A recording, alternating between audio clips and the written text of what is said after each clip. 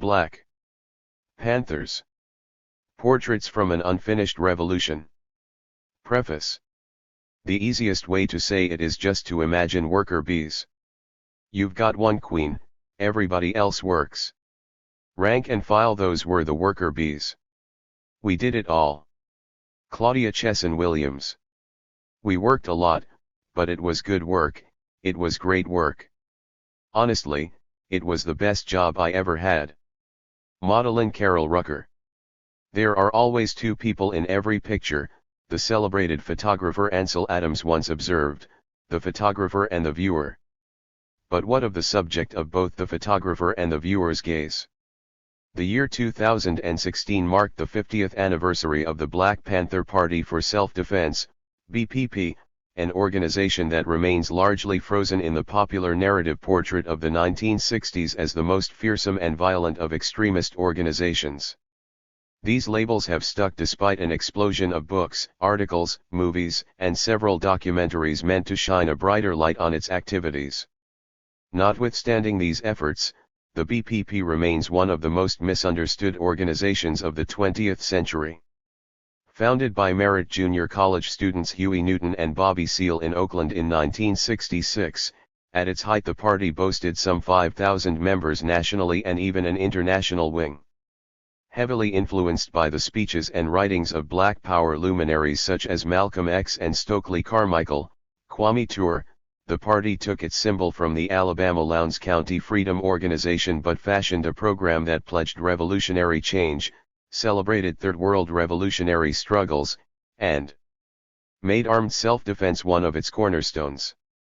Despite dropping self-defense from its title in 1968, the party was maligned in the national press for its rhetoric and targeted by the FBI for neutralization, forever shaping how we understand it. In the popular retelling of the Panthers' history, the party's founders and national spokesperson Eldridge Cleaver, as well as its numerous run-ins with police, take center stage. But the history of the Black Panther Party is about more than iconic leaders such as Huey Newton and Eldridge Cleaver. Here, instead of taking the typical top-down view of Panther history, we offer the reader a view of the party from the bottom up by focusing on the rank-and-file members responsible for its day-to-day operations.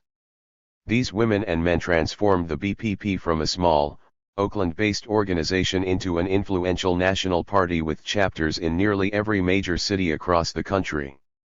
It is in this sense a very different portrait of the party, one in which the subjects and not merely their photographers and viewers speak. The book was the brainchild of former print and radio journalist and photographer Bryan, who started taking portraits of the Panthers at reunions and gatherings to demystify the group and present its former members as they are today, a collection of individuals from a wide variety of professions linked by a commitment to social justice that remains even 50 years after the BPP's creation. His stunning photography is matched by the poignant stories shared by the women and men whose powerful images reveal the dignity, love, grit, and battle scars of the foot soldiers of the party. From the outset, Bryan and I sought to shift the conventional history of the party away from its leaders to the grassroots by conducting oral histories with ordinary members, many of whom were teenagers when they joined and thus still alive to give their testimonies. They spoke of why they joined, what appealed to them about the BPP, the sacrifices they made, and how they understood their work. Above all, they recalled the long-lasting transformations they went through during their time in the party.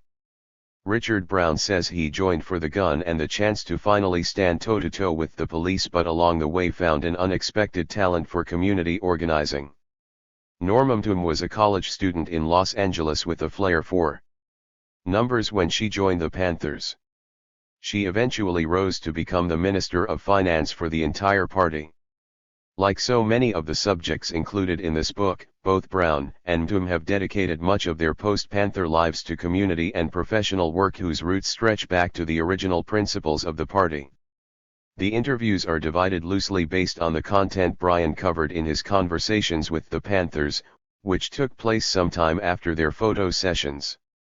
Although we have elected to separate them based on subject headings to provide organization and structure, the content is generally more extensive than the chapter titles alone indicate. To provide the reader additional perspective, we solicited essays from leading scholars on the party, whose contributions we have woven into the fabric of the text.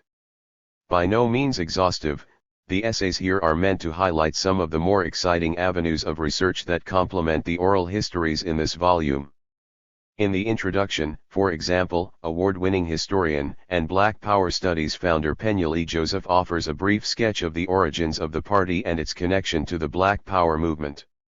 In my own essay, I expand on the history of the party, seeking to shift our gaze away from the dominant, Oakland-centered narrative of the party to one that appreciates the contributions and stories of local Panthers such as the individuals featured in this book. Although often perceived as an all-black organization, the Panthers did include diverse members such as Christine Choi and Mike Tagawa, both of whom are interviewed in this book and explain how they found their way to the BPP. The party also developed strong alliances with other civil rights, anti-war, and Black Power organizations, not to mention Third World liberation struggles. In the second and third essays, historians Jeffrey Ogber and Nico Slade, respectively, explore the cross-cultural alliances and global impact of the party. The iconic male leaders of the Black Panther Party still dominate the popular imagination, but as award-winning historian Rhonda Williams shows, women played a crucial and leading role in the organization. Women, of course, exerted tremendous influence and direction over the party at both the local and national level, and although often absent from the narrative, were a major part of the party's success. The rank-and-file Panthers whose names have too often been forgotten were important conduits for change. In Panther chapters across the nation, local leaders organized political education classes, staffed community service initiatives, and spearheaded the day-to-day activities of the party. As professor and Panther scholar Jamal Azaro shows, ordinary people such as Boston Panther Frank Parker-Grace were the shock troops of the Panther cause. Although the image we tend to have of the BPP is of Newton and other leaders, armed and facing down police, we forget that the BPP's social programs were at the forefront of many of its efforts after 1968. The Panthers out of the spotlight worked tirelessly to address poverty and inequality at the local level. In her essay, Columbia University professor Alondra Nelson explores the little-known health activism of the BPP.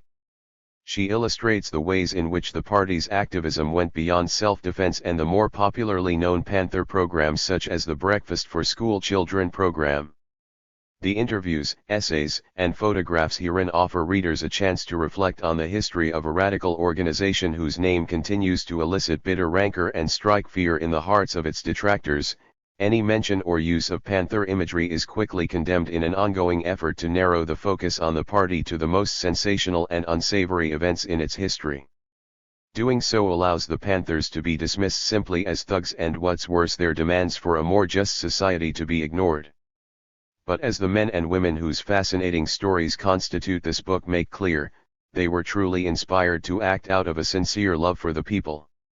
They are not uncritical of the party itself, but they also believe that history has shortchanged them. For many of these individuals and the communities it served, the BPP was a lifesaver that opened their eyes to both social injustice and their own political potential. This moment on the 50th anniversary of the party and amidst the ongoing politicization of young Black Americans in the wake of clear and disturbing patterns of police repression throughout America is the perfect moment to revisit this history and to re-examine the Panther legacy. Introduction. The Black Panthers and Black Power. Penueli Joseph. The Black Panther Party, BPP, remains, 50 years after the group's founding, perhaps the most celebrated, demonized, controversial, and debated radical political organization in American history. Young, brash, angry, and eloquent, the Black Panthers set the world on revolutionary fire in the late 1960s. The BPP grew out of a post-war Black freedom struggle most popularly identified with civil rights struggles, but one that cultivated equal ferment in Black radicalism.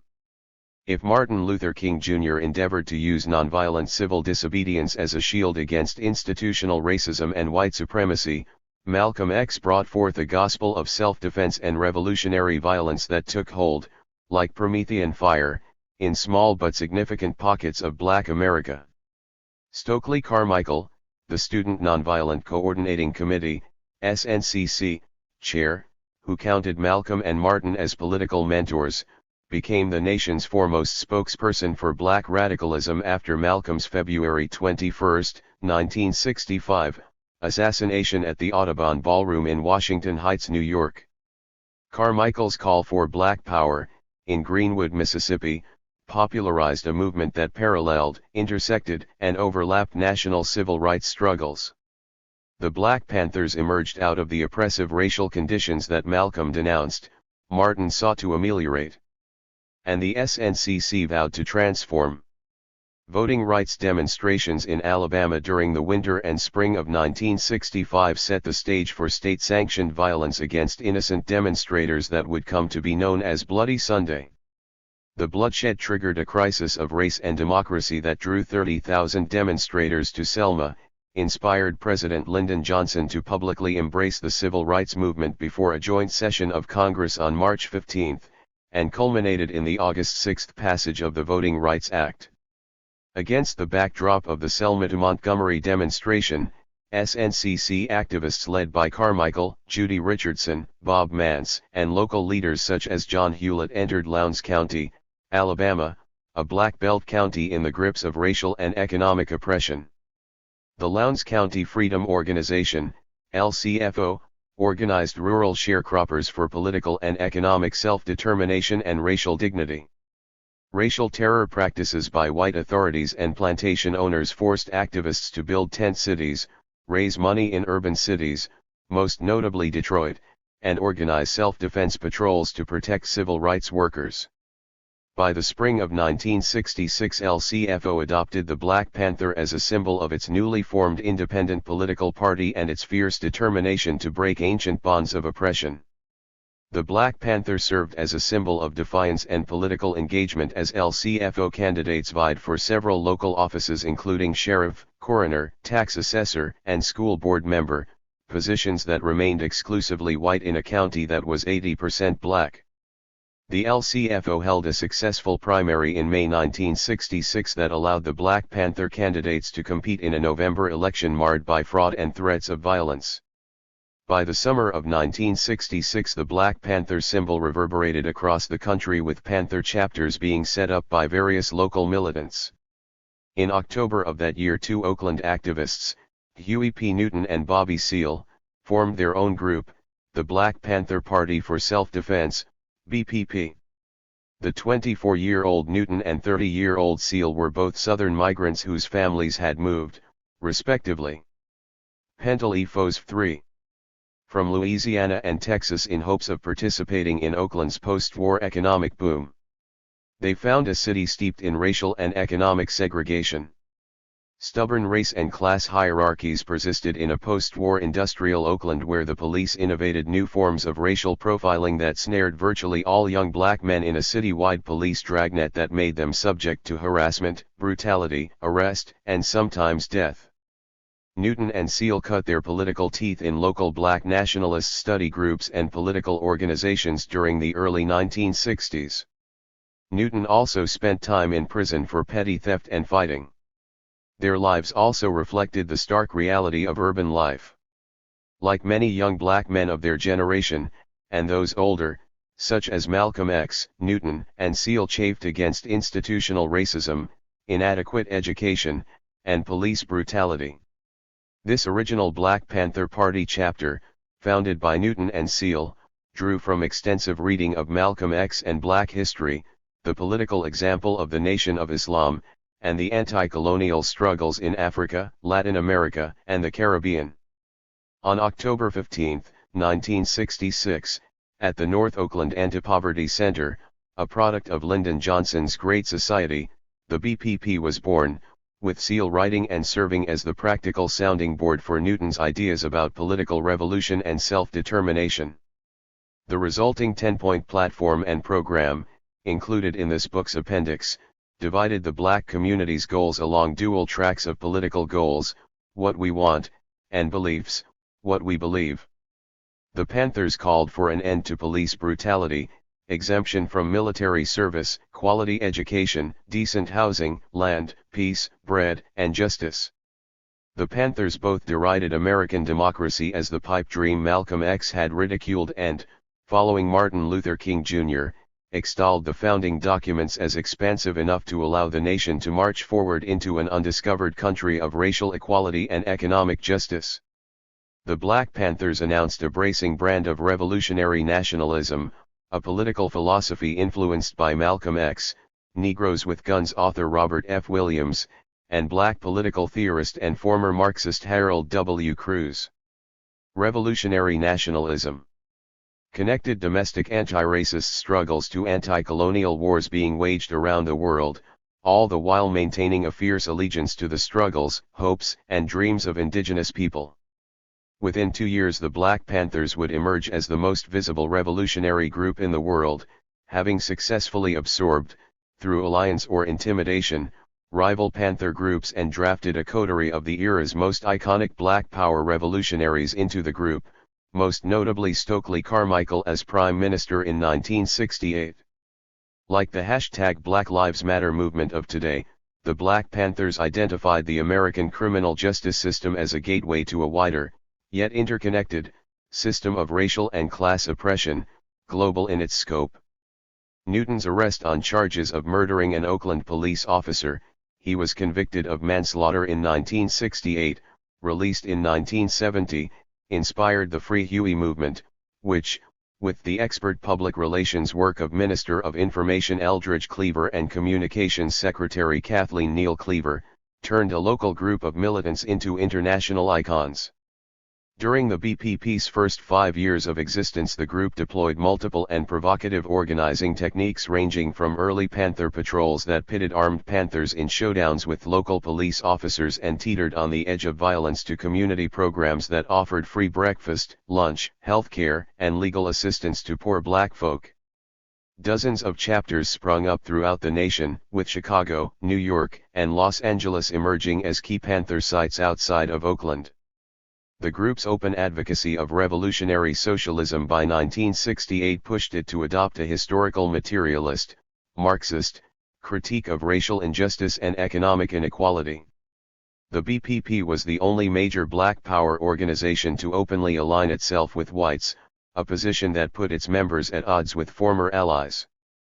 The Panthers adopted an anti-imperialist framework that identified them as a revolutionary vanguard daring to fight American empire from inside the belly of the beast. Like surrealist painters, the Panthers sought to will the new world they imagined into being. They did so through practical politics in the form of a well-received newspaper, founding dozens of chapters nationally and later national committees to combat fascism, innovating social programs, and aligning themselves with a host of indigenous Black Power-era groups, including the Brown Berets, Young Lords Party, Red Guard, Students for a Democratic Society, SDS, Peace and Freedom Party, and American Indian Movement, AIM. Globally, the BPP inspired similar groups in London, India, the Middle East, Scandinavia, and elsewhere. For international radicals buoyed by the revolutionary conflagrations of 1968, the BPP came to symbolize the hopes for revolution at home and abroad. The Panthers became by the late 1960s, perhaps more than any other group in America, the symbol of anti-imperialist, anti-war, and anti-capitalist organizing. Before Richard Nixon went to China, Newton traveled there and was accorded the treatment and meetings of a foreign dignitary. The group's politics and activism attracted local, state, national, and international surveillance. The FBI's counterintelligence program, COINTELPRO, unleashed hundreds of highly coordinated attacks on the group that left it reeling, with some members imprisoned or dead, and undermined its social programs. Local authorities, less publicly but no less effectively, undermined the group through harassment, confrontations, arrests, and incarceration. The Panthers unveiled the depths of racial inequality in the American justice system and paid the price. Former Panthers, having served longer sentences than non-political prisoners have, attest to the harsh reality of the nation's criminal justice system, with supporters characterizing them, decades later, as political prisoners. Indeed, some remain in prison, including Herman A. Bell and Jalil Muntakim, formerly Anthony Bottom, who are included in this book. Some wounds were self-inflicted. The Panthers suffered from a centralized, hierarchical leadership structure, deep misogyny and sexism within the rank and file and leadership, and too casual use of violence and intimidation to settle disputes within and outside of the organization. By the early 1970s the group changed course, with former confidants Newton and Cleaver engaging in a very public feud over strategy and tactics that erupted in virtual civil war between East and West Coast representatives, which left at least 2 Panthers dead and more injured. Newton's decision to disband chapters and consolidate the party's strength in Oakland left many Panthers disillusioned. Some traveled to Oakland to continue the party building through a successful charter school and political campaigns. Seal lost a close runoff election for mayor of Oakland, and Elaine Brown ran a strong campaign for city council. Ultimately, the Black Panthers represented one of the most bracing challenges to institutional racism in the post-war era. The Panthers, following Malcolm X, Stokely Carmichael, and the revolutionary activists of the Black Power movement, called out the structural and policy roots of racism, poverty, state violence, and inequality. They blasted America, as did Martin Luther King Jr., as a nation sick with the diseases of materialism, militarism, and racism. Their rhetorical brio was matched by a dazzling aesthetic.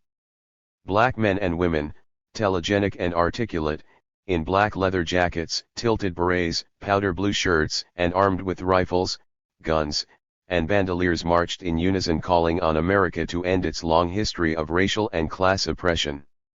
Black lives mattered for the Panthers both rhetorically and programmatically. Rhetorically, the BPP innovated a new language to designate a political structure it identified as being anti-black. Its members called police pigs not to denigrate officers who upheld the law and protected lives but to call out the large numbers who in the context of America in the 1960s and 1970s did not. Panthers decried America as racist, greedy, repressive, complete with law enforcement who relished in the use of Gestapo tactics in the black community. Malcolm X leveled similar charges. A half-century later the Panthers' critique of the American criminal justice system resonates even more powerfully. The rise of mass incarceration has placed 2.3 million Americans in federal, state, and local prisons and more than 5 million more on probation and parole. The Black Panthers, who innovated a busing-to-prison program in the 1970s and recruited prisoners and ex-offenders into the group's leadership, anticipated the rise of the prison state. Prisoner rights, which have become central to contemporary reform movements, with an able assist from Michelle Alexander's best-selling The New Jim Crow, include defending not only the innocent but the guilty from a system more comfortable with punishing black bodies than rehabilitating them. The Black Panthers' greatest legacy for contemporary activists remains their ability to speak truth to power and act, at their best, with courage, determination, and grace, which allowed them to stand out as perhaps the boldest and most cohesive example of black self-determination in American history. The Panthers illustrated how radical black struggles for freedom enabled a wide range of groups to engage in envelope-pushing activism capable of expanding liberal democracy into the still undiscovered terrain of radical humanism.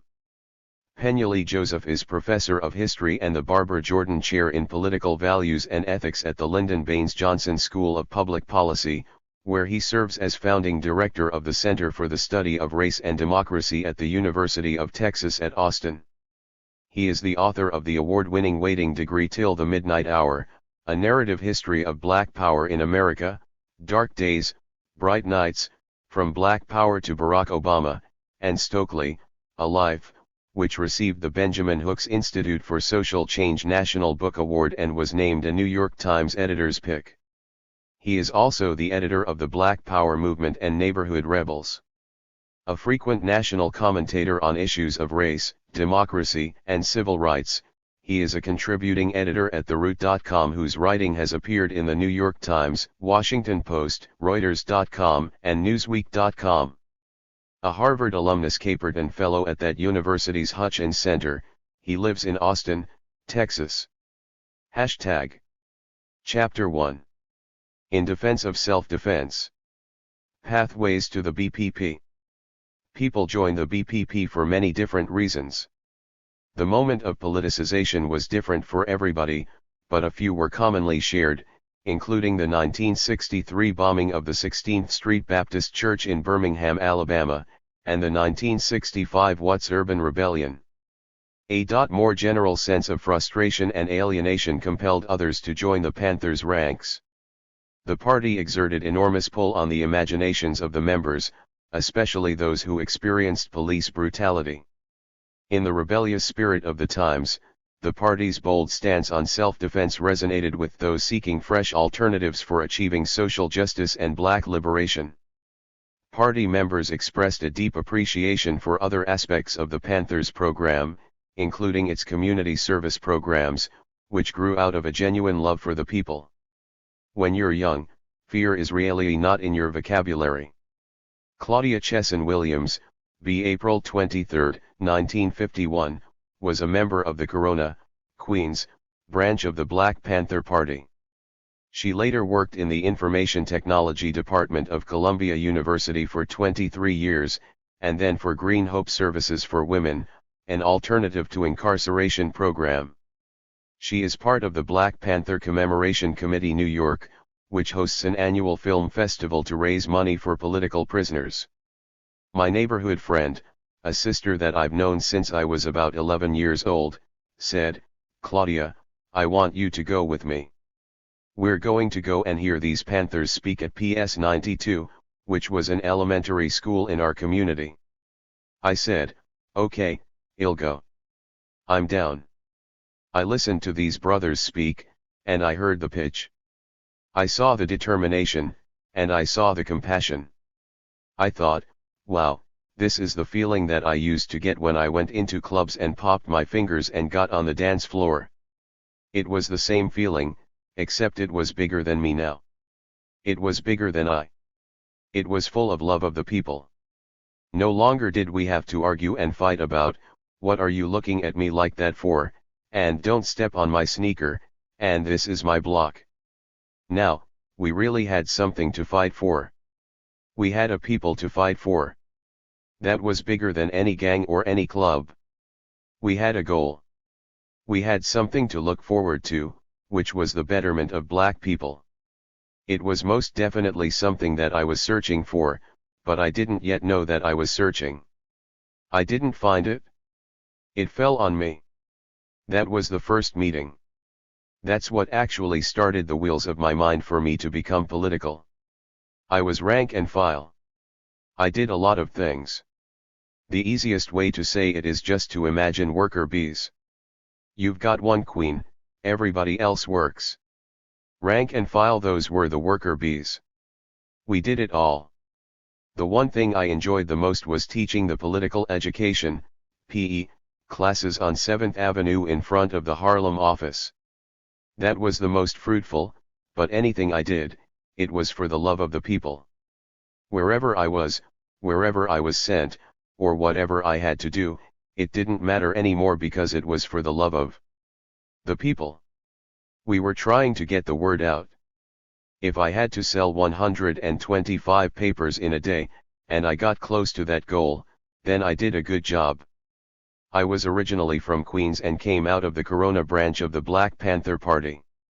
When the Panther 21 were arrested and went to jail, in order to keep those offices open and functioning, Panthers were sent from all over the city to Harlem.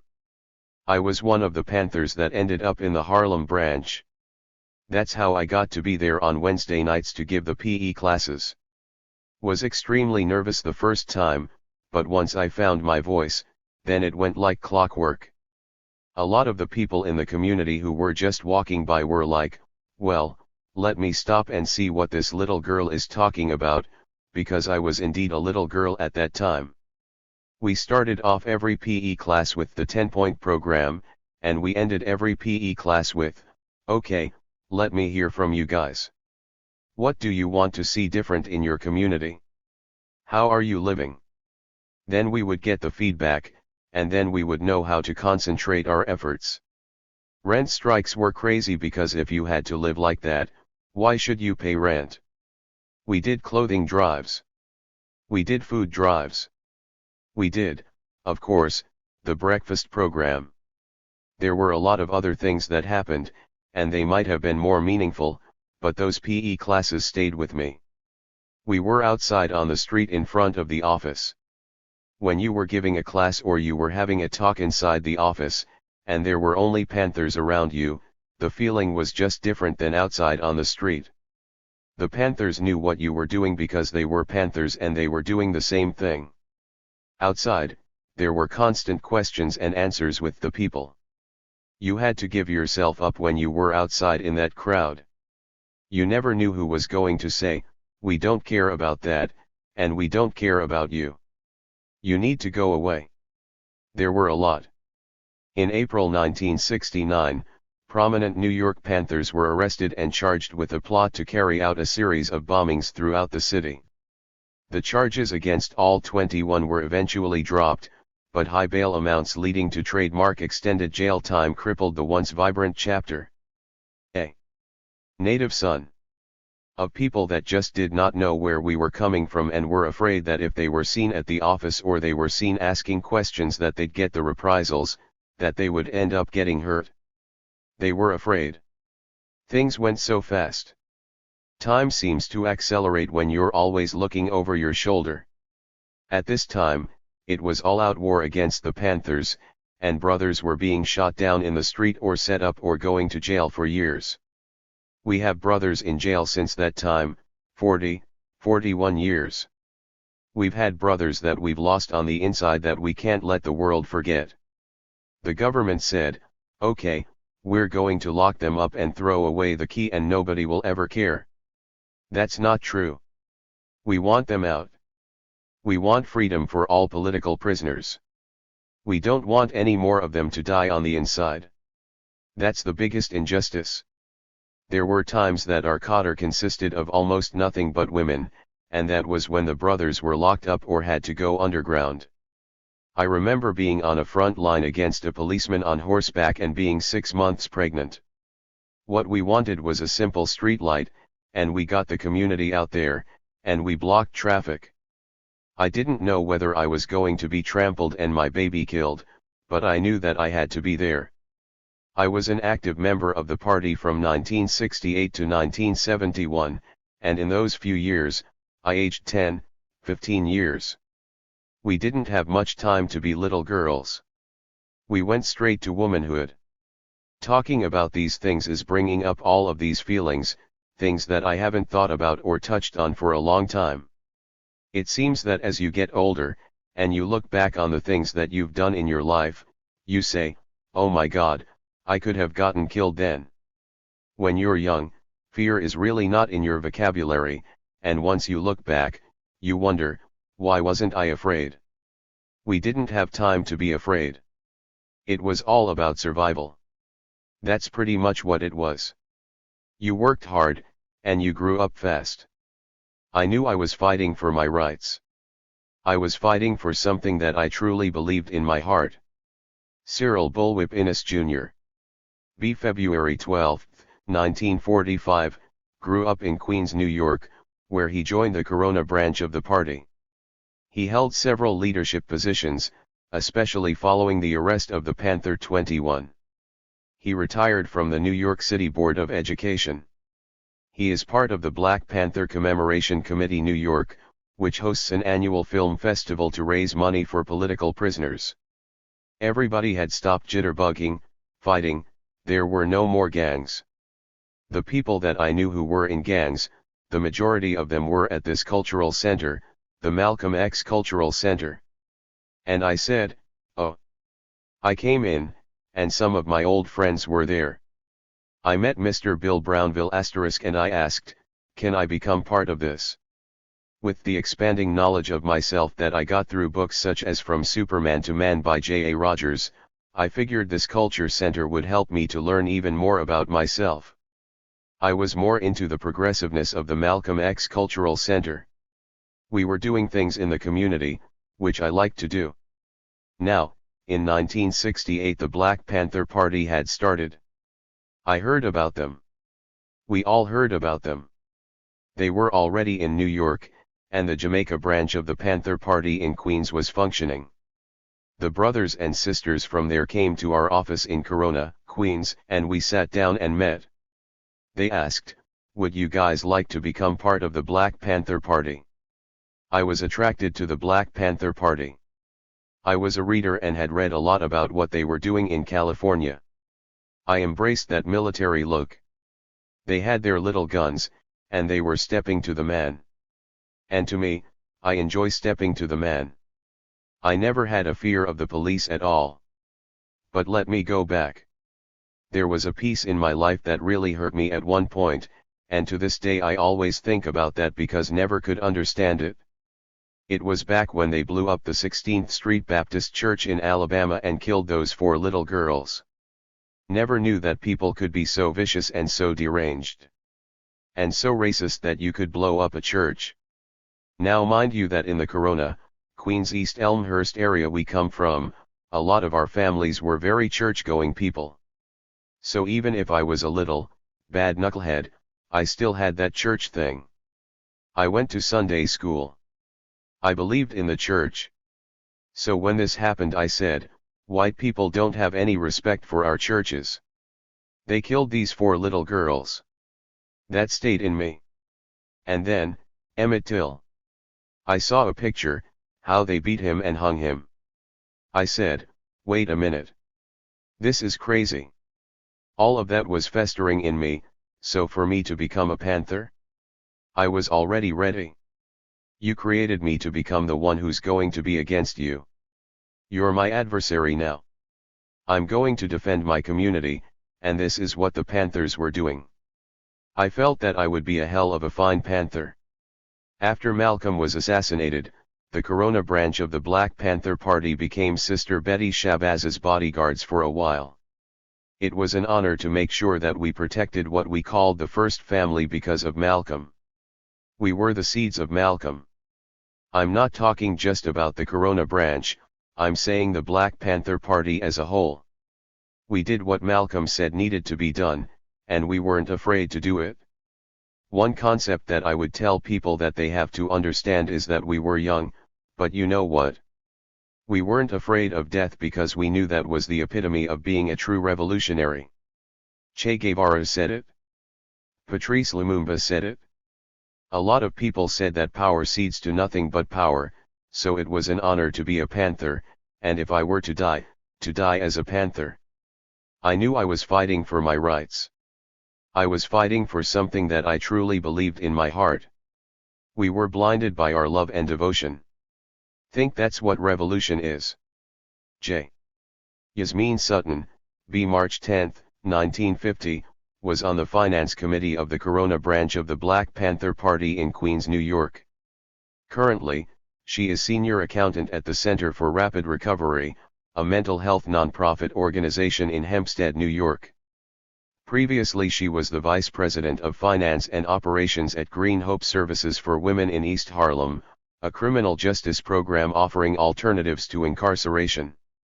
She volunteers as the treasurer for the Finance Committee of New York State Assemblyman Jeff Ryan Aubrey and is active on the Black Panther Commemoration Committee New York, which hosts an annual film festival to raise money for political prisoners, as well as the National Alumni Association of the Black Panther Party.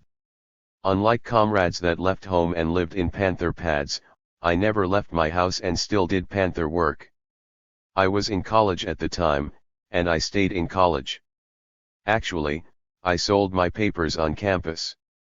Before classes I had a little part-time job working in a cafeteria out at Kennedy Airport. I would take the leftover bread and milk kind of liberating it for the breakfast program. Then after I came home from school, I went to the Panther office in Corona, Queens. The uniqueness of the Corona branch was that you had all different types of people. I was 19. Claudia, Chesson Williams, was 18, but we had people who were 14, 15. There were people who followed Malcolm and others that followed Paul Robeson. Others were part of the Communist Party. There were older people and people that were part of street gangs. Then you had drug users that were cleaning themselves up down in the basement of the office who then came up as panthers. I was a good kid who went to school. I was square. I was quiet. But there I was, because it was about the party, the injustices, and the revolution. We were all part of something. Another unique thing about Corona was that we were involved in starting the Langston Hughes Library, not just as a library but as a cultural center as well. Members of the party were part of the committee. That was one of the things we fought for. Another thing we're proud of is getting a traffic light installed in our neighborhood, where there were a lot of accidents and hit and runs. People were getting killed out in the street. We ended up writing letters to the mayor, to the traffic people. Finally, one day, we just disrupted traffic in order to get the light. To illustrate how young we were, Omar, Barber, and I had to open up a party bank account. We went to a bank on Jamaica Avenue, and they said to us, "Well, who's your president? Who's in charge?" We told them Huey Newton and Bobby Seale. We had no inkling. We were that young. I just knew that I was studying accounting at community college at the time and that they trusted me. So I would count the money when newspaper sales came in, write it up, and record it. That's how I really became involved in the finances for the Black Panther Party. My first experience with a gun was going to the arcade on 42nd Street, where you could just aim and shoot. Eventually we went out into the woods to practice. You had to learn how to shoot a gun, how to respect it. They actually blindfolded us, and we had to break a gun down and put it back together within a certain time. We were preparing ourselves for the revolution, even if it meant dying, because we knew that it was going to make a difference, that people were going to be better off. It's interesting now when I think about how much we thought about death and dying. That's not natural with young people. But we were blinded by our love and devotion. I think that's what revolution is. Anatomy of a SET2P number 1.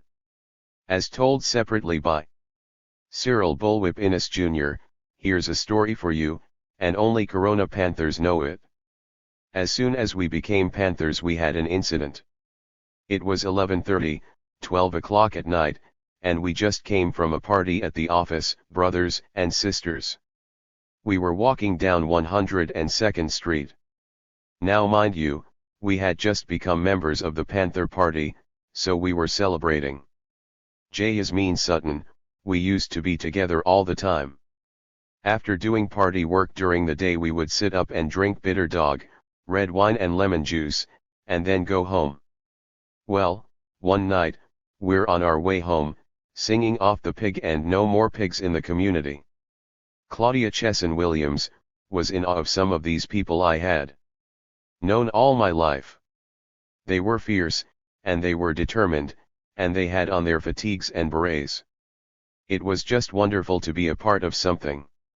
They were singing their songs, and I was just walking and looking and listening when all of a sudden this man pulls up, jumps out of his car, and says that he was robbed. The guy jumps out of his car with a gun. "Black dude.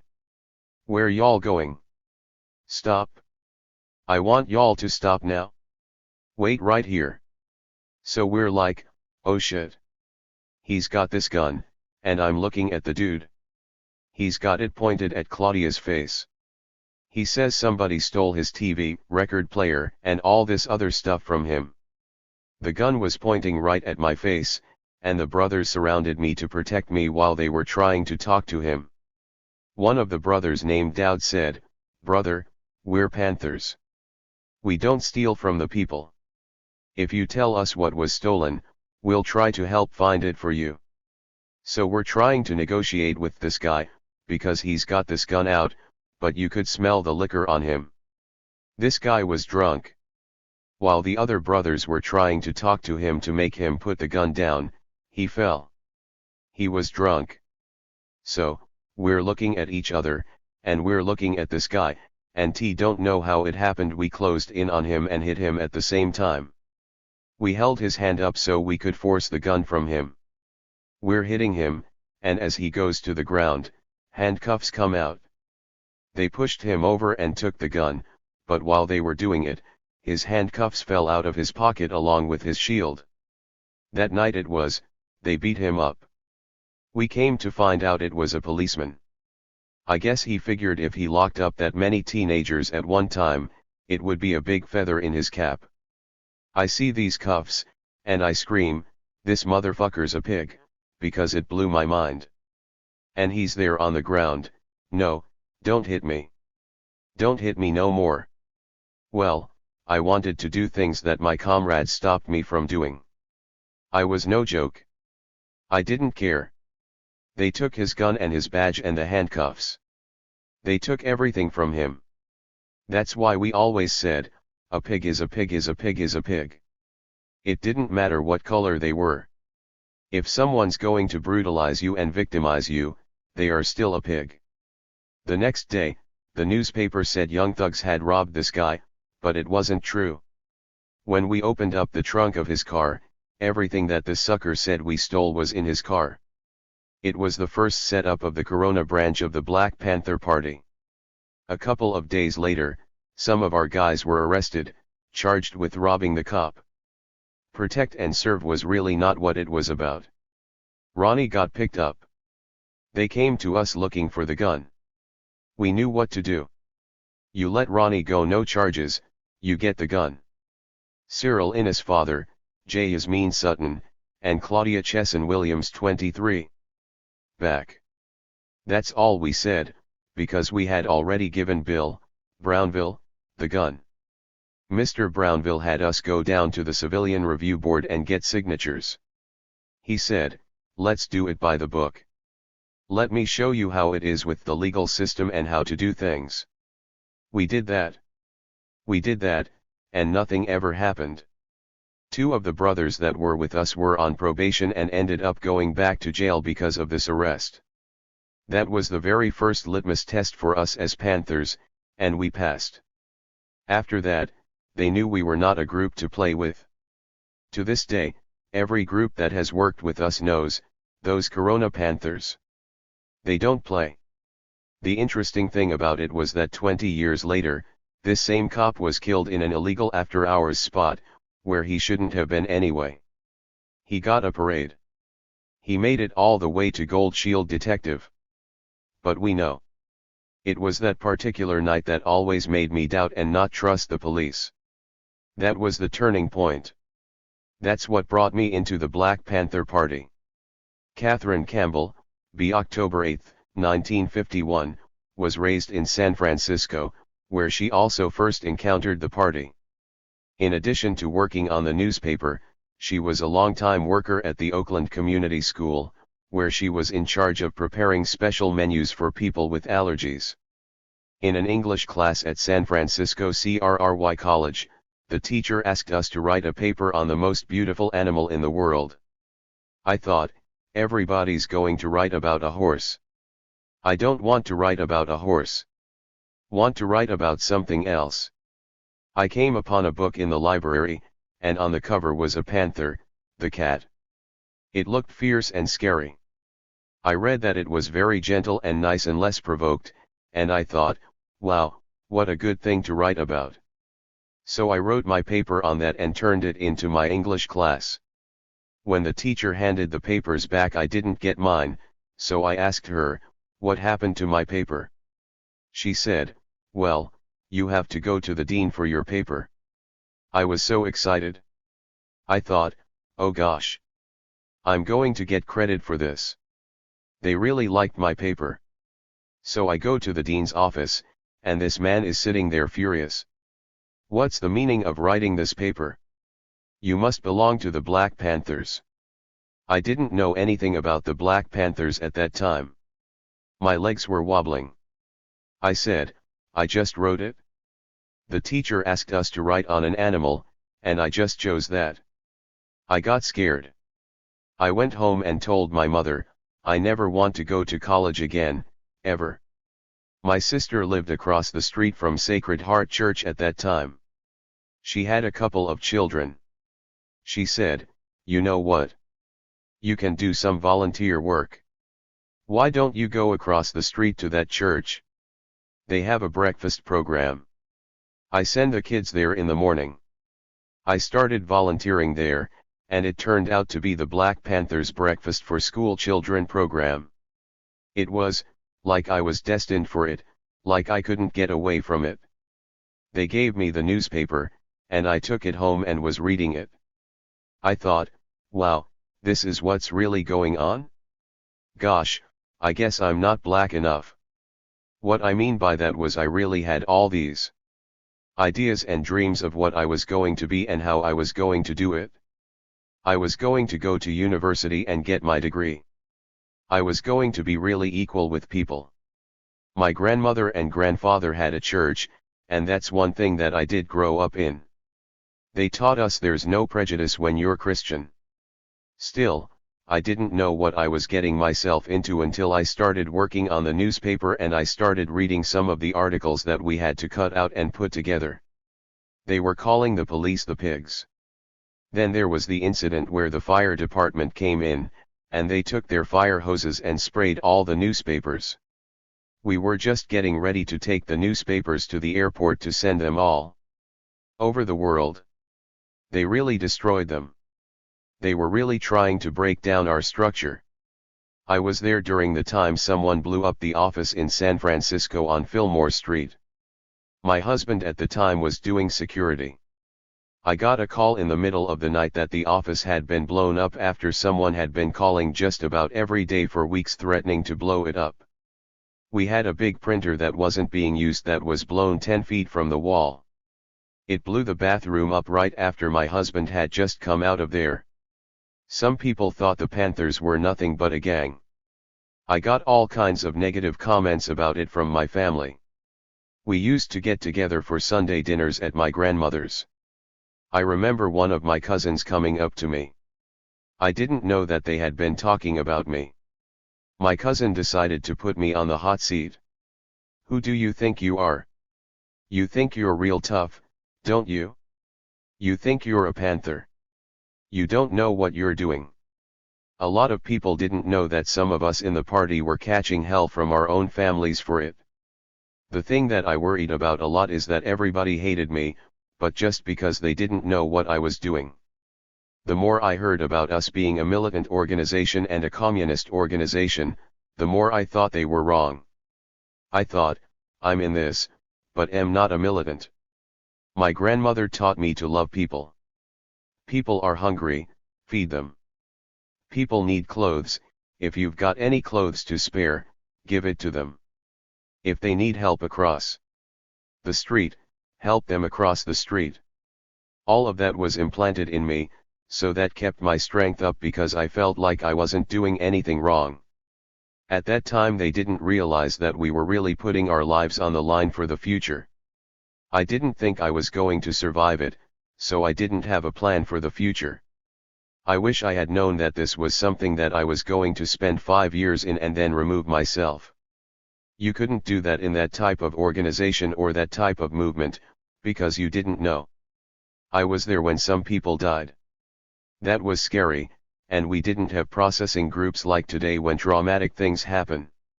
We just had to mourn their deaths and keep going. I tried to go back to school. I started going to college again. I tried to make it on my own. I sent my daughter to stay with her father for a while so I could try to get myself together. It just seemed like it wouldn't come together at all. I felt like I was too far behind in life to catch up with it. I'm homeless right now, and I thought, you know what? I did all that fighting and helping the party and fighting for rights, and I'm right back where I started. It had a lot of meaning. I know that it did. Actually, it saved my life. Am glad that I did it because I could see that we were laying the foundation for the future. I am grateful for it because I know at the Oakland Community School we really taught the children well. Some of those children were playing chess at 5 years old. A lot of them went on to universities and got their degrees. My daughter has her master's degree. I could have been a junkie out in the street and not cared about anything. I could have even been suicidal at one point. I just wanted to say that I give the party credit and Huey credit for instilling in me what it takes to be a community. I also learned a lot about history and what it means to be in a leadership position and what it means to be a good teacher. I never felt strange not being black in the party, because growing up in the Central District of Seattle, blacks, Asians, whites, we all got along just fine. Mike Tagawa, b. February 19, 1944, was born in Minidoka Relocation Camp in southern Idaho, one of several such camps in which Japanese citizens were interned during World War II by the U.S. government. After being released, he and his family moved to the Central District of Seattle. He joined the U.S. Air Force and later the Seattle chapter of the Black Panther Party. He currently works as a bus driver for King County Metro in Seattle. One day I was driving with my girlfriend through the Arboretum, which is a park here in Seattle, and we noticed a bunch of black brothers marching around in black leather jackets, black pants, blue shirts, and berets, so we pulled into the lot immediately and watched them go through their marching practice. After it was over, one of the brothers came up to me and said, "Hey, Mike, how you doing?" It was a guy I went to school with since grade school named Bobby White.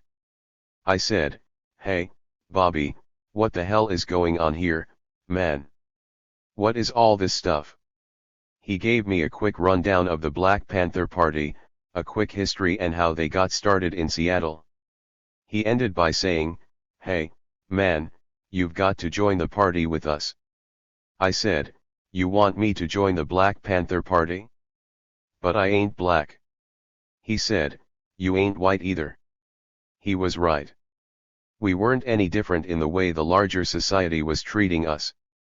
Within a few days, I was up at the Black Panther headquarters in Seattle at 34th and Union, signing up. I never felt strange not being black in the party, because growing up in the Central District of Seattle, blacks, Asians, whites, we all got along just fine. I found this out later, but Garfield High School was the most integrated school in Seattle, and everybody from all economic classes and ethnic backgrounds lived in the Central District. We all knew each other. We all hung out with each other. We all knew about other races. We all assumed it was no big deal because that's the way we grew up. On top of other things in the party, I taught military marching so that when we had rallies and went out into the community, Seattle chapter opens their free breakfast program / Seattle, Washington. The Washington State chapter of the Black Panther Party recently announced the opening of its third free breakfast program for school children here. The new breakfast program, in the High Point community, is located at 3204 SW Holly Street. Just prior to the opening of the new program, someone broke into the facilities which house the chapter's two other breakfast programs. On the weekend of September 15, the Atlantic Street facility, 2103 Atlantic Street, was broken into and the program's tables and furniture destroyed and the facility ransacked. On the same weekend, the breakfast program facility in Holly Park, 6809 32nd Avenue South, located in a large housing project, was burglarized. Food was stolen, eggs thrown on the wells and partially cooked food left on the kitchen stove. Despite these attempts at sabotage, all three breakfast programs opened at 7:30 a.m. as scheduled that Monday morning, serving hot, nutritious meals our children deserve. All three survival programs combined now feed 1,000 children each week. Showed discipline. It was important to look good for the community, so they could see that we had a purpose. We also wanted young brothers to know how to handle their firearms so the community wouldn't think, "Jesus Christ, these guys don't know what they're doing with these guns. They're going to shoot somebody." That's why we used to go out into the countryside here and have weapons training, target practice, and how to carry them and handle them safely. I joined up in 1968. We probably had several hundred people that claimed membership, though many of them were what Aaron Dixon called summertime panthers, meaning they only came out when the weather was good. Even then, we easily had 75 people show up for marches and rallies. But by 1971, I was pretty unsure about what was going on with the party. It was on the edge. It was becoming obvious that there was a problem with dedication falling and questions as to whether or not some of the members were FBI informants. It was strange when brothers who didn't seem to know anything about the party would show up to organizational meetings or political education classes, check things out, and then leave, like they were keeping tabs on what was going on. Then there was a lot more police activity, and it was clear that it was not good, and things were falling apart. There were some things that party members were doing that were definitely not good for the party and were detrimental to relations with the community, but I don't want to talk about that. But people started drifting away, and the party fell to about a dozen members. When I first heard that Richard, Aoki, was a snitch, I was shocked. The more I thought about that, the more it occurred to me that Richard may have been talking to federal agents, COINTELPRO people. But if anything, I think he was playing them. At first he was gung-ho US government, but as he became more politically aware, he saw that it was his friends, his neighborhood brothers and sisters who he grew up with, and even himself who were the ones being treated badly by the government. I think he figured out early on that all he had to do was give them some bullshit information that anybody who went to community meetings and hung out in the community could pass on. And they would give him money. It was a mutually beneficial arrangement that meant nothing. And I say that confidently because Richard stayed with us. When people became informants and double agents, they gave information and then they got the hell out of there because they had given information that was going to get someone busted or killed. But in close to half a century, while he was a member of the Black Panther Party and leading protests with the Asians at Berkeley, nobody ever got busted or hurt. He didn't do shit. I imagine he probably laughed every night after he went to sleep, for getting a few bucks from the government. Here he was, talking to the government. They give him a few bucks, and then he goes and buys a few more guns for the party. My message was, capitalism plus drugs equals genocide. William B. J. Johnson, B. March 4, 1949, grew up in Corona, Queens, where he also joined the party. Later he was the road manager for a singing group called The Variations that he says opened for James Brown, Sammy Davis Jr., and Aretha Franklin. He is part of the Black Panther Commemoration Committee New York, which hosts an annual film festival in New York City to raise money for political prisoners. Dealer. I was slinging on the corner, selling heroin and shooting heroin. I was a big-time drug dealer. Dollar bill, that's what they called me back then, because if you were $1 short I would let you go. They said, "Where's your Cadillac, with all these drugs you've been selling?" I rolled up my sleeves to show them my tracks. I said, "Right here in my arms." Was a drug dealer that was strung out. So when the Malcolm X Cultural Center came around, there was this guy named Bill Brownville. He was going around talking to the young brothers strung out on heroin. He was helping them. He put them in the basement and gave them tea with lemon and helped them kick their habit. Bill Brownville came and talked to my mother. He said, "I'm going to keep him for a week right there in that basement." While PM kicking this habit, Eldridge Cleaver comes to town. He gave a big old speech at a school in Harlem, and everybody went. They said, "Come on. You too. You're going." All of us, the sisters, everybody. Afterward, I went back in the basement.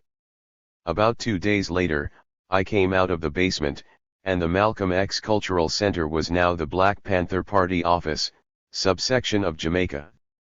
I said, "What?" They said, "Yeah. You're a Panther now. You aren't going to shoot any more dope." So that's how I became a Panther, by osmosis. My job was as a speaker. I spoke about the evils of drug addiction in Corona, in the same neighborhood where I used to sell. My message was, capitalism plus drugs equals genocide. I went to the Queensbridge, South Houses, projects, the South Jamaica 40 houses, and I would speak about the ills of drugs.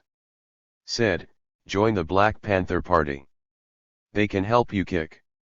And a lot of you know me, man. A lot of you bought drugs from me. Look at me now. A lot of our stuff was serious, but a lot of it was fun. My most memorable story was a benefit concert for the families of all the victims of the Attica riots.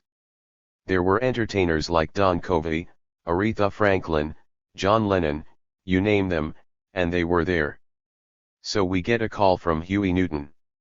John Lennon was going to Harlem, so he wanted some Panthers to escort him, because he knew if he was going to Harlem with all those black people, if he had some Panthers with him, nothing was going to happen to him. So I was assigned to him, along with Omar, Barber, a brother named Billy King, Pete King, and Stu Albert. I think Stu was a journalist at the time, and he was the one that made the initial contact between Lennon, Huey, and the Panthers and us. John Lennon was living on Bank Street in the Village. We walked in, and he was in the basement playing his guitar. Imagine all the people in the world. Jerry Rubin * was standing next to him with the biggest joint PD ever seen in my life. He said, "You want some, brother?" Fell, yeah. So I hit it a couple of times and turned to Lennon. I said, "John, play one of your Beatles songs." In the middle of singing, he says, "I forgot that shit. Here, you want one of my new albums? It's coming out next week. Here's the deal." John Lennon was told that the Panthers would escort him when he goes to meet Aretha Franklin to get her personal phone number for Huey P. Newton, because Huey wanted to call her to do a benefit concert. So that was the mission. We were all going to the Apollo. We get to the Apollo, and we're walking backstage with John Lennon. Man, we were VIPs. Everybody was saying, "John Lennon's here." They stuck their heads out of their dressing rooms. Don Covey stopped him on the floor, and they started playing Eleanor Rigby, with John Lennon playing his guitar. It was an impromptu concert between these two guys on the stairs. Finally we get to Aretha Franklin's room. She said, "Hey, John." They were hugging and making small talk. John Lennon turned away, getting ready to leave. I grabbed John by the shoulder and said, "John, you forgot the phone number." "Oh, oh, oh, oh." He turns around, whispers in Aretha's ear, and I hear her say, "So let it be." She calls to her bodyguard, "Gimme a pen." She writes down her number, gives it to John, John hands it to me, I hand it to Omar. The concert was great, and later we all go to this restaurant with John Lennon. Before we get there, Omar whispers to us, "Don't get anything too extravagant. Just get coffee and donuts." We get in there, and the restaurant was like, "Oh, it's John Lennon." John says, "I need 5 tables." They fix the tables, and people were seeing John. "Hey, John. We're having a party over here. Come over here." "All right. Okay. Okay." The waiter gets to us. I say, "Give me a black coffee and a donut." John looks up and looks at me, because I'm the one sitting closest to him. He said, "That's all you want?" I said, "Yeah, man." He said, "You sure?" I said, "Yeah. That's all I want. Coffee and a donut." So John Lennon turns to me, opens the menu, and said, "If there is anything on this menu that you'd really like to eat, well, what would it be?" I said, "Well, I'd love some steak and eggs." And he said, "Waiter, bring him some steak and eggs." I said, "Make my eggs over easy." Pete King hollered, "Get me bacon and eggs." Bill King says, "Get me steak and eggs too." We were not looking at Omar. We just ordered.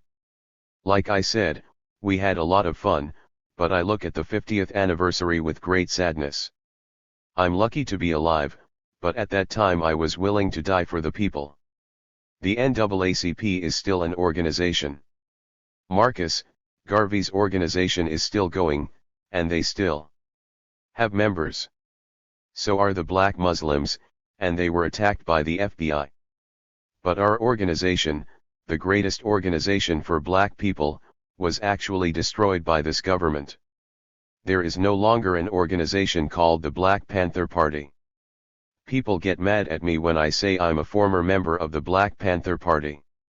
They ask, why do you say that? Because the organization does not exist any longer. I look at this with sadness coming up on the 50th anniversary, that the government was allowed to destroy this great organization that I was part of. I'll tell people that comradeship doesn't come any deeper than that with my comrades in the Black Panther Party. 38. Nana Ahima Akua Anam Njinga Anyam Niamakai, formerly Patty Bird, B. May 27, 1952, joined the Baltimore chapter of the party, where she was a rank-and-file member. She later became an emergency medical technician, EMT, and worked in the emergency room and cardiac unit of the Johns Hopkins Hospital in Baltimore. She retired from the federal government, where she assisted mothers with drug-exposed newborns, and is a board member of the National Alumni Association of the Black Panther Party. I'm from McKeesport, Pennsylvania. Growing up there was wonderful. My parents, Nora and Elmer Bird, provided me with a strong foundation and political awareness. My father worked and was an activist in National Tube Works, where he developed the lung cancer and heart disease that killed him. A girl I met in 1969 while attending Strayer College, now university, in Baltimore introduced me to some Baltimore Panthers, and I joined. I was rank and file. I sold the Black Panther Party newspapers, attended and taught political education classes, worked at the free health clinic in Baltimore, and worked for the breakfast program collecting donations and food. I was the East Coast Food Coordinator for the Philadelphia People's Constitutional Convention, along with Sister Rosemary Mealy, and did any duties assigned to me, which included at the office and community service. I remain in contact with many of my Panther comrades all around the United States and internationally. I work on behalf of the political prisoners that are still locked in the belly of the foul prisons in the United States and my exiled comrades. I tell people that comradeship doesn't come any deeper than that with my comrades in the Black Panther Party, and my life commitment is to my comrades. The Black Panther Party did not change me, it greatly enhanced the foundation that my parents placed under my feet. Serving the people body and soul has been my honor. My love for the Black Panther Party has been filled with life lessons that have stayed with me. The 10-point platform and program and the fight in defense of self-defense. The Black Panther 2-4. Black Community News Civic. Representatives from revolutionary organizations came to the Revolutionary People's Constitutional Convention plenary session from all over the planet Earth. The 15,000 people who were in Philadelphia over the Labor Day weekend are the real heroes behind the success of the Revolutionary People's Constitutional Convention. We hope to see all of them and all their friends tentatively in Washington, D.C. on November 4, 1970. We can only say, at the risk of being redundant, that the people alone are the motivating force in the making of world history. Article's center page. F. Points of attention * are still as valuable today as they were then. I hold tight to my memories of our united struggle and continue to actively struggle even today. Until recently, I worked with women who have given birth to drug-exposed newborns. I help them get the help they need to reunite with their children and stay in a drug-free, safe environment. I am an Akan priest and the chief priest of a Henny-Kraken Mud Shrine House, where I serve my community and mentor others in the ways of traditional spirituality. This has been very hard to do because I find it hard to open up publicly. I have always been a humble person and always do what I do for the betterment of humanity. I see what I do as my purpose, the job required of me in this life. It wasn't hard to join. It took more courage and more heart to leave. Madeline Carol Rucker, B. May 5, 1950, was born in New York, grew up in Los Angeles, and joined the party in San Francisco. She later completed a Master's of Political Science/Public Administration at Stanford University and worked for San Mateo County in Employment and Training Services, followed by the Community Services Planning Council in Sacramento. She is the founder and executive director of On Track Program Resources in Sacramento, which consults with community-based and local agencies on strengthening their services for disadvantaged populations. It did not take a lot of courage to join the party. It felt very right. I just felt very fortunate that I was hearing something that spoke to me, and I had somewhere to put my passion and frustration and disillusionment with the way things were going. I couldn't understand how people couldn't get involved in what we were dealing with, watching our actual classmates coming home in body bags after Vietnam and the party leaders getting shot one by the police. Was in LA during the Watts riots too, so it was just a perfect storm of events. It wasn't hard to join. It took more courage and more heart to leave. Central newspaper distribution was in San Francisco at the time on Fillmore Street. The printing press was there, and we did runs to the airport to distribute the paper all over the country. That was a lot of the income that supported the chapters because the majority of us did not have jobs. These were our jobs, and that's how we brought in money, along with selling red books, buttons, and posters, and Emery's artwork *. Those were good times. Those were the best of times. TT was pretty magical in the early days because there was a lot of support and commitment and love and passion and admiration for the work that we were doing. We definitely had our share of run-ins with the police and got picked up for various stuff like disturbing the peace, or if we were selling papers in places and they tried to get us to move on. Always the police were patrolling. We had a lot of scares here and there and had to pull extra security depending on what was going on, because you did have a sense that there was going to be a vamp attack on a house or an office. You might sleep for 3 hours and get tapped to do security for the next 2 to 3 hours, and you were lucky if you were able to lay back down again, but usually by then it was time to get up at 5 o'clock in the morning to get ready for the breakfast program. Then we went back to the office and did distribution work all day and cooked dinner for everyone. We also had physical education and we had political education classes and we had technical education, learning how to shoot and break down guns. We worked a lot, but it was good work, it was great work. Honestly, it was the best job I ever had. We were passionate about it, and we were very much aware of the importance of what we were doing.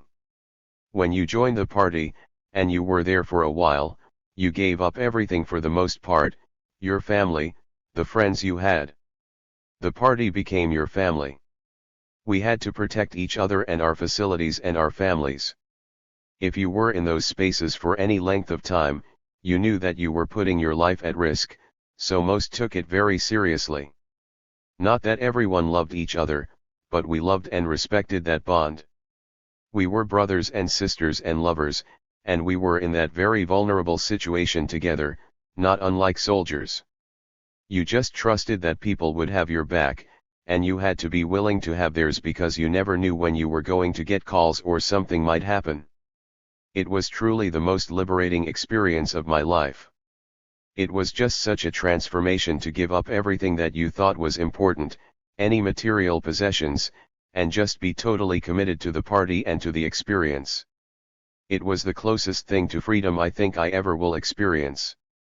I do remember after the split it feeling somewhat surreal, particularly in San Francisco because we had such close relationships with the comrades there, and because Eldridge worked out of San Francisco. It was a moment of just pure agony that this was occurring, and what it meant was that basically you lost half your family.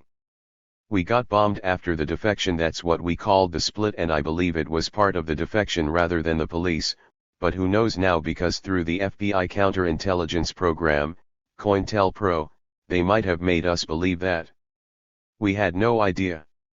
We had a big hole in the back of the Fillmore office for a while and had to pull security sitting in a big hole. That was a very difficult time, and I remember someone saying to me, I believe it was Ellis White, that one of the most significant times for him that really showed him who I was and how strong I was was when everyone was wringing their hands and going, "Oh, my God. What's going on here? How are we going to deal with this?" I got up and went and ripped Eldridge's poster off of the office wall. After that people started moving on. I did not remember that / happening as clearly as he did, but when he shared it with me, it reminded me that it got the office unstuck. It was a deciding moment where you either needed to move forward or you were gone. There was a lot of paranoia after that. We know now that a lot of the initiating factors came from COINTELPRO. There's definitely evidence that that was exactly what was intended to happen, to turn us against each other, and it becomes clearer all the time as information comes out and people come forward. We were very unprepared for it, and the paranoia that it created really took away from the work we were doing, because after a certain point I was almost as concerned about being harmed by ex-Panthers who defected as I was by the police, because they were dangerous and we were dangerous as a divided force. We not only had to deal with the police, we now had to deal with very strong-willed and in many cases much-loved people who thought they were doing it for the right reasons. Though we had guns, and we continued to learn how to use them, they weren't essential after a certain point. I think they played an important part in the timing and history to show people they had a right to stand up and arm themselves, but after a while they put community folks in more danger than they were in before, and we wanted to shift into helping the community and at the same advocate for our right to self-defense. We didn't want it to be all about the militaristic side, because the community had become occupied by police 24/7 because of the work we were doing. We needed to regain some of the trust. Even community folks who had poured into the streets to support us when there was some sort of showdown with the police started becoming afraid. They were in a community that was even less safe than it was before the party, and we didn't want that either. That was the basis of, at least we thought, the basis of the split, that Eldridge and those who defected thought that we were getting soft and moving away from the reasons that the party started. That was a challenge, because it didn't mean they were bad folks and we didn't love them, we were just in different places. But again, COINTELPRO did everything they could to create that divide, and they were successful, and we had no comeback for it. We weren't prepared. We couldn't survive that. To live for the people. Tuesday, rank and file and the histories of the Black Panther Party. Back up in Bridgeport, Connecticut, about 20 minutes south of New Haven, where in 1970, the year before I was born, leaders of the Black Panther Party went on trial for murder. Various Panthers were accused of involvement in the killing of Alex Rackley, another Panther, on suspicion that he was a police informant. Several Panthers admitted to pulling the trigger. But on flimsy evidence, prosecutors accused Panther leaders Erica Huggins and Bobby Seale of ordering the killing. Beneath all the legal wrangling and headlines, the New Haven trial was a trial of the party itself. On May Day 1970, some 15,000 Black Panther Party supporters gathered in New Haven to protest the trial. Fearing violence, the White House dispatched 4,000 members of the National Guard, reinforced by state troopers. Yale President Kingman Brewster, who opened his campus to the protesters, said, "I am skeptical of the ability of Black revolutionaries to achieve a fair trial anywhere in the United States." Eventually, a jury acquitted Huggins and Seale, and the judge said he would not retry them because it would be hard to find an impartial jury. In spite of the concerns expressed on both sides, the system worked, and New Haven remained safe. As much as a trial, the proceedings proved to be a clash between competing narratives of crime and punishment as well as democracy and justice. Although the Panthers won in court, their image as a violent and dangerous menace was fixed in the public imagination. I didn't know any of that at the time. My father, an artist and musician, made collages from the newspaper clippings from the trial, and I first read about it in the yellowing scraps of his work. I was fascinated by one article in particular, featuring a photograph of Huggins, the leader of the New Haven chapter of the Panthers, sporting a towering afro, seated in court. She looked like some of my neighbors or older cousins, not a threat. Of course, I had questions. My parents tried to answer them. Although my mother, a daycare teacher, proudly recalled watching my father play African drums for a benefit for the Panthers in Boston. There was also an element of fear in the way she talked about the party. She seemed to approve of the Panthers' activities, but still I got the impression that affiliation with the party was dangerous. Those fears were partly confirmed in 1986 when a former self-proclaimed Panther named Lawrence Townsend gunned down the head of an anti-poverty program in the same building where my father worked. Although the killing took place more than a decade after Townsend's affiliation with the party, newspapers' accounts of the murder, complete with his scowling image, referenced his former association with the group as if it were an essential part of his crime. For Bobby and Erica N. All political prisoners. March 13, 1971, 12 noon. Beaver Pond Park, New Haven, Connecticut. March to the courthouse. For further information, I am New Haven, 203-777-8718. I am New York, 212, 228-77745. Committee to defend the Panthers, New Haven branch, New York branch. 48 to live roar the people. I thought back to the picture of Erica Huggins. I had trouble reconciling her face with what I had read and been told.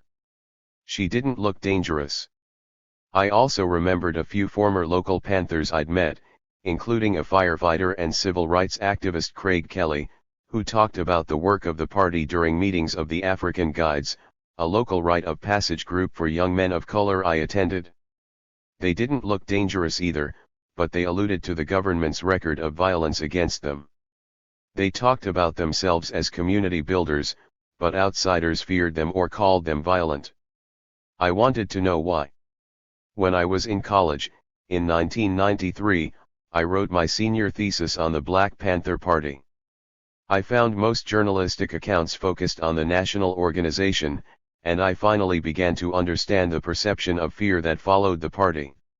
Even sources friendly to the Panthers played up their angry rhetoric and violent encounters with police. Furthermore, accounts of crimes and abuses by leaders such as Huey Newton and Eldridge Cleaver seemed to justify government repression, including FBI Director J. Edgar Hoover's wildly overstated designation of the Panthers as the single greatest threat to the nation's internal security. When I returned to the Panthers as a topic for my dissertation for a doctorate in 1996, I decided to focus on the Panthers of New Haven as a new way to tell the story of the party.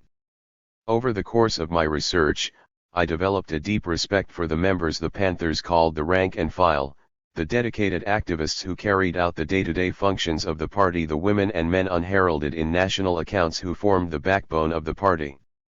It became important to understand their stories both as connected to and distinct from the top-down narrative of the history of the party. That narrative tends to privilege the history of the founders, college students Huey Newton and Bobby Seale. They formed the Black Panther Party in Oakland, California, in 1966, viewing self-defense as a means to resist police violence.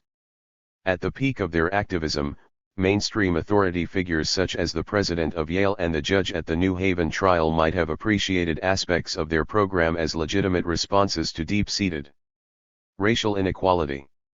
The media, for their part, fixated on the Panthers' clashes with the police, which have shaped the popular understanding of the party ever since. Television cameras, for instance, were on hand to capture many of the dramatic moments in the party's history, but from the perspective of the journalists, not the Panthers. The day-to-day life of the party attracted fewer viewers as members printed and disseminated newspapers, provided children breakfast, organized schools, ambulances, and buses for prison visits, and met with multiracial coalition partners. The media focus on the charismatic, erratic, and combustible Panther co-founder Huey Newton reinforced the image of the Black Panther Party as a violent, anti-establishment, extremist organization. Today, any mention of the party is shorthand for violence. When Hillary Clinton ran for the U.S. Senate, for instance, her opponents tried to discredit her by spreading a false rumor that as a Yale law student, she volunteered for the defense at the Panthers trial. Sympathizing with the Panthers, her detractors assumed, meant she was an apologist for their violent rhetoric. While writing my dissertation, I encountered a very different history. I came to appreciate the importance of the muted voices of ordinary members of the party and how documenting their stories and experiences both complicated and deepened the party's history. I became convinced that the best way to understand the Black Panther Party was through the perspectives of these members, not the party's founders. For me, the question is how we might glean from the individual stories of the Panthers a more nuanced portrait of the party than the one featured in the dominant narrative. Such a portrait would balance the fear the Panthers inspired with the complex mix of trauma and love that drove their activism and an idealized or vilified history that would reflect conflicting portraits of the party that could incorporate the experiences of an Erica Huggins, a Huey Newton, and a Lawrence Townsend. It is the question I first posed, hazily, as a child, and one that this book of portraits and interviews brings us closer to answering. The work of the founders, to be sure, was essential. Huey Newton and Bobby Seale's fearless stance against police brutality launched the party into existence. Soon after, Eldridge Cleaver, his mind blown at seeing Newton draw his gun in a confrontation with Oakland police, joined the party and became its chief scribe and public voice. Cleaver's fiery rhetoric along with the iconography of the party, including a widely circulated image of Newton seated majestically in a wicker chair with a shotgun and a spear, sparked awe, fear, and imagination. To most outsiders, this was the essence of the party. Yet many Panthers active in local chapters projected their own vision of black liberation onto the canvas of the Black Panther Party. Others never wholly bought into the Panther program or were drawn in by the uniforms and guns but proved largely unprepared for the more quotidian work of the party. Still others recognized the party's limitations but saw it as the best option for revolutionary change. Few party members joined with the illusion that the party was perfect. Some remember the work fondly. Others note that the work was hard and unity, at times, elusive. At the end of the day, what truly drove people to give their lives to the cause was a profound sense that they were making a difference. As Panther Hazel Mack observes in these pages, many felt that at least they had taken an active stand against injustice. The party achieved this not on a grand national stage but in local spaces beyond the scope or interest of the press. Panthers, for instance, helped install traffic lights in West Oakland, set up free transportation for the families of the incarcerated in Milwaukee, and established people's free medical clinics in 13 cities, including Baltimore and Los Angeles. These victories did not capture headlines, but they did transform lives and communities. The free breakfast for school children program enlisted Panthers every day in dozens of cities across the country and became a blueprint for the federal government's school breakfast and lunch program. Still, it can be difficult to assess the overall impact of the party without the clear national benchmarks for success of civil rights campaigns that sought to desegregate lunch counters or solidify voting rights. There was no single goal except for a hazily defined revolution, and with the loose organizational structure of the party, we were left with different people in different places enacting the Panthers' official 10-point platform and program in different ways. As these interviews show, there is no single, national Panther history but rather myriad Panther histories. What these histories have in common is the manner in which local activists under the aegis of the BPP responded to poverty and racial inequality. The Black Panther Party emerged in the wake of post-World War II deindustrialization. A massive migration of African Americans from the South to the North and the flight of middle-class, white city dwellers to the suburbs left many cities with significant numbers of poor, black migrants without access to stable and gainful employment. The cities themselves felt like occupied territories, where contact with the government was limited to a slate of declining social services and encounters with the police. Compounding the indignities involved in applying for and maintaining eligibility for public assistance, social welfare programs seemed like a trap that mocked people's desire to live free of grinding poverty and governmental intrusion. Ordinary people were attracted to the party because of their own disquieting experiences with American apartheid. No matter what their educational level or socio-economic background, they encountered a stark, separate and unequal racism in military barracks, on college campuses, in hotels and restaurants, in their jobs, and on the streets. This reality belied the progress of the civil rights movement in winning the Civil Rights Act of 1964 and the Voting Rights Act of 1965. The Black Panther Party program offered a clear response. Often lost in the discussion of the violence between police and Panthers, of course, is the Panther Party's full 10-point program. The implementation of the program evolved over time, including demands for self-determination for black communities, full employment, reparations for slavery, decent housing, education that reflects black history, an exemption for black people from military service, self-defense for black people from police and their brutality, freedom for incarcerated black people because of the racism of the criminal justice system, black juries for black defendants, and a general declaration to address the anomaly of poverty in the midst of an affluent society. We want land, bread, housing, education, justice, and peace. Beyond police brutality, this was an effort to confront all forms of inequality. In the fall of 1968, the Panthers moderated their position on self-defense in favor of a new set of community survival programs designed to serve the people by addressing critical needs in poor, black communities. These survival programs, and later efforts to create parallel institutions such as the Okeon Free Community School, were ultimately attempts at survival pending revolution, operations to meet the basic needs of people until the Panthers could achieve a moment of a deeper social and political transformation.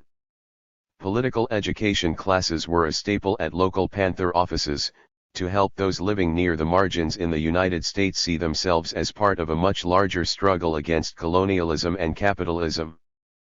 But the emphasis on social programs also set off a rift within the party, between those who imagined the Panthers as the vanguard of a coming armed revolution and those who embraced the social programs as a productive way of building revolutionary consciousness and organizing people in struggle. It is problematic to view the history of the party solely as a response to repression, for as the interviews in this volume attest, love was also a powerful motivating factor. A love of a people, a love of peace, and a deep desire for social justice compelled much of the Panthers' work, as evidenced by the community service programs that occupied much of the party's attention. As Panther Yasmin Sutton recalls, we were blinded by our love and devotion. I think that's what revolution is. After the party shifted its focus away from self-defense, a significant Panther underground continued to engage in revolutionary activities, purportedly to support the party but bringing the organization under even more intense scrutiny from law enforcement agencies. The 1968 split between Huey Newton and Eldridge Cleaver exacerbated the problem, further dividing the party and serving as a convenient tool for mischief-making by police and agents provocateurs. The organization came close to internal warfare, and many Panthers defected. The story often told about this split hones in on the drives and foibles of the party's leaders but not on the experience of the vast majority who joined the party's ranks in search of an alternative future. In these pages many of these rank-and-file members seek to share their stories for the first time.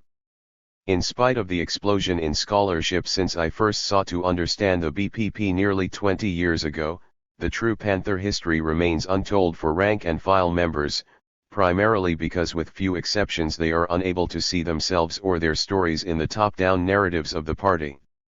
These Panther members talk not about memory, or history, but about telling the truth about what happened to them. Truths, however, are intensely personal and highly individualized. Many Panthers, for example, were attracted by the party's message of self-defense and joined after troubling encounters with the police. This was the case with Elbert Big Man Howard, who officially became a member after he was stopped for a parking infraction, challenged police for singling him out, and was charged with disorderly conduct and resisting arrest. These moments of radicalization appear in many accounts in these pages as flashes of inspiration when people elected to join a cause bigger than themselves and dedicated themselves to fighting for justice and equality. Military service had a radicalizing influence on others. The military brought not only discipline but also the conundrum of fighting for a nation whose black and white citizens were not entitled to the same rights.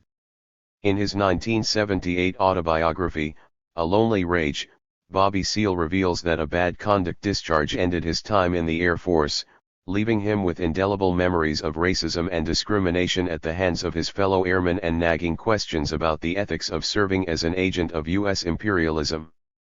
Others had experiences that translated more directly into their work with the party. Florida native Isutosin Omau'l Asunkoya, born Charles Brunson, also served in the Air Force but after his discharge settled in Sacramento, where he emerged as the driving force behind the Sacramento branch of the Black Panther Party and used his military experience in defense of its headquarters. Some of the Panthers who tell their stories here were also deeply involved in activism for prisoners. The party, for instance, played an important part in mounting a defense for Joan Little, a 20-year-old African-American woman who stabbed and killed her 62-year-old white jailer, Charles Algood, after he sexually assaulted her. In a precedent-setting verdict, a mixed-race jury found her not guilty by reason of self-defense. As Panther Larry Little notes in his interview, the Panthers were an integral part of her defense. They helped to raise money to provide legal assistance for her while she was incarcerated and during the trial. Prison also had a radicalizing influence on some Panthers, exposing them to radical politics by highlighting the racial and economic disparities in the sentencing and treatment of prisoners. Although these experiences often fed activism, they also left the subjects deeply damaged. After being cleared of murder charges in the shooting of Officer John Frey in 1969, Huey Newton returned to the party a shadow of himself. As several of the interviewees explain in these pages, the person who emerged from the California penal system was not the same dedicated activist who had collaborated with Bobby Seale in the formation of the Black Panther Party in 1966. They were forced to grapple with the person he became and how his changes affected their work in the party. Gender issues also complicated the party's work. Despite the highly masculine image of the party, women accounted for as much as 60% of the party's membership. Women joined the party in large numbers, finding an organization willing to acknowledge gender equality in the abstract and place several women in top positions even if this did not always result in tangible changes in expectations for women in the rank and file. As historian Rhonda Williams has noted, women navigated the double bind of addressing racism and sexism, and they also were the driving force behind many of the party's social programs. 50 years after the party's founding and beyond, the Panthers live in a world that continues to draw inspiration from their struggles in addressing similar forms of inequality. During the 2016 Super Bowl halftime show, popular recording artist Beyoncé paid homage to the Panthers in a provocative performance that connected the party's history to the more recent #Black Lives Matter movement, which has again focused national attention on police brutality against people of color. But even this is not new. In 1989, the politically conscious rap group Public Enemy conjured shades of the Panthers in its song Fight the Power, with the lyric "Power to the people, no delay." The following year, hip-hop artists Brand Nubian, in the song Concerto in X Minor, invoked the murder of Huey Newton along with the killing of New York teen Yusef Hawkins by a white mob in Brooklyn to condemn the false compassion of police officials at a memorial rally who tried to bash in our brains. Further adding to the bloodstains, the group's front man rhymed in earnest. T was mad at this news and so was my brothers, and I wanted to get violent, but I'm a lover of black mothers and black mothers need sons, not children that's been killed by guns. Many of the women and men profiled in this volume might see themselves and their work for the Panthers in this riff.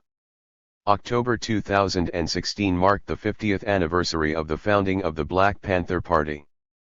50 years later, the revolution looked very different to many one-time members of the party. I look at their faces in the moving portraits by Bryan, shih, and I think of Erica Huggins's face in the picture I saw in the newspaper so many years ago, the one that intrigued me with its familiarity and approachability even as it seemed surrounded by a sense of myth and danger. The portraits and interviews in this book represent a powerful form of testimony. Now long removed from the sense of danger, These former panthers are climbing out from the myths to describe the realities of their ideals and their lives. They might be distant from the revolution in the 1960s and 1970s, but many have brought a sense of that fight into the lives. They lead now as community organizers, teachers and professors, artists and social workers, and representatives in elected office. The Black Panther Party marked them and the course their lives would take, just as they and their lives shaped the Black Panther Party and the story we are only beginning to tell about it. Yohuru Williams is Professor of History and Dean of the College of Arts and Sciences at Fairfield University. He is the author of Black Politics/White Power, Civil Rights Black Power and Black Panthers in New Haven, Blackwell, 2006, Teaching U.S. History Beyond the Textbook, Corwin, 2008, and Rethinking the Black Freedom Movement, Routledge, 2015. He is the editor of A Constant Struggle, African American History from 1865 to the Present Documents and Essays, Kendall Hunt, 2002, and the co-editor of In Search of the Black Panther Party, New Perspectives on a Revolutionary Movement, Duke University, 2006, and Liberated Territory, Toward a Local History of the Black Panther Party, Duke University, 2009. Chapter 2. The People Are My Strength. Coalition building in the BPP. Far from its image as a black nationalist or anti-white organization, the party fought oppression on many fronts and came to see itself as the vanguard of revolutionary struggle. As such, it appealed to, drew from, and allied with a multitude of racial groups, labor unions, prisoners, and even revolutionary movements outside America. BPP political education classes focused not only on problems in the United States but also on global social, economic, and political issues. Panthers sought to apply the lessons gleaned from Third World revolutionary struggles to the inequality they faced at home. Members often found sound, if unlikely, partners in church and civic organizations that supported the party's community service programs. Inspired by the Panthers, a number of foreign and domestic organizations, such as the Puerto Rican Young Lords Party, adopted the Panthers' revolutionary style and platform in an effort to combat similar oppression in their own communities and in the nation's prisons. D.Y. Visionary %. That was the whole idea of being the vanguard of the revolution. We looked out for other ethnic groups and organizations. It's just about being fair. 58. Atno Smith 59. Atno Smith, b. April 28, 1953, grew up in Newark, New Jersey, and joined the party as a Panther youth. After his time with the party, he went to work for the Central Railroad of New Jersey, now part of Conrail.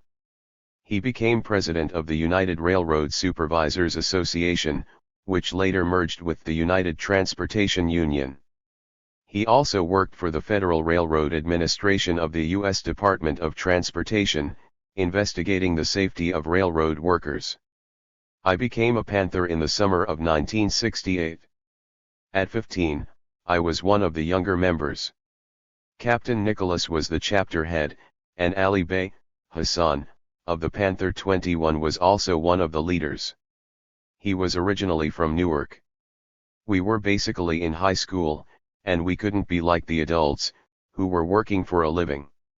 When calling upon someone for a task, the officers knew exactly who had the ability to do what, whether it was taking a family down to the welfare office or trying to get public or private housing for a homeless family. I was given the responsibility of finding places where we could print literature. I used to track down copy machines and paper. If a church or any other facility had the means of printing literature, I knew how to get it printed. High school was also a political situation because before I joined the Black Panther Party, we had organized a Newark student union to take up anti-war issues.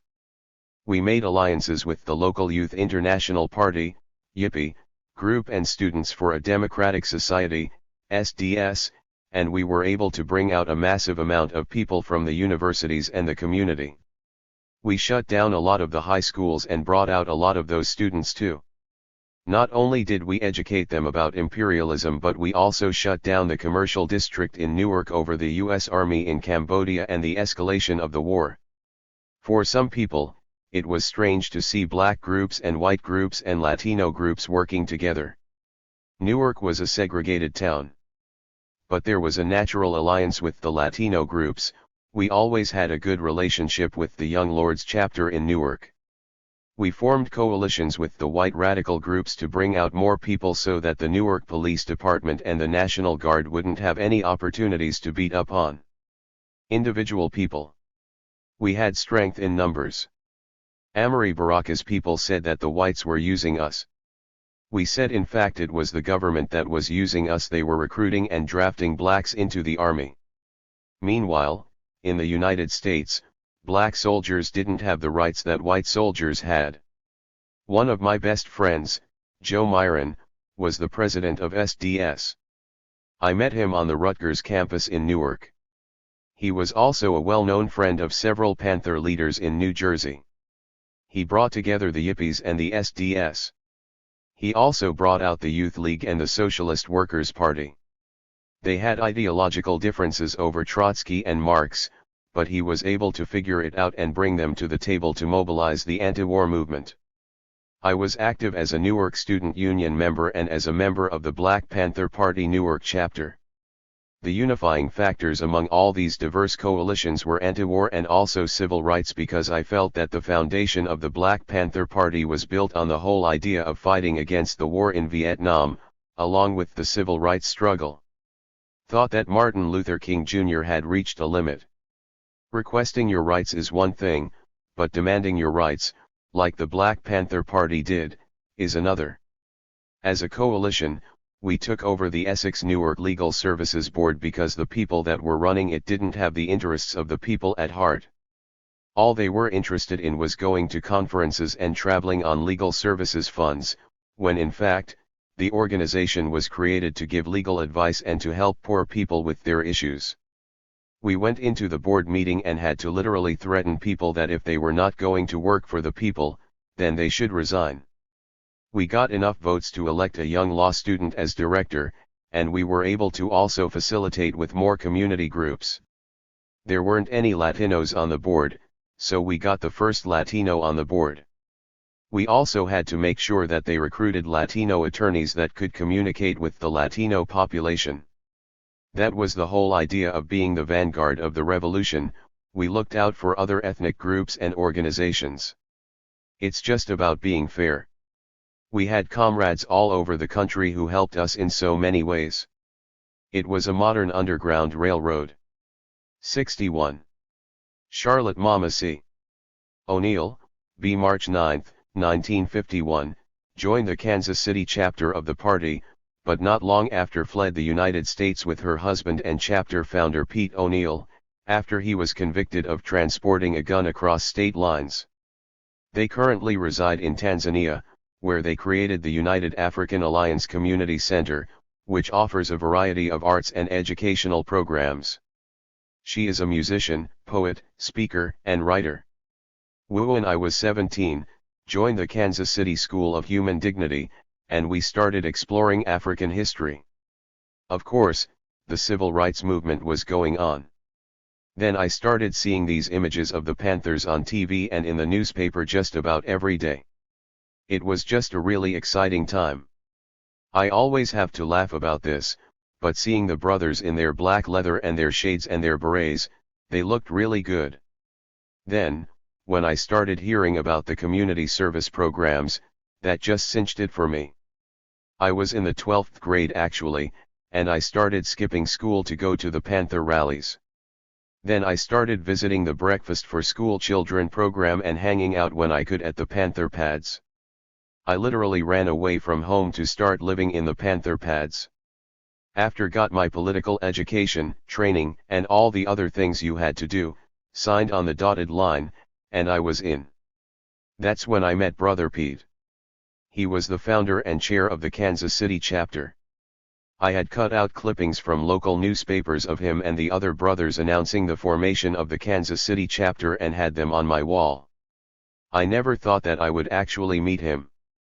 To think that, here it is 46 years later, and we're still together.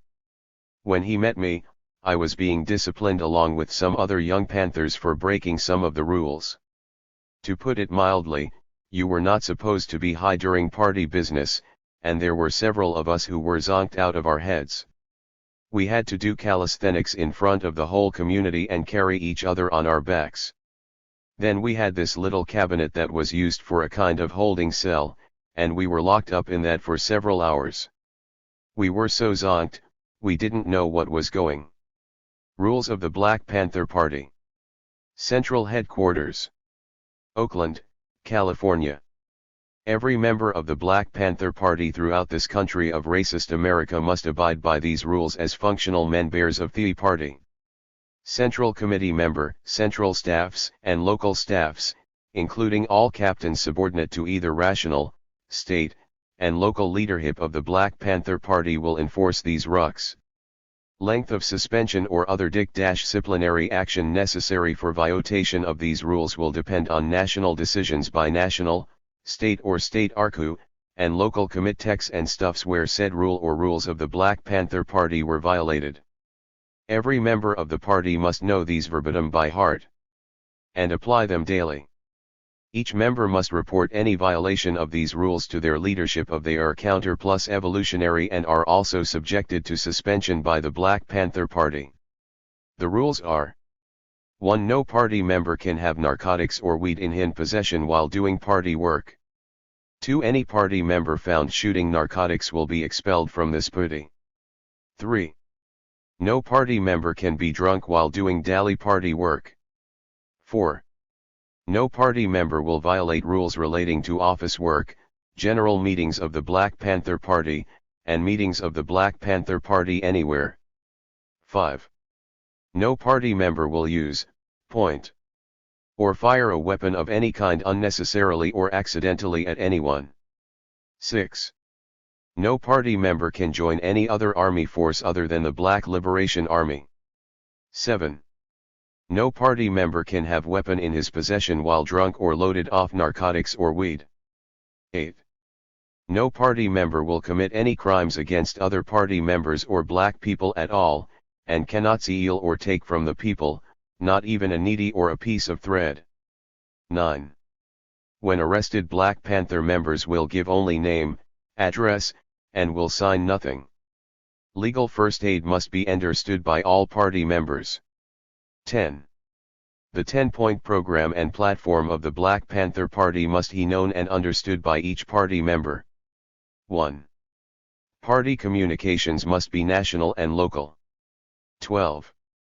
The 10-10-10 program should be known by all members and AKO on day record high all member.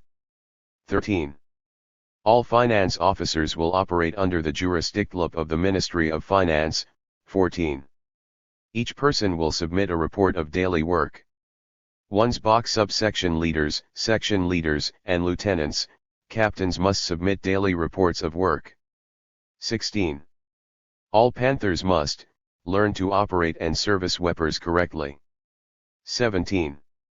All leadership personnel who expel a member must submit this affirmation to the editor of the newspaper, so that it will be published in the paper and will be known by all chapters and branches. 18. Political education classes are mandatory for general member. Ship. 19. Only office personnel assigned to respective offices catch day should be there. All others are to sell papers and do political work out in the community, including captains, section leaders, etc. 20. Communications: all chapters must submit weekly reports in writing to the national headquarters. 21. All branches must implement first aid and or medical cotters. 22. All chapters, branches, and components of the Black Panther Party must submit a monthly financial report to the Ministry of Finance, and also the Central Committee. 23. Everyone in a leadership position must read no less than 2 hours per day to keep abreast of the changing political situation. 24. No chapter or branch shall accept grants, poverty funds, money, or any other aid from any government agency without contact lag, national headquarter. 25. All chapters must adhere to the policy and the ideology laid down by the Central Committee of the Black Panther Party. 26. All branches must submit weekly reports in writing to their respective chapters. On. I had claustrophobia, and it didn't even affect me. It was drilled into us, never be non-functional because the police could vamp on, attack, you, and anything could go down. Plus you had to always carry yourself as an example for the community. That was really a serious infraction, and I learned a lot from that. I've always been a very good typist and a good writer, even back in those days, so I would do a lot of the writing and secretarial work. I worked at the Breakfast for School Children program and even sold papers and helped with the cleaning. Plus, at the weekly political education classes, I helped some of the brothers and sisters who weren't proficient at reading. There was always something to be done, and it was always exciting. The case that Brother Pete was convicted on was carrying a gun across state lines. He received 4 or 5 years on that, but we arranged to leave. We had to leave in the trunk of a car because we were under 24-hour surveillance both from helicopters and from the police parked in shifts outside of our apartment. It wasn't scary. That was just a part of what it meant to be a Panther, that things like that could happen. We had comrades all over the country who helped us in so many ways. It was a modern underground railroad. From Kansas City, we went to Sweden first, where there was an organization that helped us get an apartment. Our ultimate goal was to get to Algeria, where comrades had established the international section of the Black Panther Party. Brother Eldridge Cleaver and Kathleen Cleaver and some other comrades had set that up there. We had the status of an embassy. As a matter of fact, we could bring in people and cars without any hassle. The North Vietnamese were there and the North Koreans. You had the African National Congress, ANC. You had the Southwest Africa People's Organization, SWAPO. You had all of these liberation movements, and everybody interacted with each other. Being able to hook up with your comrades was just the most beautiful and strengthening thing, and it was like icing on the cake to have embassy status in the hub of all the world's liberation movements. This case, our case, that of the Angola Three, put a face on this injustice. Robert H. King, B. May 30, 1942, became a Black Panther and prison organizer during his 31-year incarceration at Angola Prison in Louisiana, 29 years of which were spent in solitary confinement. He was originally jailed on robbery charges but was later convicted of killing another prisoner and given a life sentence, charges he always denied. His conviction was overturned in 2001. He frequently travels to speak about his experiences and sells a form of pralines he calls free lines, which he learned to make in prison. Along with Herman Wallace and Albert Woodfox, King is one of the Angola Three and the first to have his conviction overturned. Wallace had his conviction overturned in 2013. He died a few days after his release. Albert Woodfox was released in February 2016 after spending 43 years in solitary confinement. They built Camp J, one of the solitary confinement units at Angola Prison, sometime in 1977 as an extreme punishment camp, and, man, I was there for 2 years. They didn't want any communication at all among inmates. I saw guys get really terrorized, brutalized, broke up. When I say broke up, I mean legs broken, arms broken. And the excuse was always that they fell in the shower. Sometimes if there was an inmate that they did not like, and they thought they could get away with it, they would go in and brutalize that inmate.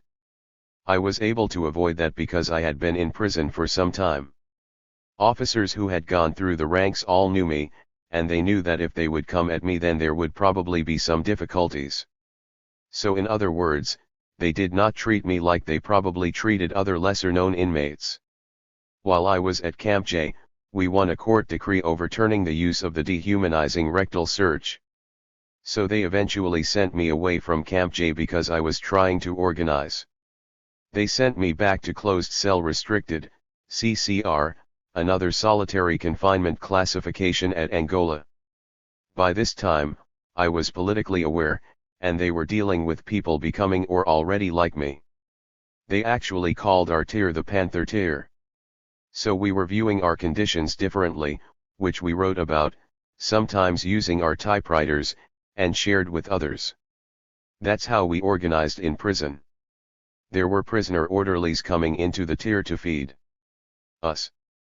We would give them notes, paper, and things that we'd written to pass on to other individuals on the tier. Many of those orderlies lived in the main prison population. So we also sent what we called flyers and papers down there into the main prison population. At one time we did not have TV on the tier, but they saw us rallying and discussing among ourselves, and they ended up putting in TVs. We considered them a distraction at the time, but nevertheless, they were also welcomed because we were able to see what was going on outside. Twice a week we would turn the televisions off after a minute, and we would hold political education classes. The officers didn't really like that because they could hear the things that we were saying. Not that we cared. We weren't hiding anything. We were speaking back. It was always a quest to convert the guards. I mean, that was a reflection of our commitment to ourselves and to the struggle to try to change things. I understand that legality in America and probably around the world is deified, it's made holy, and people think, if it's legal, it's cool. I tried to show the guards that slavery was once legal. It wasn't until later that people saw it as morally reprehensible. But a person who accepts a job at Angola, they accept a downward swing. By downward swing, I mean that guards have to make sure that the rules and laws are not violated by an inmate if they want to keep their job. Many of them might have felt that it was morally wrong, but their job was at stake, their family's survival was at stake, and so if it was legal, it was okay. It didn't matter if it was morally wrong.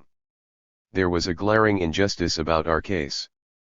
We were poster children for people who were innocent in solitary confinement, while Mumia, Abu Jamal, was a poster child for people who were innocent on death row.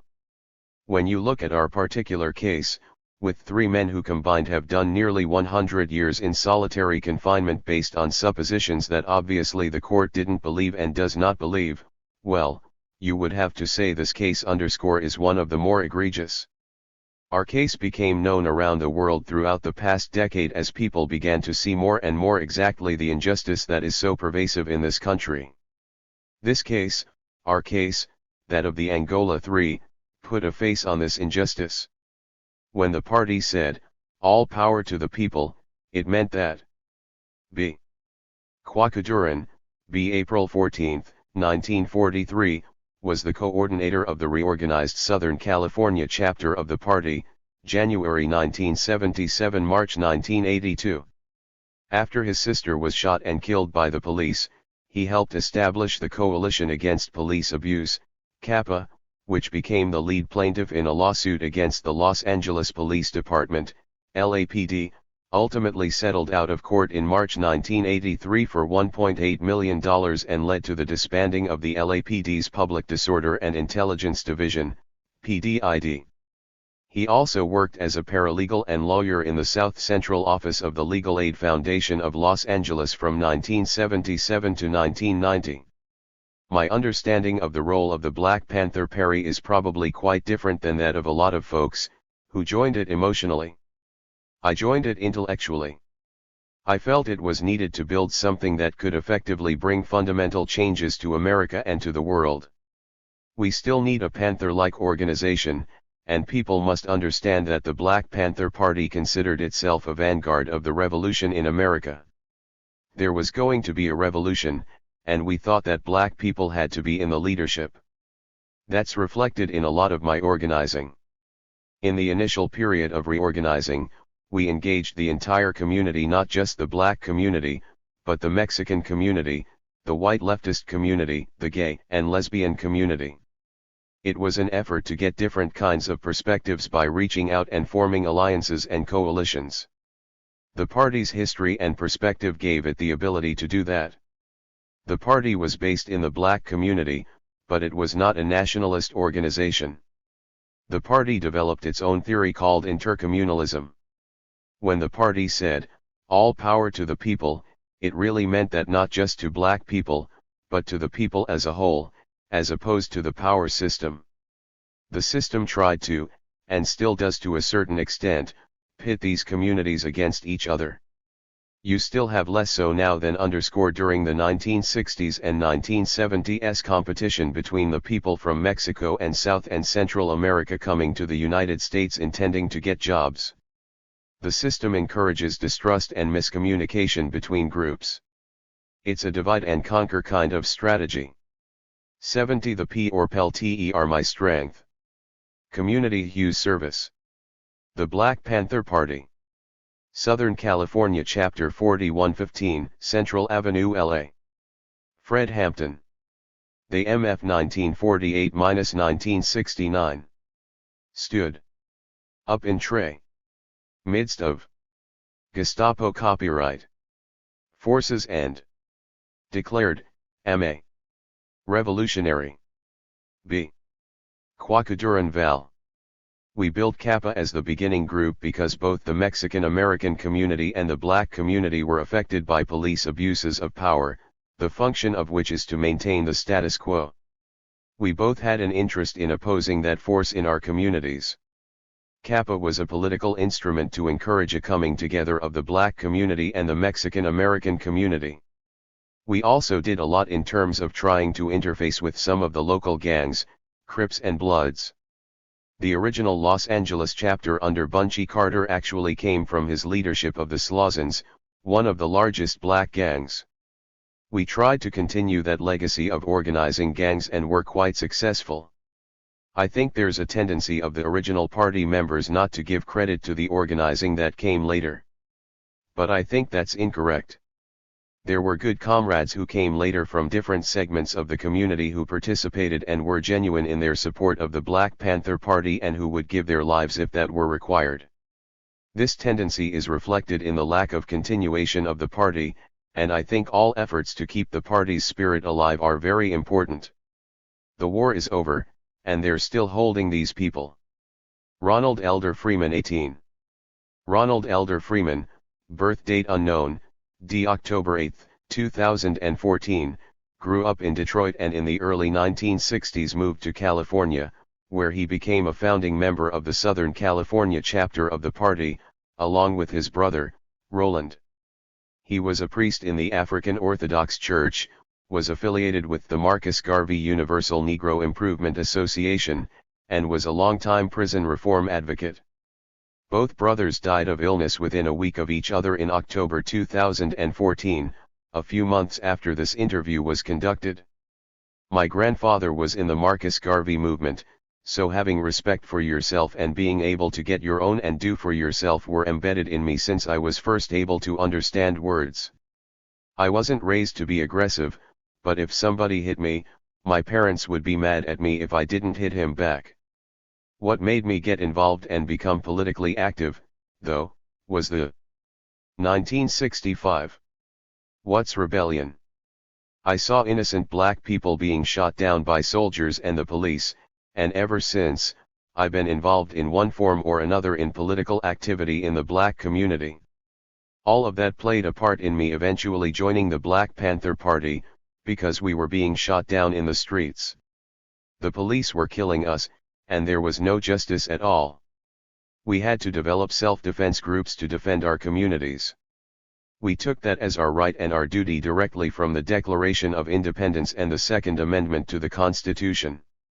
In the party, people were put in positions where we could utilize the best skills they had. For me, I was always trying to stay ahead of everything. You had to make sure there was staff running the clinic, people working the breakfast program, people picking up donations, people distributing the paper. They changed the ranking system in the party 3 or 4 times. I was officer of the day, then I was a lieutenant, then I was a captain, then I was sergeant, then I was sergeant major, and the last was field secretary for the Southern California chapter. That was based on my ability to get the work done, not because somebody liked me or because I was popular. It was all based on the work I did, and I did a lot of work. One of my slogans was, there are 24 hours in a day, so we need to do 25. Because of a murder charge in Los Angeles, I was forced to go underground. From that point on, I was not able to work at the offices or do the political work that was causing the growth of the party. In a lot of the cases that they had in the newspapers, the police were the ones that put the guns in there and then turned around, saying, they've got illegal guns. They know they're illegal. They're the ones who brought them. They've got dynamite in there. Yeah, because they're the ones who gave it to us. They criminalized all these people, and as a result we have people sitting in prison for 40, going on 50 years. If they were in Vietnam or Iraq, they would have been released. The war is over, and they're still holding these people. I could see things changing. I thought my efforts and the work that I was doing and that other people were doing were going to really bring about social change. I believed that. I didn't believe that a lot of us were going to be murdered and jailed and that the government was going to respond in the manner that it did, because what we were talking about was the right thing to do in terms of education and jobs. They worked so hard to keep things from changing that it made me become more dedicated to seeing things change. What people should see about the Black Panther Party is that it was a group of young black men and women that crossed racial lines and saw that if we wanted to see change happen in the United States, that aligning ourselves with people around the world that shared a similar fate as ours was where the Black Panther Party was at. It was a matter not only of addressing the problems that we had in the black community but also of aligning ourselves with the brown community, the Native American community, the Asian community, the Palestinian community, the indigenous Australian community, people in India, and people in various parts of South America. They identified with the Black Panthers as a symbol for social change. There are young people even today in some of these countries who still admire the Black Panthers and have little organizations that are trying to do things in the spirit of the Black Panther Party back in the 1960s and 1970s. What I would want people to really see is that the Black Panther Party, whatever people will say, was for good, and we were willing to defend ourselves to bring about that good. That's nothing to be ashamed of, nothing at all. Am proud of that. The Black Panther Party and the rise of radical ethnic nationalism. Jeffrey O.G. Ogber. He Black Panther Party, founded in Oakland in 1966 by Huey P. Newton and Bobby G. Seale, is the most iconic expression of the Black Power movement. It is, to many, the apotheosis of a new, militant, defiant, unapologetically black consciousness. From its name, uniform, which included a black leather jacket and black beret, it was quintessentially and boldly black. It is, therefore, often a surprise to witness the degree to which the Black Panthers worked with non-black radical organizations. The alliances were more than mere professional partnerships. The Panther Party, in no uncertain terms, shaped, inspired, and significantly affected the ideological contours of various non-black organizations across the country. From fashion to organizational structure to community activism and tactics, the Black Panthers fomented the rise of radical ethnic nationalism, a leftist expression of nationalism that simultaneously seeks important coalition building with members outside of the primary ethnic/racial group. Organizations such as the Brown Berets, Chicano/A, the Young Lords Party, Puerto Rican, the Red Guard, Chinese American, the American Indian Movement, AIM, and the Young Patriots, White, were among the many groups founded in the midst of Black Panther Party popularity. They worked closely together, establishing unprecedented expressions of radical activism that transcended the narrow expressions of activism that typify nationalist movements. Of course, no movement develops out of a vacuum. The Black Panther Party for self-defense was inspired by a series of forces: the activism and growing militancy of the Student Nonviolent Coordinating Committee, SNCC, the Revolutionary Nationalist Group Revolutionary Action Movement, the Black Nationalist Nation of Islam, the winds of radicalism spreading throughout Africa, Latin America, Asia, and elsewhere, and organic expressions of radicalism in black communities nationwide. The BPP was also shaped by the multi-ethnic landscape of the Bay Area, where it was formed. Student activists in colleges in the area, such as San Francisco State, Merritt College, and the University of California at Berkeley, were increasingly involved in anti-war activities as well as efforts to establish ethnic studies programs. Together, students organized the Third World Liberation Front, which brought together students of color on campuses across the area. Simultaneously, urban conditions in Oakland and other cities demanded different activism. Newton and Seale's ideological trajectory, therefore, must be understood as affected by a range of phenomena, including the multi-ethnic landscape of their immediate social and activist world. Although inextricably tied to the impulse of Black power, the Panthers were also intimately familiar with other, non-Black radicalism. They were open to coalition building from inception. Because conditions such as poverty, racial discrimination, police brutality, and social and political marginalization were conditions in other communities of color, interest in forming radical activist groups was strong in non-Black communities during the late 1960s. In San Francisco, the multi-ethnic activist landscape germinated dozens of organizations, including the most visible Asian American radical ethnic nationalist organization, the Red Guard, greatly inspired by and patterned itself after the Panthers. Its 11-point political program, much like that of the Brown Berets and Young Lords, drew heavily from the Panthers' 10-point platform and program, even citing it verbatim in places. Across the country, other groups in various cities followed the Panther model. In Minnesota, Leonard Peltier, a leader in AIM, explained that the Black Panthers were the ones who came out and showed us how to organize successfully. In late 1967, David Sanchez and others in Los Angeles formed the Brown Berets, modeled after the Black Panther Party. In place of Black Berets, they donned brown ones and established patrols of police, much as the Panthers had. Additionally, they armed themselves and established political education classes and the 13-point platform, which quoted the platform of the BPP verbatim in many sections. They spread from Los Angeles to communities across the southwestern United States, engaging college and high school youth as well as street gangs in efforts to politicize the Chicano/a community.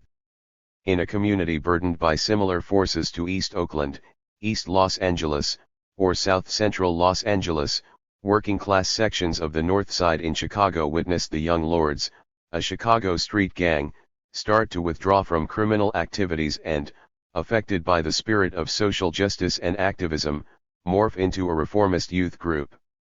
By 1968, however, the Lords became a self-described revolutionary nationalist organization allied with the Black Panther Party. Significantly, the Lords were part of an enterprise locally known as the Rainbow Coalition, established by charismatic deputy chair of the Illinois branch of the Black Panther Party Fred Hampton. The coalition included a group of uptown white activists and former gang members, the Young Patriots. Hampton insisted that the Black Panther Party fought against three evils: capitalism, imperialism, and racism. Racial and ethnic divisions, the Panthers argued, were functions of the ruling class to divide the poor and exploited. Racial pride was fine, but it did not liberate the oppressed. A white Jesus, white Santa Claus, white angels, and overwhelming affirmation of whiteness in all arenas of America did not make the millions of whites living in poverty disappear. Nor did it stop poor whites from disproportionately being sent to fight and die in Vietnam. The Patriots, Lords, and Panthers famously provided security for each other at events, held press conferences together, and developed identical community programs to mitigate gang violence and police terror and provide breakfast for children, along with medical care. In addition to the Young Patriots, several largely local, white, radical groups found essential inspiration in the Panthers, including the Chicago-based group Jobs or Income Now, Join, Community Union. In Michigan, there was the White Panther Party, which even donned a black leather jacket like the Panthers did. In New York, a group of largely white ex-drug addicts sought to converge drug treatment programs and revolutionary politics in an organization known as White Lightning. Strongly influenced by the pamphlet Capitalism Plus Dope Equals Genocide written by New York Black Panther Michael Tabor, Lightning saw drugs as a deliberate attempt to destabilize ghetto communities for corporate profit. As a study of urban white activists explains, in the 60s white activists such as White Lightning were driven by the moral vision of civil rights and the radical program of the Panthers. Across the United States, the Black Panther Party loomed large as the high-water mark for black radical protest and activism. The social, political, and economic conditions that made the party appealing to young, black people in cities nationwide were the same conditions that made the Panther template attractive to other oppressed and marginalized young people including whites. The Panther ideological platform, not constricted to narrowly defined black nationalism, was broad enough to inspire and welcome non-black people, while simultaneously affirming both racial and ethnic pride in a way that did not demand xenophobic pandering. Ultimately, the activist landscape was indelibly affected by the model of radical ethnic nationalism witnessed in the Panther example. Jeffrey O.G. Ogber is professor of history and founding director of the Center for the Study of Popular Music. He is the author of Black Power, Radical Politics and African American Identity, Johns Hopkins University Press, 2004, winner of an Outstanding Academic Title from Choice, 2005, and editor of Civil Rights, Problems in American Civilization, Houghton Mifflin, 2003. His book Hip Hop Revolution, The Culture and Politics of Rap, University Press of Kansas, 2007, won the W.E.B. Du Bois Book Prize from the Northeast Black Studies Association, 2008.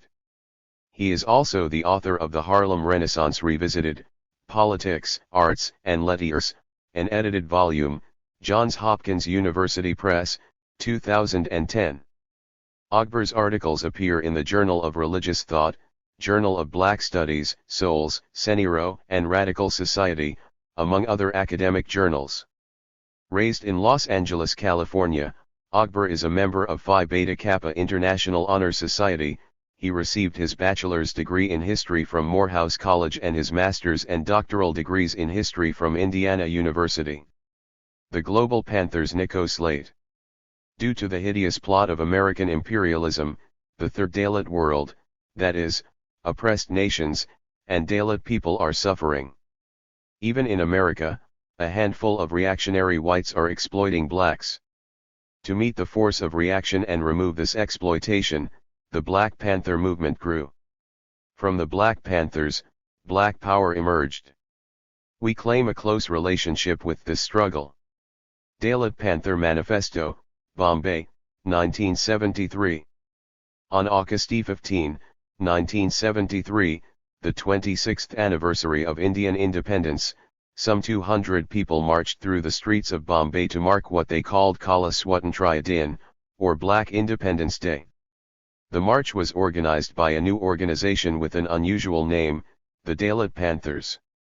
The word Dalit, from the Marathi for crushed or broken, has become the preeminent self-identifier for the more than 160 million people, once known as untouchables, who live at the bottom of the caste hierarchy in South Asia. By linking the words Dalit and Panthers, the new organization drew on the legacy of the Black Panthers in order to define the Dalit struggle as radically transnational. It was more than the borders of nations that the Dalit Panthers defied. As their Black Independence Day challenged the idea of the nation-state as the embodiment of freedom, their engagement with notions of blackness transgressed racial borders. By rejecting racial and national borders in defense of revolutionary freedom, the Dalit Panthers followed in the footsteps of the Black Panthers. The Panthers inspired social and political struggles in Asia, Africa, Europe, Latin America, and the Pacific Islands. But in adopting the imagery and ideology of the Panthers, activists outside the United States also shifted the focus to their own struggles, whether it meant challenging a caste system or opposing a local government. While the Dalit Panthers were marching through Bombay, the Israeli Panthers took to the streets of Jerusalem and Tel Aviv. By organizing Israelis of North African or Middle Eastern descent, the Israeli Panthers inserted race into a national debate long focused on class and religion. In New Zealand, The Polynesian panthers similarly wielded the panther image toward very local ends, like unmasking the brutality of settler colonialism and forging a radical conception of indigenous solidarity. The Polynesian panthers went well beyond notions of blackness and of African descent in defining their relationship to the panthers. In Europe, support for the panthers ranged from the solidarity committees of West Germany to the more direct emulation of the British Black Panther movement. Unlike the panthers of India, Israel, and Polynesia, European supporters could count on the cultural and geographical proximity of the United States and Europe. Personal connections with panther activists fostered links in West Germany. For example, the former head of the German SDS, Karl Dietrich Wolff, met Bobby Seale in California in 1969. Wolff proved influential to the growth of panther solidarity committees. While European radicals met panther leaders in the United States, panther activists traveled to Europe as well. In Copenhagen, Jamaican activist Connie Matthews helped establish a foothold for the party. The presence of African American soldiers on American military bases, especially in West Germany, provided another source of potential panther recruits in Europe. In 1969, Eldridge and Kathleen Cleaver helped establish a branch of the Panthers in Algeria. But their relationship with the Algerian government proved rocky, and Eldridge Cleaver spent much of his time traveling to North Korea, the Union of Soviet Socialist Republics, USSR, North Vietnam, and China. Many of the countries that offered the strongest support to the Panthers were in the communist world. Although West Germany refused to allow Eldridge Cleaver to visit, East Germany opened its doors to Panther activists and supporters. 81. San Francisco, California, 94126. Sear the Black Panther Party seed.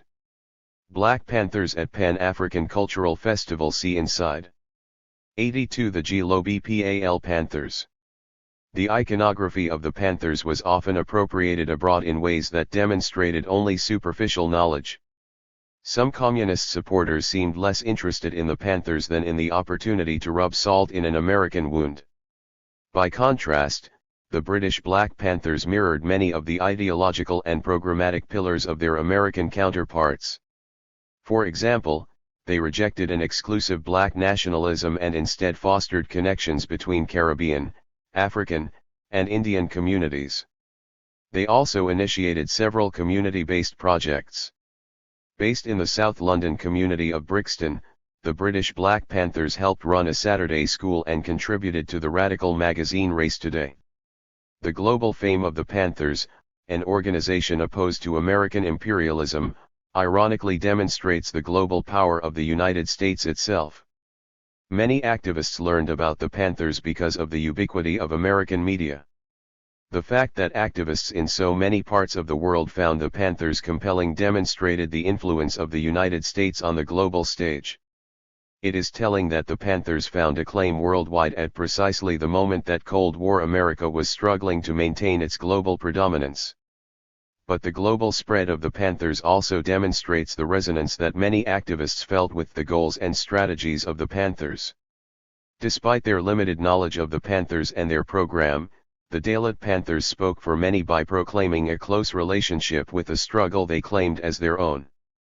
Nico Slate's research and teaching focus on the history of social movements in the United States and India.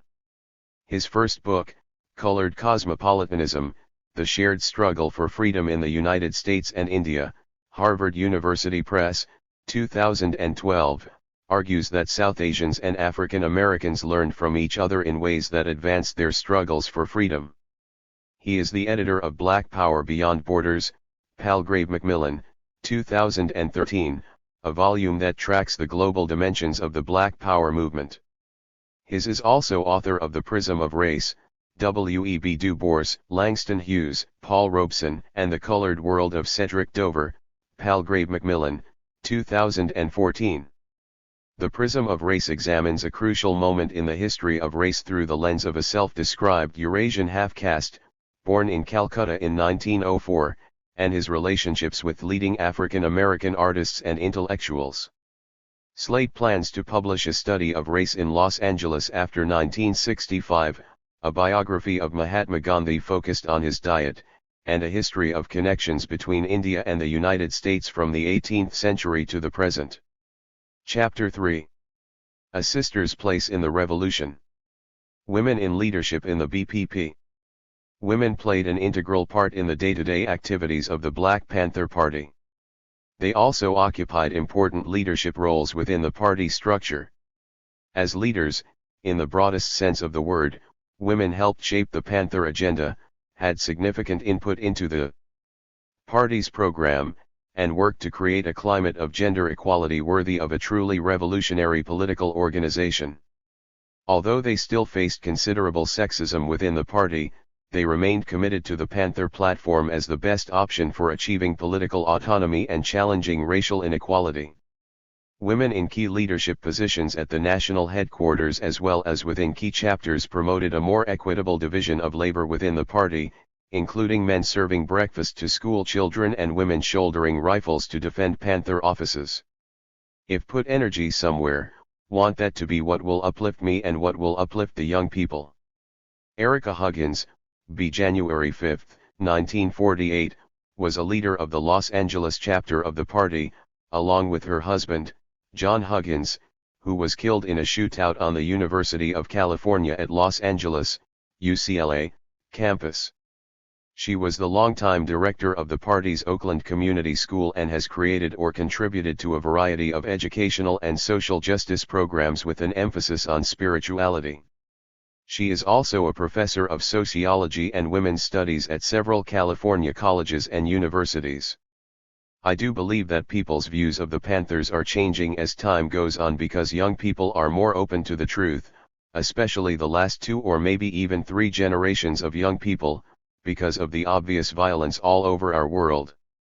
I notice that young people are looking for ways to organize because governments don't seem to want to take care of, for instance, education and health care.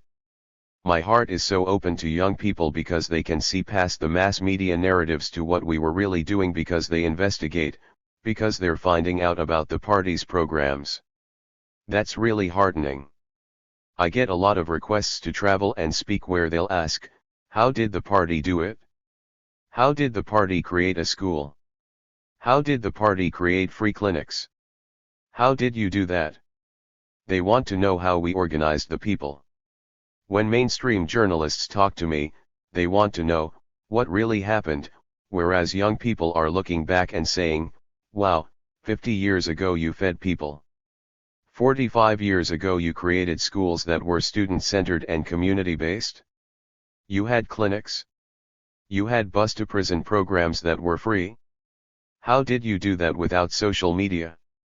I love those conversations because I feel that young people are convincing themselves that they can do the same thing. After all, the median age of party members was 19 years old. The legacy of the Black Panther Party is the way in which we organized people. The most brilliant idea Huey Newton had, which Bobby Seale carried out, was that people participate in their own upliftment if they understand the necessity of stepping up to uplift their community. I heard Bobby say once, we can't expect men and women in our communities to vote for a better candidate for office or to create police patrols or programs that uplift if they have to worry about, do our children have shoes, is there food on our own table, do I have bus fare to get my child across the city to a hospital where they have to wait for hours. No is the answer to all those questions.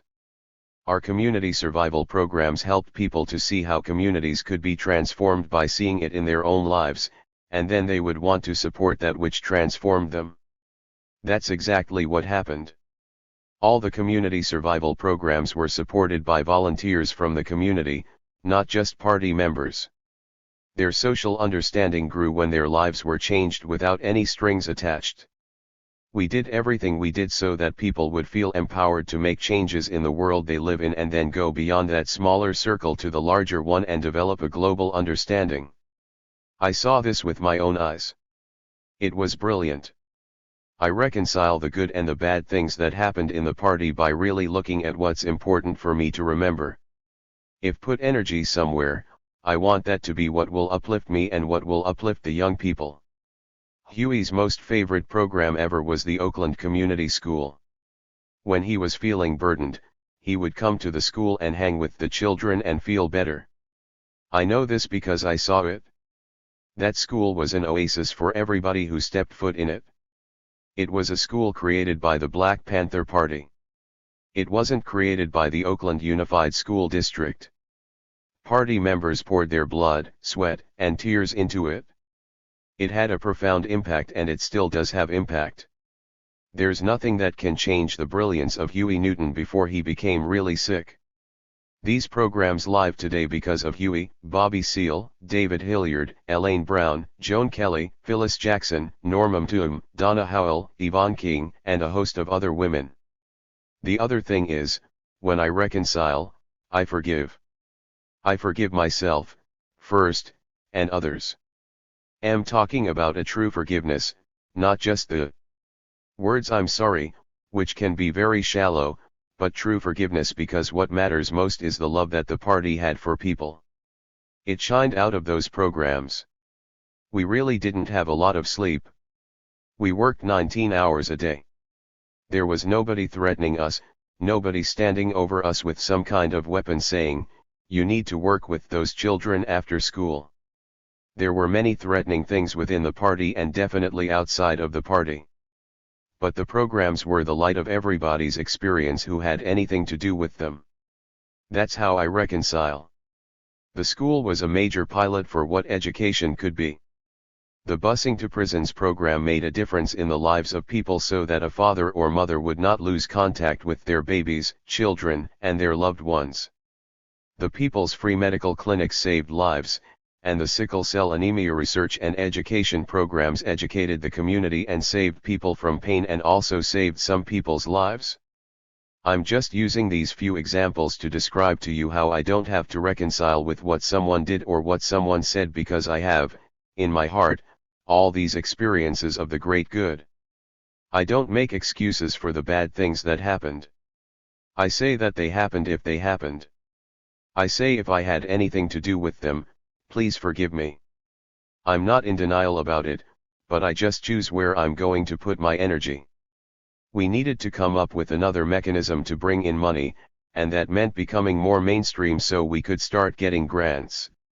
Norma Armour Mtuum, b. November 11, 1949, was raised in East Los Angeles and was attending California State University Los Angeles when she joined the party. She began running a Panther medical clinic at the age of 20 while also serving as assistant finance manager in the Los Angeles chapter. After moving to Oakland, she managed the party's free clinic in Berkeley and later became the Minister of Finance for the entire party. She completed 2 master's degrees, in health services and marriage and family therapy. She also founded 2 community health service organizations, one of which, Shields for Families, now has a budget of $26 million and a staff of 350 people. At the Panther Clinic here in Los Angeles, we worked with U.S. Army, Navy, and Marine veterans from the Vietnam War. They actually taught us a lot of medical procedures under warlike conditions because the police could attack your house at any time, even while you were sleeping. We were taught how to control bleeding, how to do CPR. We were actually taught how to do stitches. Then in the clinic we had some great, forward-thinking doctors who didn't feel like medicine was so sacred that other people couldn't learn it. A lot of things about medicine are not rocket science, you know. I learned to give injections and draw blood and give physical exams, to give women vaginal exams and pap smears, and how to operate laboratory machines and get the results to the doctors. We had a pharmacy in the clinic, so I learned how to fill prescriptions and what various medications were used for what. I studied the Merck Manual, which was like the Bible for figuring out what was wrong and how to treat it. One day in the Los Angeles clinic, a man came in. He had fallen asleep smoking, and his bed had caught on fire. He was an alcoholic and had been drinking a lot. His friends or his relatives brought him to the clinic with 2nd and 3rd degree burns all over his body. We tried to convince him that he had to go to the hospital, that we couldn't treat him. But he trusted us and didn't want to go. It was just a real task to convince him. I can still see him now and the injuries that he sustained. That'll never go away because it made me understand better how distrustful many folks in our community are of the broader medical system. They don't want to have 90 people's free medical research health clinics. Oakland, California. Norma, Armour, MDM 91. Anything to do with it because of past experiences or something negative that they heard.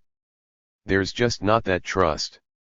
When I was Minister of Finance, I really gained some skills, how to write the checks and build the general ledger. I took a class at one of the city colleges to learn the 10 key. I basically learned how to do everything in about 3 months, and I was off and running.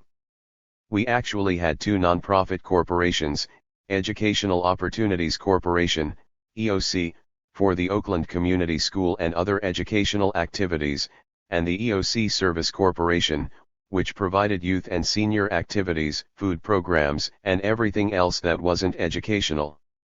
I was keeping the books on those along with the party's records. At the same time, we were applying for grants and talking with public officials to find out what other kinds of programs we could get involved in. We figured we had to get involved in the mainstream somehow in order to get the money to sustain some of our operations. Money coming in from the newspaper had to go toward reprinting the newspaper and taking care of people in the party and the facilities. So we needed to come up with another mechanism to bring in money, and that meant becoming more mainstream so we could start getting grants. It was actually a really big, very sophisticated operation for some 24-, 25-, and 26-year-olds to be running. At Shields for Families, the nonprofit I co-founded almost 25 years ago, I was the chief operating officer and the finance officer, so I continued to do my finance work and the things I had learned in the party about managing people and managing facilities. My interest in health and numbers continued throughout my career. It's been a blessing to be able to merge those two and be able to do the things that I really like. What I'm most proud of is that I was able to be this back office type person who helped build institutions to better our communities. A lot of people don't know about me, and that's okay. I know what I did. We don't have to be the hero when we join. You become the hero through practice. Phyllis Jackson, b. September 15, 1950, grew up in Tacoma, Washington, before joining the party at the national headquarters. She served as a communications secretary and ran a voter registration campaign. She is an associate professor of art history at Pomona College, teaching arts and cinema of Africa and the African diaspora. My first introduction to the party was in July 1969, at the United Front Against Fascism conference at the Oakland Auditorium. The keynote speaker was a guy named Bobby Seale. I had never heard of him. He gave a long speech, and at the end, almost in a sigh, he said, "And to all you college students, please, come home. The white man's not going to teach you anything on those college campuses about how to free your people." I can see in retrospect that it made me feel responsible. After the conference, I walked into the office like I was volunteering as a candy striper. I was wearing a little dress and little pumps and said, "I'm going to be here for a few more weeks. I'm just visiting from Washington, and I'd like to volunteer my time." It makes me laugh every time I think about it. They put me to work sorting petitions demanding police officers live in the cities they patrolled, the notion being that they would be less likely to brutalize and murder black people if they had to return that evening to the same community. I'm good at following directions, so I just started doing it. Then, by the time I was supposed to leave, I decided I wasn't going to. I was going to drop out of college. My dad actually thought they had drugged me. That was the first question he asked. "What have they given you?" I was the family quiet one, the crybaby, the shy one. Nobody could understand because I never got into trouble. I was never called to the principal's office. I was more like the one working in the main office. My dad's response was, "If this is the way you're going to treat your mother, as far as I'm concerned, I only have 3 daughters now. Do not call the house to talk to your sisters." I don't want you influencing them. I was disowned. This was a man that never even spanked me. I think my experience was not uncommon, particularly for the women. It was far more frightening for parents who still had this 94 sister's place in the revolution. Notion that women needed a man to take care of them. I don't know any other way of putting it. Made a movie in the 1990s called Comrade Sister, Voices of the Women of the Black Panther Party. Among the same 30 questions I asked everyone, one of them was, what was your family's response? Even in the movie, there were people talking about how their parents came to Black Panther Party offices demanding that their kids come home. This one comrade, Haven Henderson, from the Winston-Salem chapter, said her mom came down in a fur coat and a Cadillac and said, "What are you doing down here? Come home." Other people were being put out of their homes. In the party, there weren't roles, so to speak. Your role was to do what people taught you to do and to do it well. You tell Phyllis something you want done, and she just gets it done. That was my reputation. I remember the first time I was pulled from the field, where I was selling newspapers, to run off 50,000 leaflets for Woodstock. I joined in July. Woodstock was in August. That's how fast things happened in the party. I could run that machine so that my leaflets were flawless. When they put a guy on it, half of them would get stuck. I could make that sucker sing. One day, somebody came up to me and said, "You're taking over Mojo's donation collection route." That was a good thing about being a good old country girl, knew how to drive a stick shift. Later, I was assigned to San Francisco to live and work under Sam Napier, circulation manager of the newspaper, who was in charge of central distribution. We sent out all the papers, all the posters, all the cards, all the buttons around the world. Then I became communications secretary at central headquarters, which was at 1048 West Peralta Street. I was the one answering the phones, Black Panther Party Central Headquarters, "May I help you?" with my son on my shoulder. Then I did a stint on the security cotter for Bobby before becoming his secretary. When Bobby and Elaine, Brown, were going to run for office, I was told to report to Erica, Huggins, at Central Headquarters. I did, and she explained to me that the Central Committee chose me to run the voter registration program. To me, it didn't make sense. I considered myself a rank-and-file person, and I suggested someone else admired, but Erica said, "No, we think you'd do a really good job." I tell you this to illustrate that in the party, people observed you and saw what your skills were. You didn't apply for a position. You were selected and assigned based on what you had done previously. I wasn't the campaign chair. I was the person that got people out there door to door. I didn't know a thing about voter registration. I wasn't even registered to vote. The party just did that with everything. We were very much improvisers. When we did a clothing giveaway, we just opened up the window on the ground floor and handed the clothes out the window. I had never heard of a radiothon, but we held one anyway as a fundraiser for the Oakland Community School. I set up a phone bank with receivers that people could hear even in the loud auditorium. Don Cornelius * put us over $10,000 with a $1,000 donation. But because I was in the party and not watching TV, I didn't know what so/train was. All of this was about being committed to the outcome and working out the process. You got out of yourself and literally displaced your own personal desires for a larger one. There was no wavering on it. Just do it. Get it done. It doesn't mean that we didn't have trepidation about police attacks, but you didn't operate out of fear, as a lot of people operate every day. You operated out of a real grounding command of your own personal agency and desire to be valuable. I wasn't one of the people who helped invent the philosophy of the party. I didn't really contribute to that. That theorizing was mostly done by Huey P. Newton. That man was brilliant. He had such a firm sense of self and self-respect that he came up with an idea that transformed the consciousness of millions of black people in terms of what they have a right to expect out of life. Everyone has their strengths and weaknesses, and to know him only by his weaknesses is to misunderstand not only his brilliance but also his revolutionary commitment to people around the world against imperialism, white supremacy, and male supremacy. Revolutionaries are made, not born. They have to construct their lives consciously along a set of revolutionary principles. Bringing about change is something all of us can do, or being active in an organization is something all of us can do. We don't have to be the hero when we join. You become the hero through practice. It's not that I'm a bold person. It's that I practice being bold. All of us can practice that. I'm actually a really shy person, with bold moments. Those are conscious.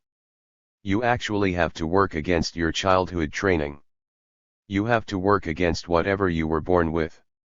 That was possible for me through a set of principles that still stands today, the 10-point program and platform, as a theoretically sound, historically appropriate response to the interlocking systems of domination that construct our lives. * Creator and host of the long-running TV music show Soul Train. Our goal was not feeding breakfast but creating the conditions for revolution. Elaine Brown, B. March 2, 1943, chaired the Black Panther Party from 1974 to 1977 and was the only woman to head the party. She is the author of 2 books, A Taste of Power and The Condemnation of Little B.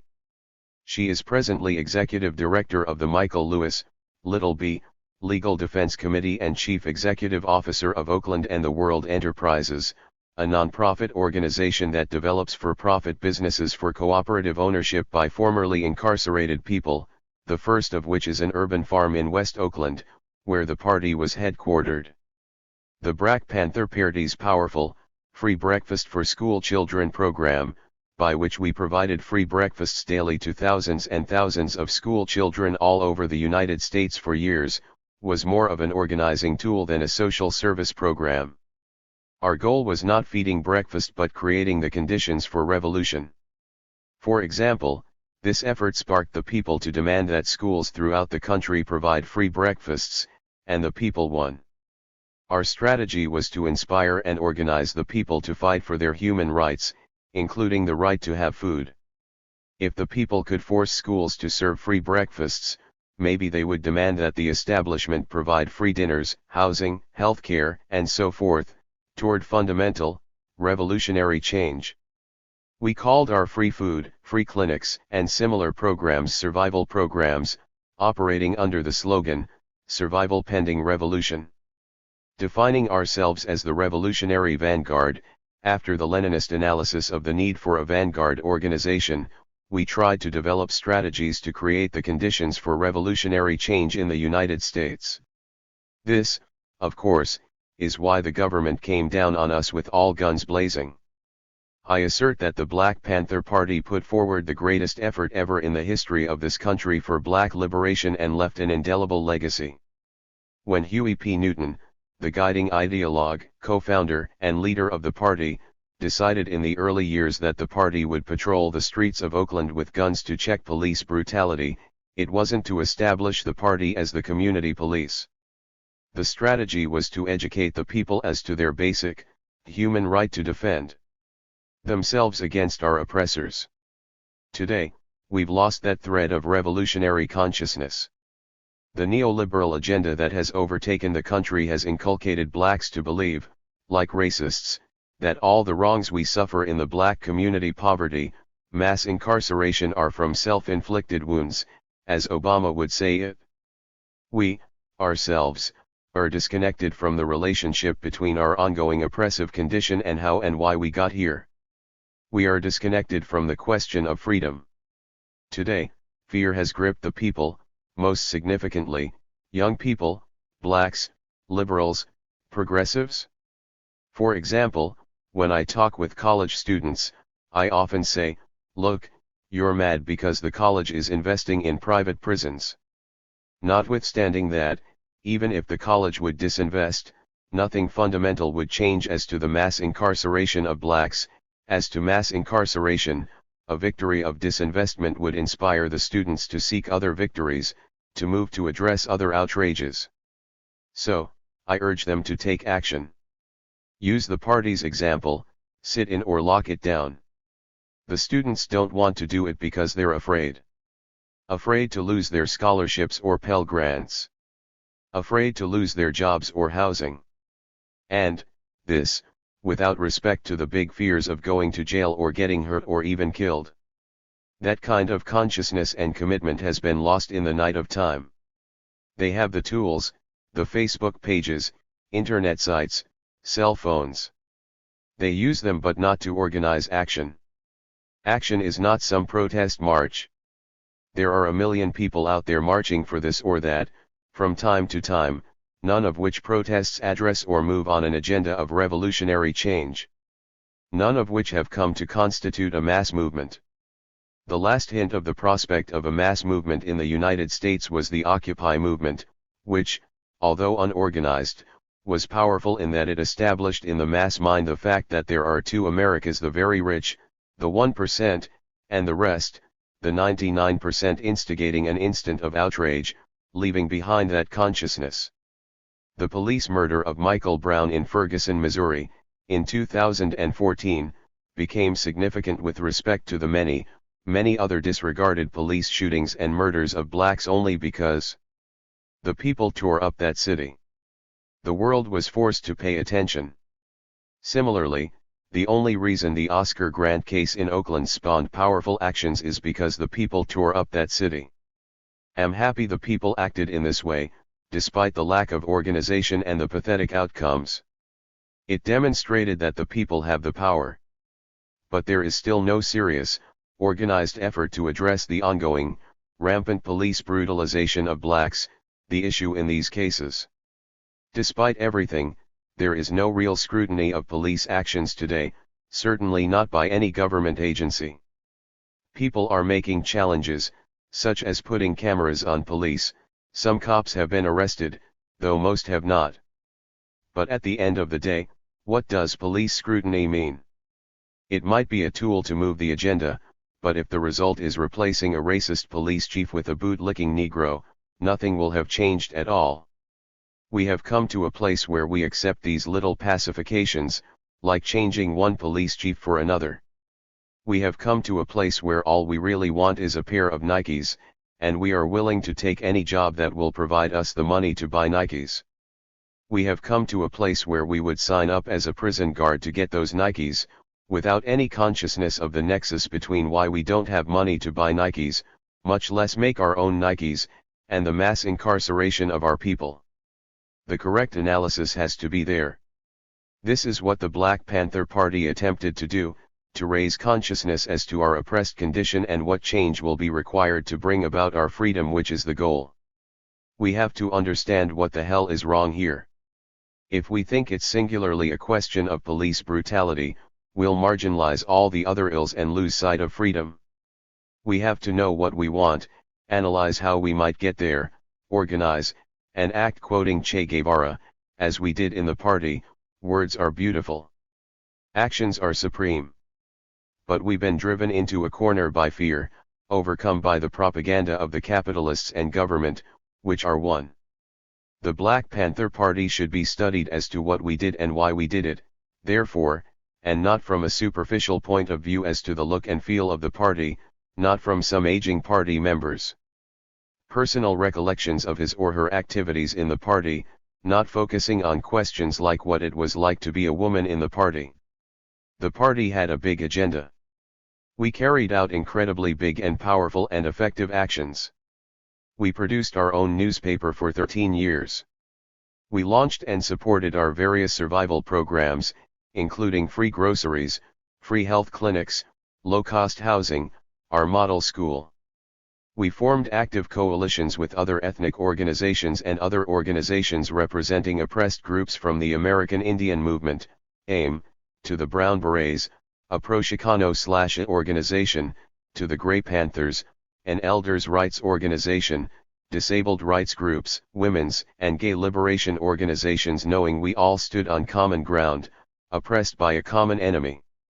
We formed international coalitions with the Mozambique Liberation Front, Frelimo, in Zimbabwe and other liberation organizations in Africa, and developed formal relationships with socialist governments in China and Cuba and North Korea and Vietnam.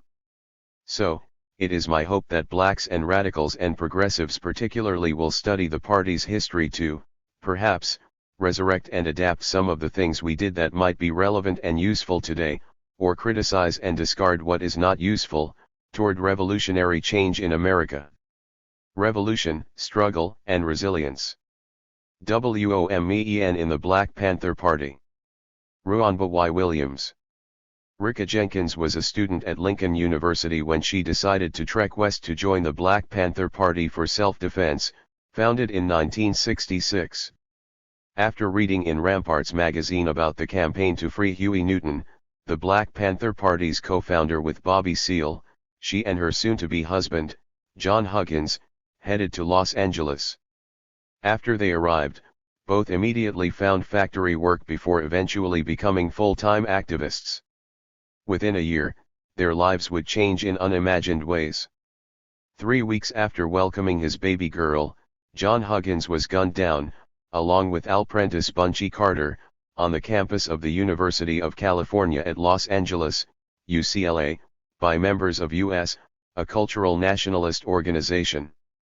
In 1969, Erica Huggins found herself incarcerated as one of 6 women in the New Haven 14** after her exoneration and release in 1971. She and her daughter moved to Oakland, California, where she became a teacher at the Intercommunal Youth Institute and eventually the director of its successor, the Oakland Community School, until 1981. Like Erica Huggins, Kathleen Neal left Barnard College to join the Black freedom struggle, beginning with the Student Nonviolent Coordinating Committee, SNCC. In 1967 she traveled west to San Francisco, where she linked up with the Black Panther Party. By 1968, her political and media acumen propelled her to a leadership role within the party's Central Committee as the Communications Secretary. At the time, this made her the highest ranking. Leaders of the Black Panther Party in New Haven, Connecticut, were accused of conspiring to kill Alex Rackley, another Panther, because they thought he was a police informant. Several Panthers confessed, but the prosecution accused Erica Huggins and Bobby Seale of ordering the hit. Woman in the party. She had by then also married the party's enigmatic Minister of Information Eldridge Cleaver. In her capacity as Communications Secretary, Kathleen Cleaver stood before a crowd in Merritt Park in Oakland on April 12, 1968. It had been only 8 days since the assassination of Martin Luther King Jr. and 6 days since a shootout between the Black Panther Party and police during which her husband was injured. Although very much relieved that Eldridge, whom the police shot and arrested, had not been killed, Kathleen noted that a 17-year-old named Bobby Hutton had not been so lucky. With characteristic calm, she read a telegram sent to Hutton's grieving family by Betty Shabazz, the widow of Malcolm X. The cable boldly declared, "Crimes against an individual are often crimes against an entire nation."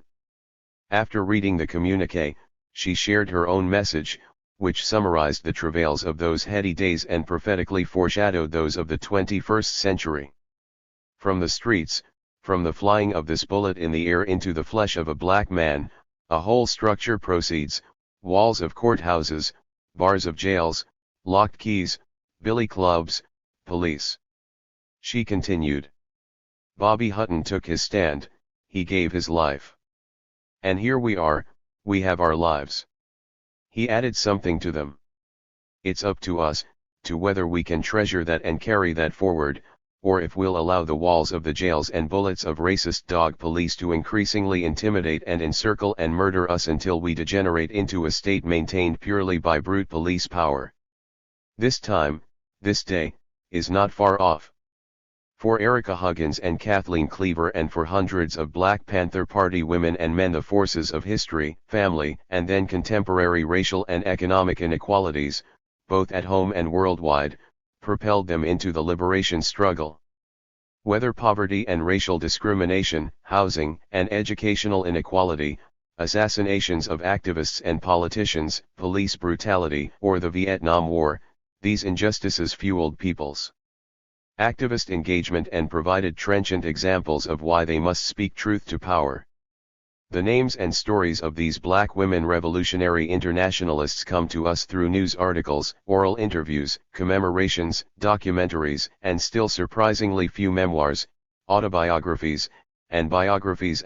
Wherever they joined the party, Panther women influenced and sustained one of the most prominent organizations of the expansive era of black power politics. Their motivations for doing so were as expansive as black power itself.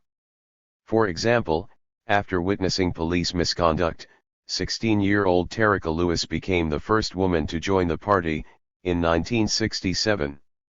She worked for the newspaper, contributing to the content as a cartoonist. Tondalela Woolfolk recalled that, in early 1969, I walked into the Harlem office and said I wanted to be a Panther after she met Erica Huggins and learned more about the economic and political roots of the oppression of black people.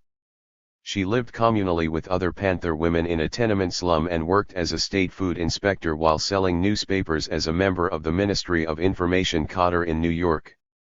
She also helped with the Free Breakfast for School Children program. Kielu Nyasha, also known as Pat Galliot, joined the party in 1969 after her job with the Johnson administration's so-called War on Poverty was phased out. Ineligible for unemployment and needing to support her 9-year-old son, Nyasha applied for public assistance, which offered a paltry $25 a week. Her circumstances, coupled with an awareness of various efforts such as the Free Huey campaign and anti-war protests, led her to join the party in New Haven, where she worked to provide support for Panthers incarcerated there. Across the nation, Panther women learned from and worked with local black activist men and women, such as those black welfare recipients who, with New Haven chapter members and a new **. In 1964, President Lyndon B. Johnson declared a war on poverty and subsequently introduced legislation that established programs to deal with national poverty in the United States. These programs included, for instance, the Community Action Program.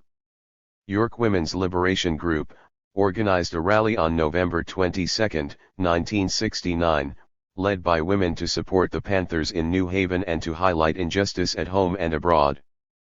Panther women staffed and directed schools, child care and medical clinics, free breakfast programs, and bus-to-prison programs. Their educational and health care activism exposed institutional inequalities. According to Madeline Carroll Rucker, a party member in San Francisco, these community initiatives simultaneously addressed quality of life issues, offered a pathway for empowerment, and represented another tactic for revolution. Panther women also greatly contributed to the party's ideology. In 1968, Kathleen Cleaver wrote the essay Racism, Fascism, and Political Murder for the Black Panther newspaper. In this work of political theory that called for action, Cleaver exposed concerted political repression through police and military power. She argued that after King's assassination the media failed to report the repression against the militant black organizers and spokesmen in black ghettos across the nation. Cleaver maintained, the color line is the basis upon which wealth and power is distributed in this country. Racism on the part of white institutions and white citizens forces black people to remain poor and powerless. Panther women traveled internationally and minced no words when analyzing oppression in the United States and worldwide. Connie Matthews, the party's Scandinavian representative, argued, in order to rid the world of oppression and racial tensions, capitalism and imperialism must be destroyed. The party maintained a revolutionary Marxist-Leninist proposition that extolled proletarian revolution, consistently argued for the eradication of capitalism, fascism, racism, and imperialism, and dismissed black capitalism as an option. Panther women's vigorous critiques and activism also resulted in their arrests and imprisonment. The most well-known political prisoners were Joan Bird and Afeni Shakur in New York, Erica Huggins in New Haven, and Assata Shakur in New Jersey/New York. Joan Bird and Afeni Shakur were two of 21 New York Panthers arrested in April 1969 and charged with conspiracy to bomb numerous public city sites, including a police station, department stores, and the botanical gardens. All of the defendants were acquitted in 1971. A former member of the Black Panther Party and Black Liberation Army, Assata Shakur, née Joanne Byron, was stopped in 1973 on a New Jersey highway, shot, and then charged with the murder of a New Jersey state trooper. After more than 6 years in prison, she escaped from the Clinton Correctional Facility for Women in New Jersey and surfaced in Cuba, where she has lived in exile ever since. There were numerous others who remain unknown to the broader public. 18-year-old Shelley Bursey, a member of the National Ministry of Information staff, serves as one example. This Panther woman, standing on her First and Fifth Amendment rights, refused to answer questions when interrogated during a federal investigation into the workings of the Black Panther newspaper. As a result, she went to jail. Although both Panther men and women experienced beatings, surveillance, and incarceration, Panther women confronted gender-specific personal, intimate, and political challenges. Candy Robinson, a member of the Ministry of Information in Oakland, wrote a letter describing Bursey's arrest and the very specific degradation Bursey experienced. When Bursey arrived at Santa Rita Women's Prison in October 1970, the pigs took her tampons and underwear and gave her a sanitary napkin with no belt to hold it up. The letter continued, "Shelley is a strong revolutionary with no feeling or self-sorrow. She is only interested in the people's struggle and therefore cares for her people as a whole rather than herself." An earlier article, on November 22, 1969, in the Black Panther, announcing a joint Free Our Sisters rally for the 6 Panther women among the New Haven 14, also called attention to the inhumane treatment of black women. In a final attempt to destroy the will of these revolutionary women, the ruling class is degrading one of the most beautiful experiences of women, childbirth. The article continued, besides denying them the most elementary human right to prenatal and maternity care by qualified, sympathetic doctors, they are forcing these heroic women to give birth in the presence of brutal, dehumanized prison guards. In their efforts to expose oppressive power and vie for people power, Panther women filled a number of roles, some of which reinforced gender ascriptions and others of which challenged gender hierarchies. Panther women served in formal leadership roles within the party as well as seeking electoral office in their communities. Elaine Brown led the party after Huey Newton fled to Cuba to avoid a murder charge, appointed black women to administrative positions within the party, and ran for Oakland City Council, albeit unsuccessfully. As strategists and tacticians, Panther women deployed their political expertise in organizing outreach, media, and protest campaigns. They sold newspapers, distributed party paraphernalia, and served as community liaisons.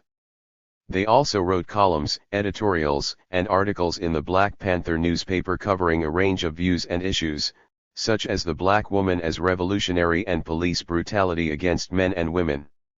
Neither the Black Panthers' revolutionary ethos and agenda nor Panther women's struggles against state or societal violence, however, exempted or shielded them from patriarchy, sexism, and intimate violence within the party itself.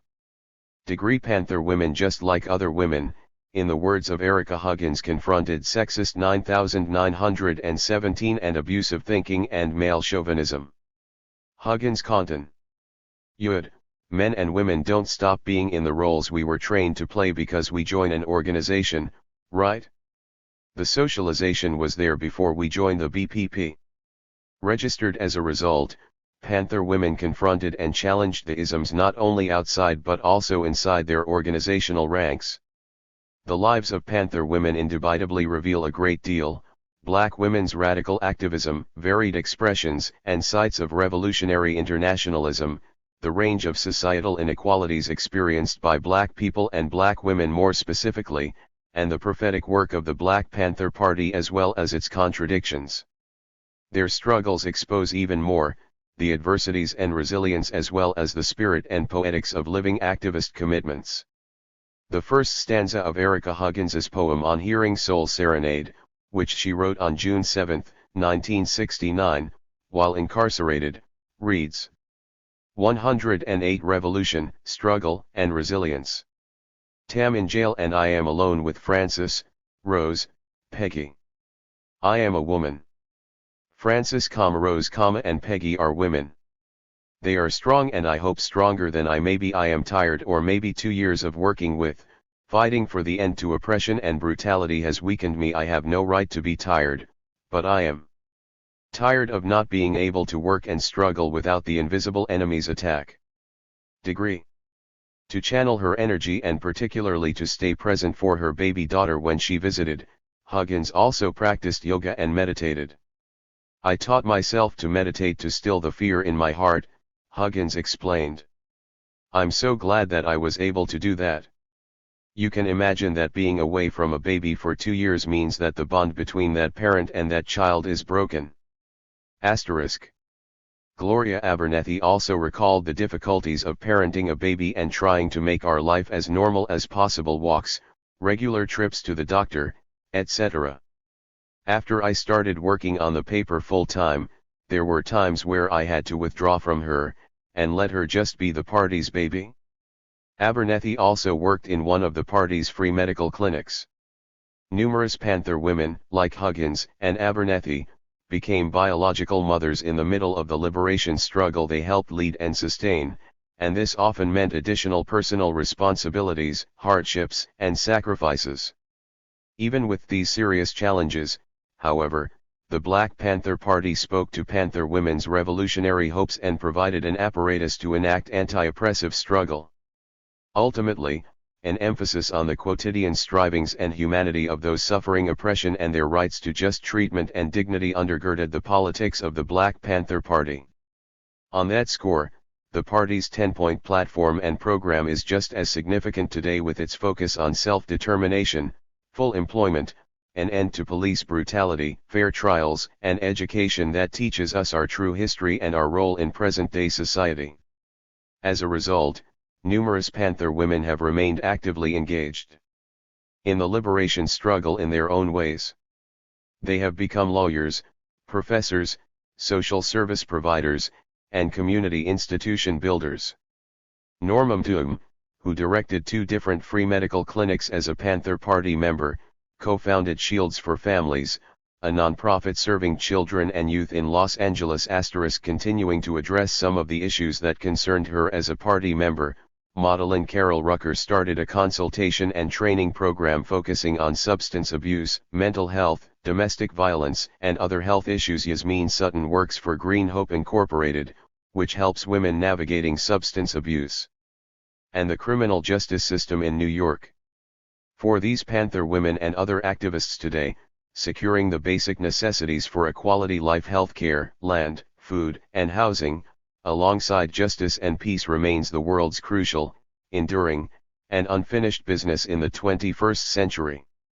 Rhonda Y. Williams, an associate professor of history at Case Western Reserve University, CWRU, completed her PhD at the University of Pennsylvania. She is the founder and director of the Social Justice Institute at CWRU, the founder and director of CWRU's postdoctoral fellowship in African American Studies, and the author of 2 books, Concrete Demands, The Search for Black Power in the 20th Century, 2015, and the award-winning The Politics of Public Housing, Black Women's Struggles Against Urban Inequality, 2004. The co-editor of the Justice, Power, and Politics book series with the University of North Carolina Press, Williams is the author of numerous articles and book chapters. These include The Pursuit of Audacious Power, Rebel Reformers and Neighborhood Politics in Baltimore, 1966-1968, in Neighborhood Rebels, Black Power at the Local Level, ed. Penueli Joseph, To Challenge the Status Quo by Any Means, Community Action and Representational Politics in 1960s Baltimore, in the War on Poverty, A New Grassroots History, 1964-1980, ed.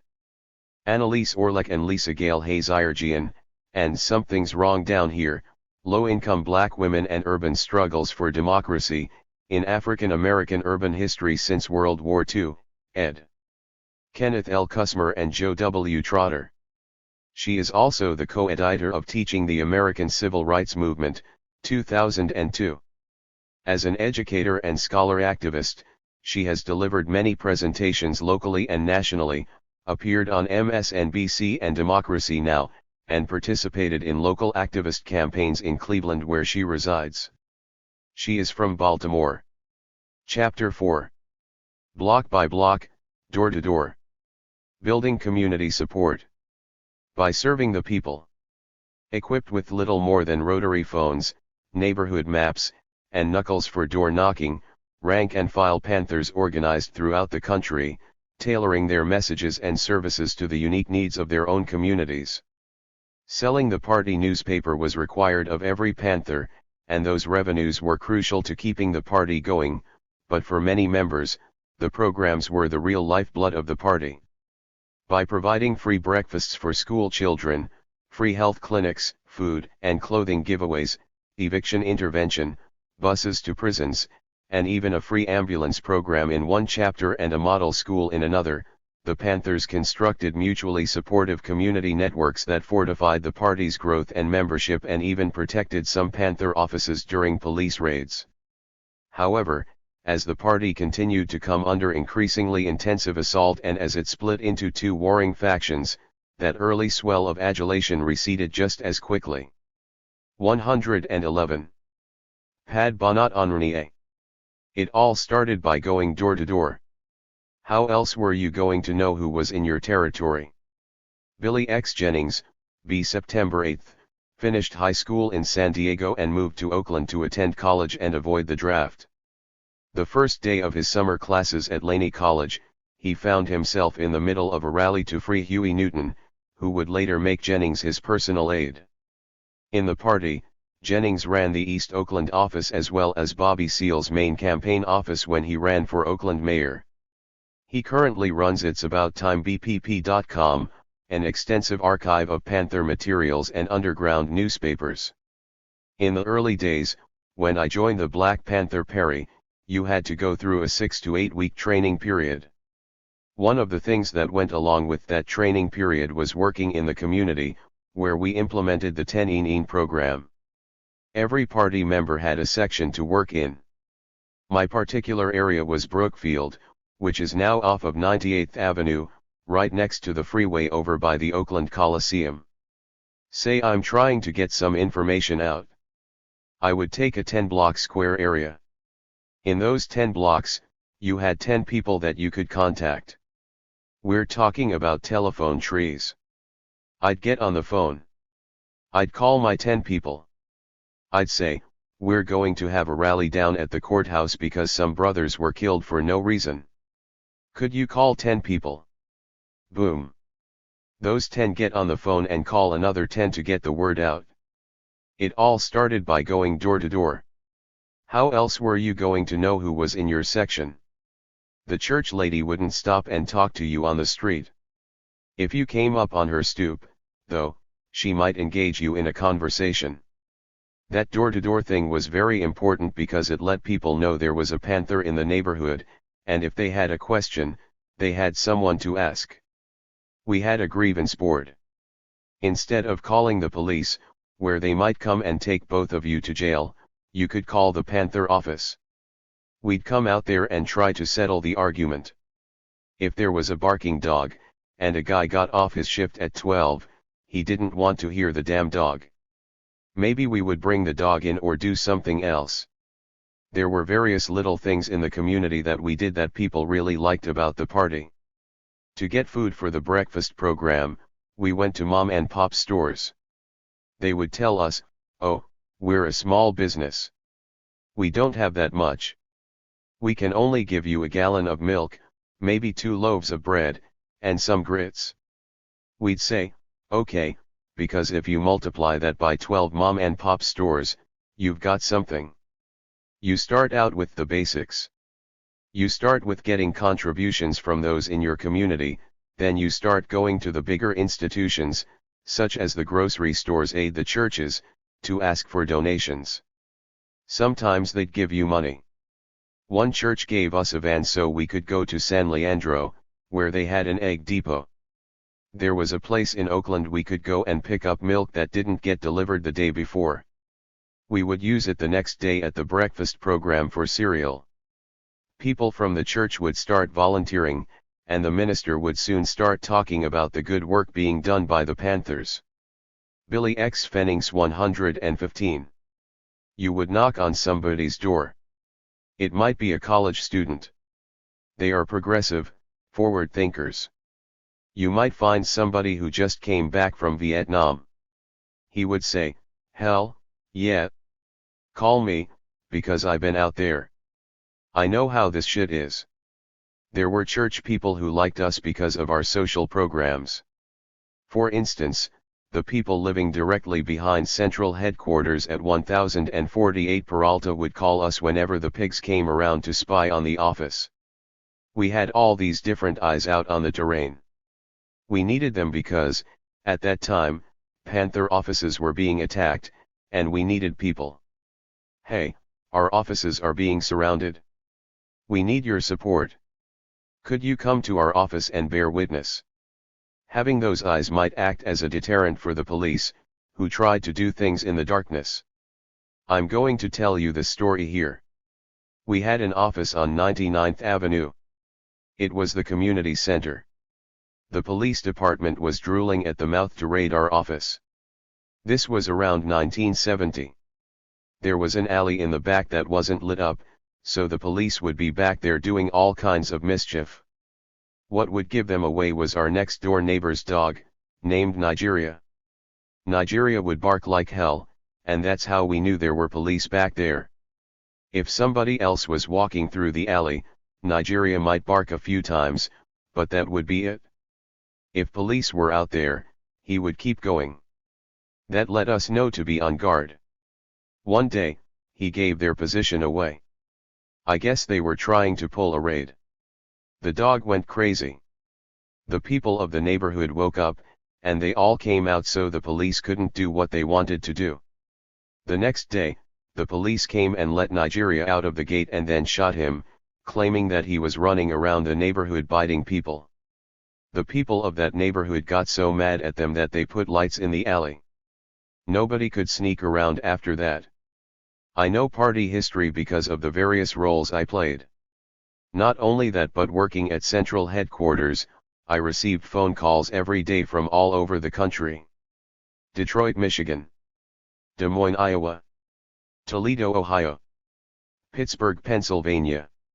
There are a lot of hidden stories that haven't been told. 116 Biok by B. Locks, Door to Door. The work the party did with unions is never covered. In 1971, General Motors, GM, workers were about to go on strike. At that time, they had a big production plant in Fremont, California. Out of that came a group called the Black Panther Caucus, organized by Dutch Dennis. Panthers working there organized the workers and supported the union. I've got pictures of Panthers bringing food out to workers and, in the background, people walking with picket signs. The heads of the union and the Black Panthers aimed to negotiate a contract to prevent them from going on strike. Not only that, Dutch was able to organize buses of workers and people to go down to support the United Farm Workers and Cesar Chavez. He made that initial contact. We worked closely with teachers' unions in the city of Oakland, and when the teachers were going to go out on strike we aligned with them. Those stories are never talked about. After people found out that I was building an archive, they would donate things they had at their houses because they wanted to put them to good use. Just recently, Hurricane Sandy in New York and New Jersey destroyed a lot of homes. A union organizer from Staten Island went home to help his mother fix up her house, and he found a stack of Black Panther newspapers from 1971 and 1972. He sent them to me, maybe 30 Panther papers. Then there was a university that donated material because we have a large collection not only of the Black Panther but also underground newspapers, with a few thousand in it. Every day, I find different things, or people tell me different things. I find something that's connected to something else that I didn't know it could be connected to. I try to read the underground newspapers because when young people come here to do research, I try to be right there with what they need. At least 3 or 4 students a month come here from different parts of the world. I had one that came here from New Delhi. As long as the party's history is recorded right and young people can look into our history and find something they can use in today's society, then that is my reward. I think for us it was a lot deeper than that because we worked, ate, slept, laughed, and fought together for years and years. Steve Long, B. March 8, 1950, grew up in Brooklyn, New York, where he joined the party. After moving to Oakland during the party's consolidation, he was involved in all aspects of producing the Black Panther newspaper, eventually running the entire operation by himself.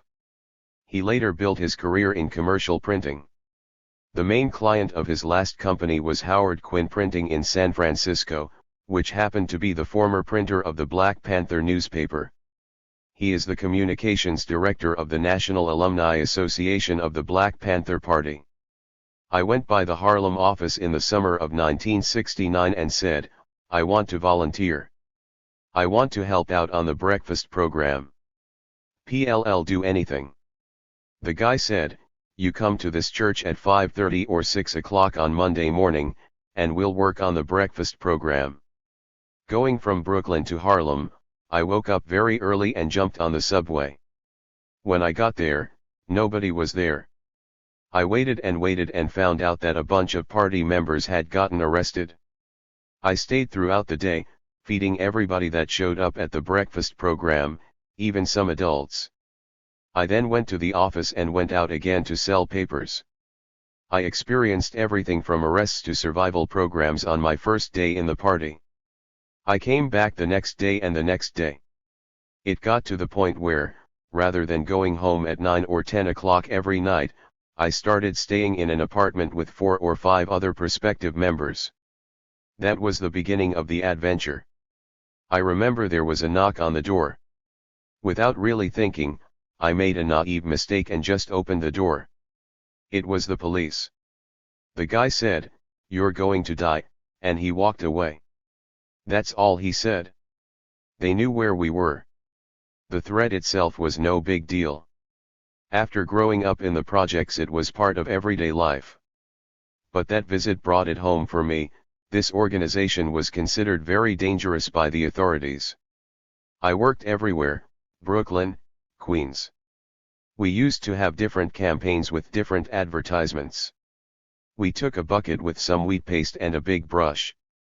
The paste would freeze because 1T was New York in the winter. I forgot who came up with the idea, but we used to pee in the bucket to warm up the paste. You mixed it around, and it worked. We sold newspapers on the train, in the subway stations. We sold papers in high-rise buildings and the projects so we could stay out of the damn cold. I got really sick a couple of times. I was 19 years old and diagnosed with an ulcer. For a long time, all I ate was yogurt. I guess I never really knew I was a full-fledged member until I was transferred to Connecticut. Bobby, Seal, and Erica, Huggins, had gotten arrested along with almost the entire New Haven chapter. They needed people to keep the office open and help secure their freedom. I was out selling newspapers somewhere in New York. We were supposed to call in every 2 hours because people were getting arrested under the pretense that they were loitering or illegally vending. I called in and was told to come back to the office. When I got there, myself and another guy, Twyman Myers, who was later murdered by the police, got bus tickets to New Haven. When we arrived in New Haven, we were greeted by the police. They said, "Welcome to New Haven, Steve and Twyman. Wasn't Doug supposed to come and pick you up?" Doug was Doug Miranda, the captain of the New Haven chapter. They knew our names. They knew who was supposed to pick us up. We waited there for quite some time before we were picked up. That was a pretty serious wait. It was infiltration. There were people who worked inside the party giving information to people outside the party. I couldn't tell you who they were, but that was a scary experience to be greeted by name by the police in an unmarked car in a city you just arrived in. Moving out to Oakland was actually a little bit scary for me because you had read about all these folks in the newspaper, and all of a sudden you're right there with them. We were not privy to a lot of the high-level stuff. We were given information about X and Y to interpret and to try to carry out on the street in some kind of practical application for the people. Where there were differences between this person and that person, that wasn't the concern of the rank and file. Your concern was getting up in the morning and making sure you had the information you needed from the officer of the day. You did your job. The policy and theory weren't your responsibility. People used to leave the party without notice. One day Benny Harris left, leaving myself and a woman named Phoebe to print the paper. I'm surprised that she stayed as long as she did. She had 2 young daughters, twins, and the work was incredibly fast-paced and demanding. One day she left, and all of a sudden it was just me. Until then I had been a gopher, so to be thrust into that position was a little bit scary, but at the same time I knew I could do it. There was no more crew. It was just me. During the last days of the party, it got pretty tense, and that was probably the saddest part of it, to see people that you'd worked with for a very long time just slip away in the night. I still had faith in the vision, I still had a desire to continue. I guess I wasn't ready to give up. As time went on, we started publishing every 2 weeks. Then it was once a month. It was sad for me when it stopped because the newspaper used to be one of the things that I looked forward to, especially for Emery's art pieces for the back page. Sometimes those were the selling point of the newspaper. No matter where you were, you didn't have to explain what it was because it was very visual. After that went away, I worked at the Oakland Community School for a while. Then, in the summer of 1982 the school, well, everything, just closed. Everything was done. What does it all mean? For me as an individual it was probably the most formative period in my entire life, and it's influenced everything that I've done since. As members of an organization, many of us consider that we didn't complete our task. Consequently, the rise of the National Alumni Association is a continuation on some level of what we were doing. I suppose it's a bond that not too many people will ever experience. Guys in the military call themselves bands of brothers. I think for us it was a lot deeper than that because we worked, ate, slept, laughed, and fought together for years and years. To have it end so unceremoniously was difficult for a lot of people, and a lot of people are still dealing with that separation.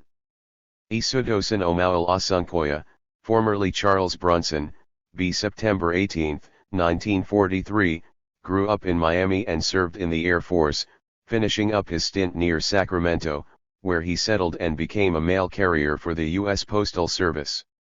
He was the founder and defense captain of the Sacramento branch of the Black Panther Party. Later, he ran group homes for neglected and abandoned children in Washington, D.C., and then moved to Miami, where he worked with Haitian refugees. We had a sense that a raid was imminent, and I knew from other shootouts across the country that somebody was always shot or killed, and most people got arrested. I didn't want that to happen to us in Sacramento, so I had an evacuation plan. I knew the police tactics. They would line up in front of the office and just start shooting. Well, that's exactly what they did.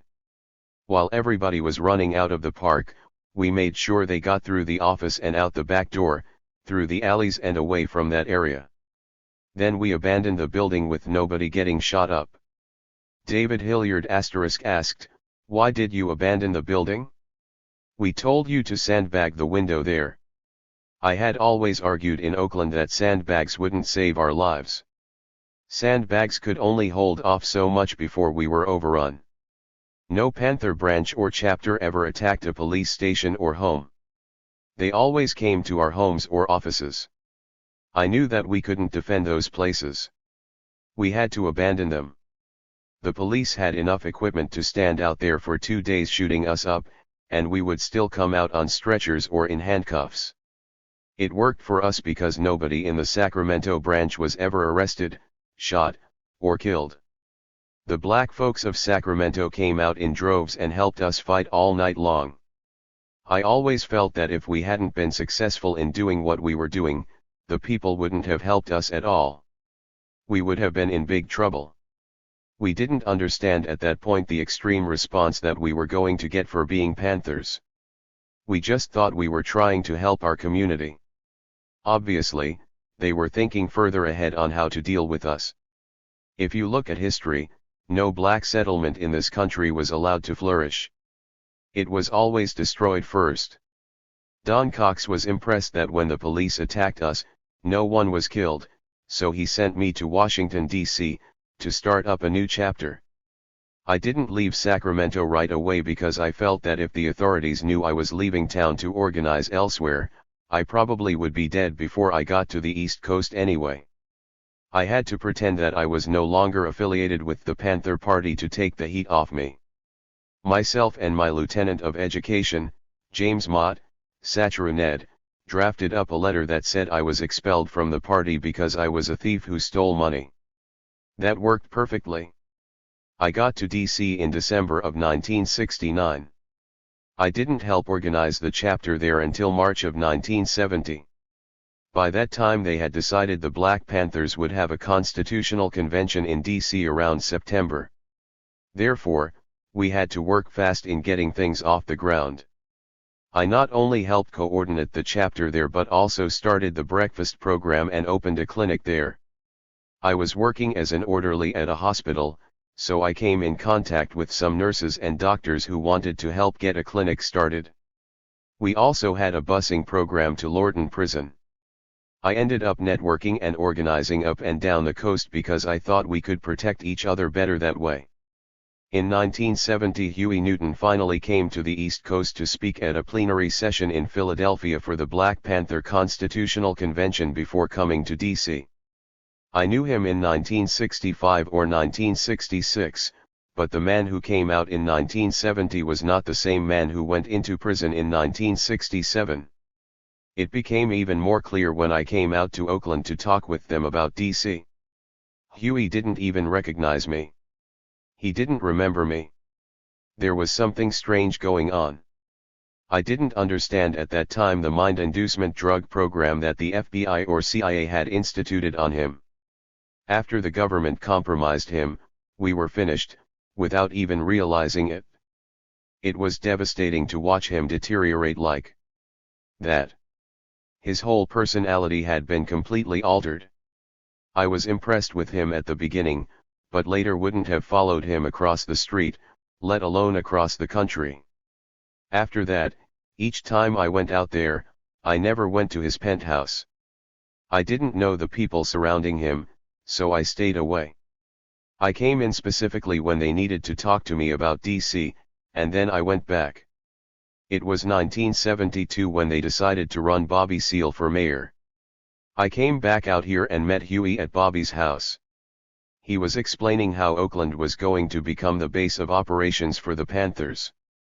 We would bring everybody out here and then send them back after Bobby became mayor.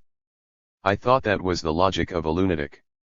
This city, Oakland, where organized crime had a long-standing foothold, would suddenly become part of the Panther program.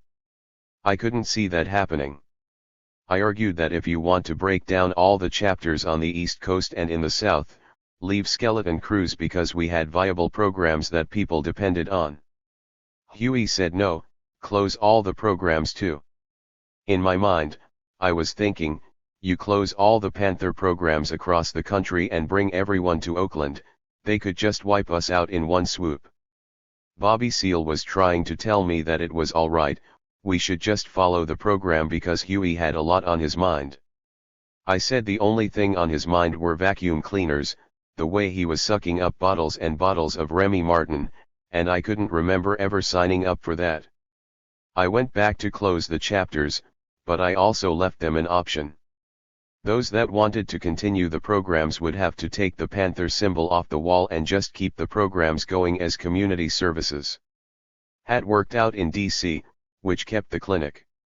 It worked out in Baltimore and Richmond and some places in New York as well. Meanwhile, they brought everybody out to Oakland in 1972.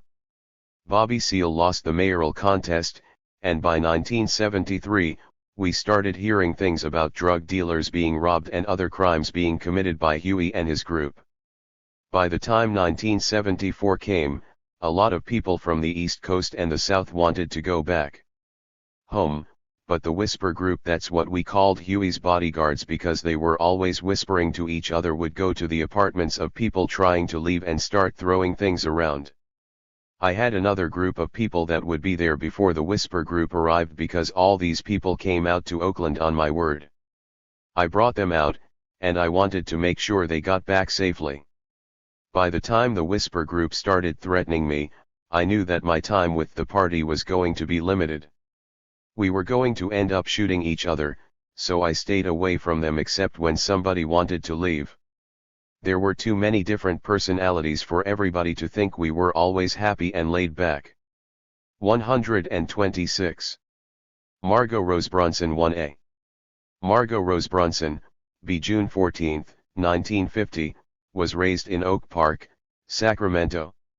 She joined the Sacramento branch of the party, where she helped run the day-to-day office operations and was in charge of newspaper distribution for the branch. She later worked for the California Department of Motor Vehicles and as a teacher at Bella Vista High School, both in Sacramento. My friend Sharon already knew about the Black Panthers and said she wanted to get me involved with this group. I said, I don't want to hear any women talking and whining. I don't like to be around a lot of people if they're not really doing anything. And I'm not going to wear any Muslim bodhis or tie up my head. It's hot in Sacramento. She said, no, it's something different. We followed, Isudosin, Omauel, Asunkoya. I said, that nigger is the police, girl. Look at him going to his trunk, taking his clothes off. That's indecent exposure. We found out he worked for the post office, and he was taking his uniform off and going to these black student union meetings. We thought he was police. I went to the meeting, and I listened to them, and I accepted it. I accepted it because I needed direction. I didn't want to treat people like they treated us, so I had to change the hatred I had for white people to something better. I'm just being honest with you. The youngsters that came into that office and joined the Black Panther Party still had to go to school. They could not come in that office until at least 4 o'clock in the afternoon. We'd be sitting out in front of the office, and we wouldn't let them do anything but say hi and be on their way. They would say, we should be sitting out here ourselves. We can't even go into the office to say hi to our captain. I said, keep stepping. Go home. Keep it moving. Their education was important to us, and we didn't want their families to feel that we had their kids and that they weren't getting their education because every single last one of them graduated. Their parents stuck around. I tell you, if anything had jumped off at those breakfast programs, those parents would have taken them out. Those are the same people that fought for us when they raided our office. We ran our office in a way that fit the community. Oak Park was a very upstanding black community. We didn't need anything. We had a post office. We had a clothing store. We had a baby store. We had a liquor store on one corner. We had a black newspaper. We had a 5 and dime, which you always need. We had a restaurant, where everybody ate. If you had $1 for a soda and a box of rice, man, you were rich. Because people worked, sometimes there were just 2 women in the office, Sharon and I. So we had security rules. One of the rules was that there were office hours. If you wanted to see Omauel, you had to call and make an appointment. You just couldn't walk in there. We didn't do that. And if he didn't want to come out, you would have to leave and then come back. They came down from central headquarters. Big Man * was with them. John Seale. June Hilliard, David's brother. Well, we didn't know who they were. When we were in the office, we locked the door. I opened up the door, but I stood there. They said they were from Central Headquarters. I said, "Oh, we didn't know you were coming. Nobody alerted us. He captain's not here." They said, "Well, we'll come in and wait." I said, "Okay." I attempted to search them, and they said, "No, sister, that won't be necessary." I said, "Well, if you want to come in here, that's necessary, and it's going to happen." They said, "Do you know who we are?" I said, "That's not the subject yet. We haven't finished with the first part. You can't come in unless we search you. If you've got weapons on you, you have to leave them in the car or your whole body can stay in the car." We didn't let them in. I shut the door. Click. I called O'Mowell and told him. When O'Mowell pulled up they came in, and they were mad. They wanted me reprimanded. I'm looking at him like, "Man, you better go in that back with that meeting. I don't like that tone." Albert Big Man Howard was one of the earliest party members. Plus brother of Bobby Seale. One thing about our office, we never let anybody talk to O'Mowell in a disrespectful way. On the spot, anybody would check them. We never talked to each other like that. If we had a problem, we used to eat with each other, and if we couldn't resolve it, O'Mowell made us sell papers together. He made us work together. That's how we resolved it. That meant we had to talk to each other. I explained to them, if you come here like that again, and we don't know you're coming, the same thing is going to happen. I'm protecting this office. With 2 women in the office, what would you have thought if we just let you in and then you were able to do something to us? That was never going to happen because Sharon had her hand on the side piece under the counter. They didn't really like it. VE had so many confrontations with those people. I have, really, and all men. All men. I'm saying this to you because I don't want people to think we were not human. There were too many different personalities for everybody to think we were always happy and laid back. Everything just stopped, the meetings, the teaching. Everybody just dissipated and went their own route. Patrice Sims, B. June 26, 1951, joined the Newark, New Jersey, chapter of the party. She later worked as an arts teacher. I first met up with party members when Horn D. Rutzer's University Black Student Union. Some members were classmates and friends from my high school. We started studying the history of revolutions in other countries, such as Cuba and China. We were studying the teachings of Mao Zedong and Che Guevara and also about the Black Panther Party, its missions and ideas, because they were just coming out at this time also. Mainly, I was learning about what they were about and tried to find out for myself what was really possible to do. I became involved mostly with the political education classes, which comprised studying other revolutionary countries and their theories and trying to compare and contrast them with what was going on right then and there with the civil rights movement. I also worked a lot with rescue programs for children in the community, and I sold a lot of papers in Newark. I got to talk to people and teach them about what the party was about and also raise money. I was a quiet person, and that's one thing that brought out the confidence in me. Sometimes I would stand on the street and talk for maybe 30 or 35 minutes and get a feel for what a person was like and interested in. Then they'd buy a paper, and I would get them interested in the party too. I felt a sense of worth that I was actually doing something for the community. For me, the Black Panther Party was this moment of personal growth. I was exploring new ideas, new learning, and new ways of looking at things and had to roll all of that information into one. What really stood out was when the Black Student Union and the Black Panthers here in Newark got 2 buses to go to Washington, D.C., to attend a protest rally against discrimination and racism and poverty. There were thousands of people standing up and saying, "No more." It was really awesome to see all those people there for a common cause. That's one thing that stayed in my mind a long time. The other was the split of the party. It was shocking and devastating that 2 of the men so vital to the party, Huey Newton and Eldridge Cleaver, came to disagree so much. In Newark, We didn't know which way to go. The party was gone as far as we were concerned. It was like a bad breakup. Everything just stopped, the meetings, the teaching. Everybody just dissipated and went their own route. It was about being involved with an organization that was respecting the civil rights movement and those who wanted to do more than turn the other cheek.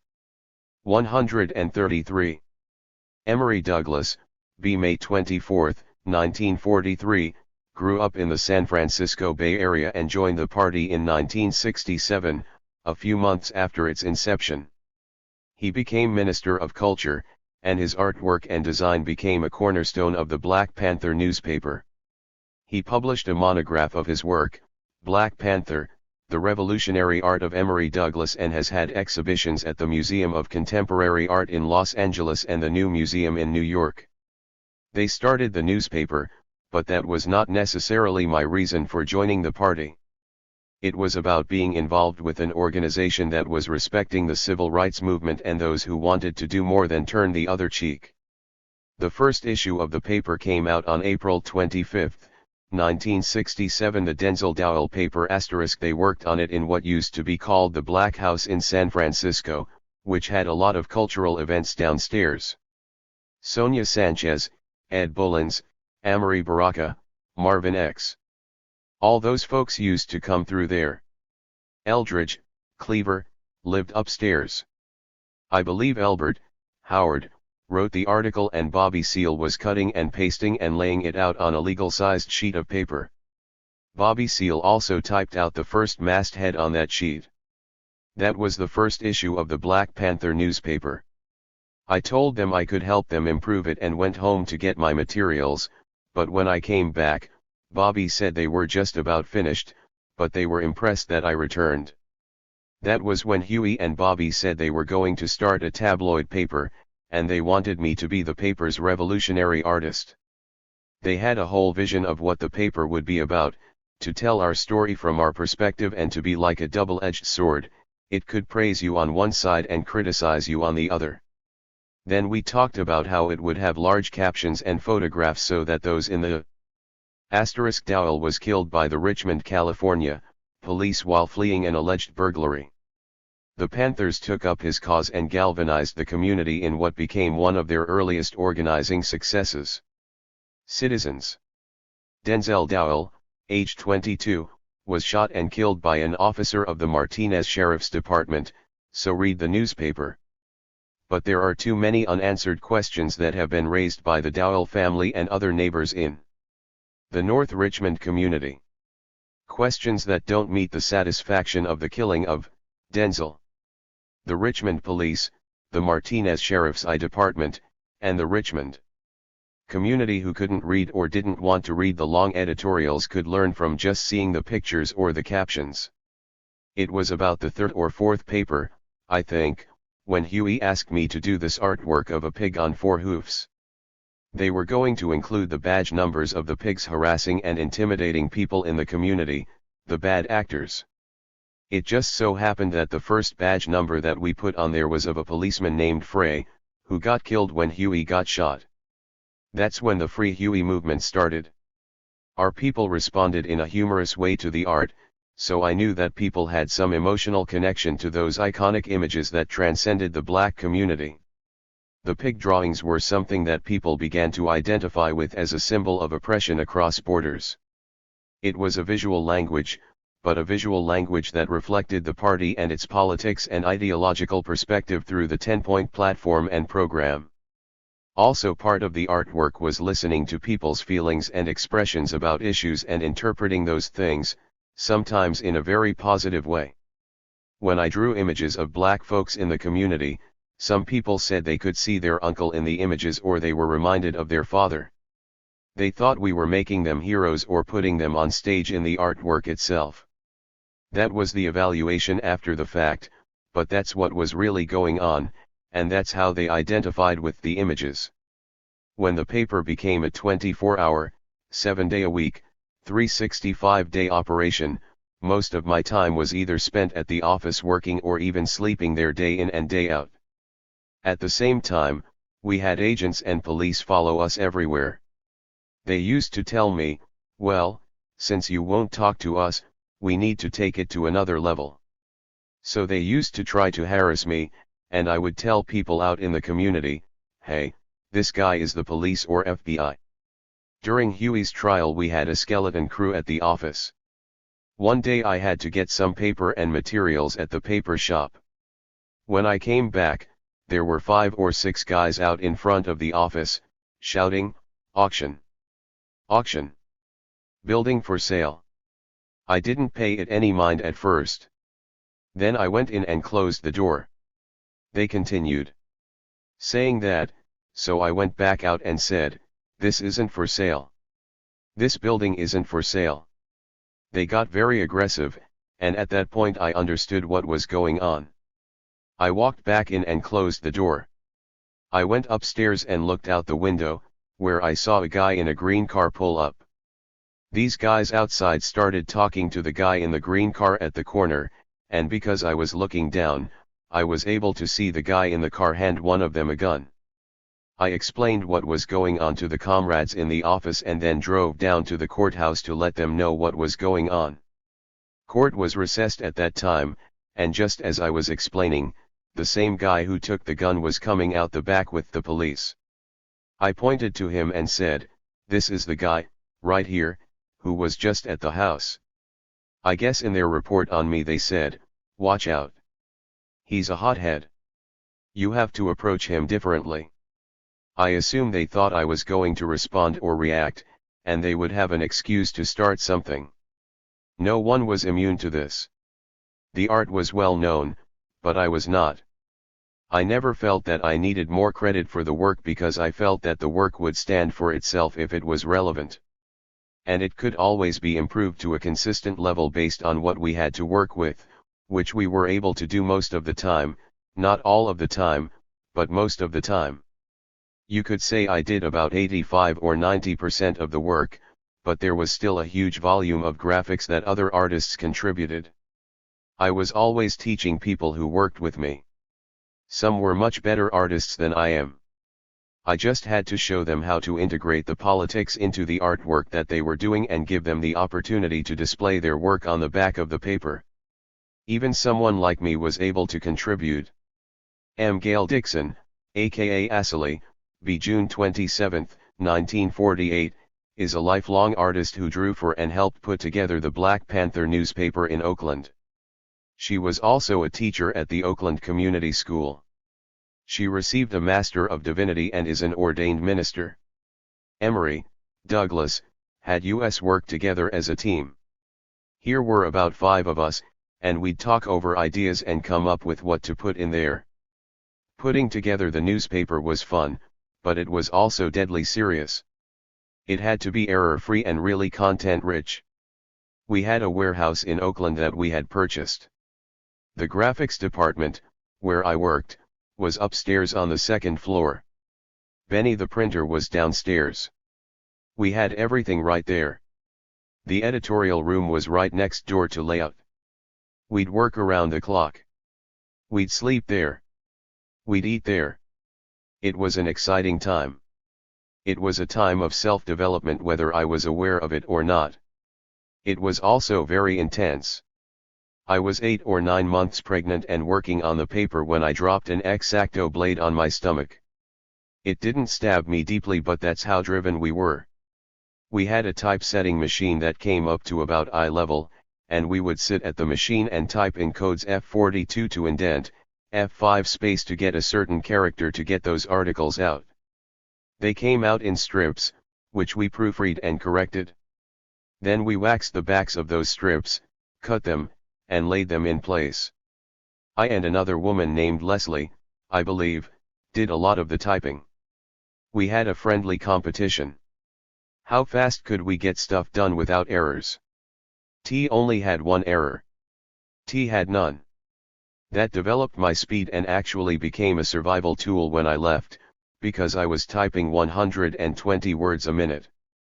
We had another little competition to see if we could lay a correction down over a misspelled word without using a tool to line it up. Those kinds of things were tiny, but they helped develop your work ethic and pride. After that, the papers were folded and stacked, and we'd take them to the airport. Strangely enough, the police. 140. We have experienced a bitter life with dark and hungry days. Filled with pain. Now we the people are demanding a change. Bobby Seale for Mayor of Oakland and Elaine Brown for Councilwoman. Survival, survival, survival.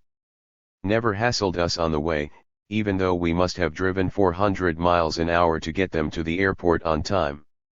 After about 2 or 3 years on the paper, transferred to the Oakland Community School. It was a survival program and a very good one at that. I was a preschool teacher for cognitive skills. I was looking at child development and using art as a tool to get them kindergarten ready. I also used food and art to teach communication and basic skills.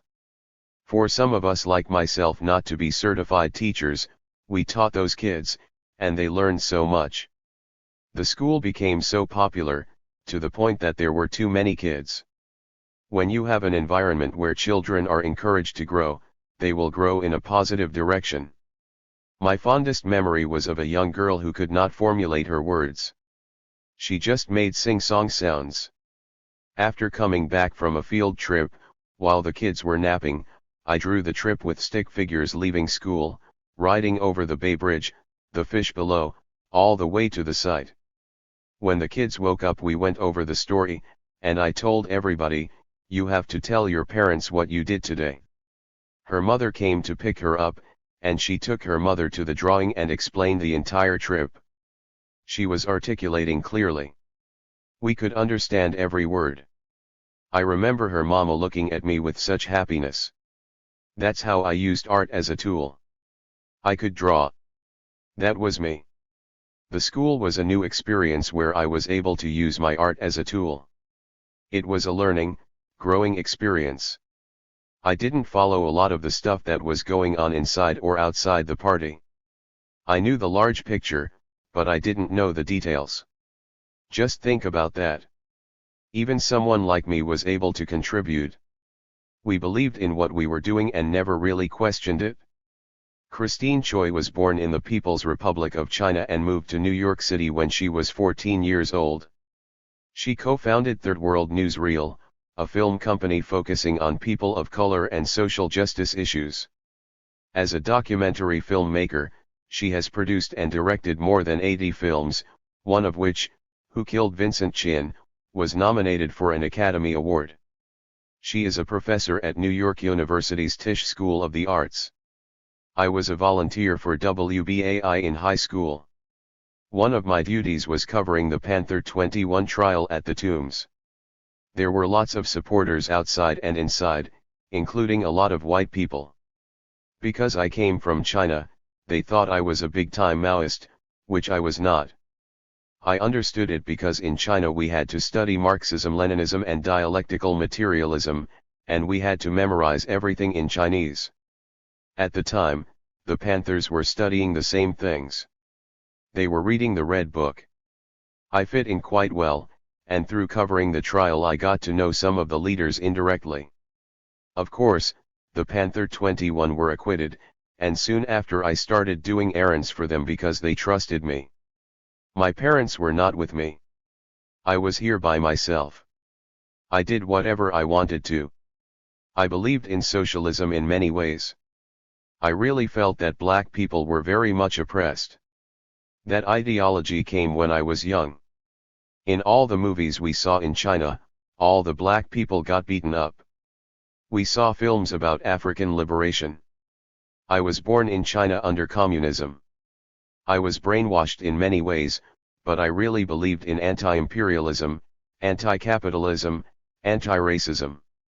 We had to leave China because my father was in the underground movement before the Cultural Revolution. We moved to Hong Kong, which was colonialism, then we moved to South Korea, which was neocolonialism. That was the first time in my life I saw racism. The black GIs and the white GLS were segregated in Korea. They even had different hookers. My school was right in the middle of the city. It was an overseas Chinese school. I saw the *** a publicly supported radio station in New York City. plus a nickname given to a series of downtown jails in New York City. Literal segregation very clearly. Then I moved to Japan, a monarchy. By the time I came to America, I had all the isms. I was a panther youth. I was not that important. Did the running around for the big shots. For the Constitutional Convention * in Philadelphia, I was in charge of the Asian American contingency. I was also asked to visit different chapters of the Panthers, mostly on the East Coast, to talk about communism in China and show films.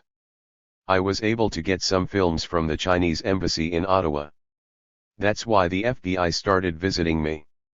They had all these pictures of me in and out of all these embassies and consulates that didn't have diplomatic relationships with the United States, but they had UN observer status. They asked me, "Why were you visiting these enemy embassies and consulates?" I said, "I'm distributing films." Newsreel ended up with quite a large collection of films from Angola, Mozambique, Cuba, North Korea, China. Those were all enemy countries. Later on, I did ask for my FBI file. It was really funny. They used so much whiteout trademark. There was a fancy, 5-star department store called Bergdorf Goodman. Black people going in there were kept under a very watchful gaze. When Panthers wanted to buy briefcases and things like that, it was my duty to go buy them. I bought lots of them, which was really crazy. Panthers liked briefcases. The top people carried them. Once I went in with an African American girl. Rosalind was her name.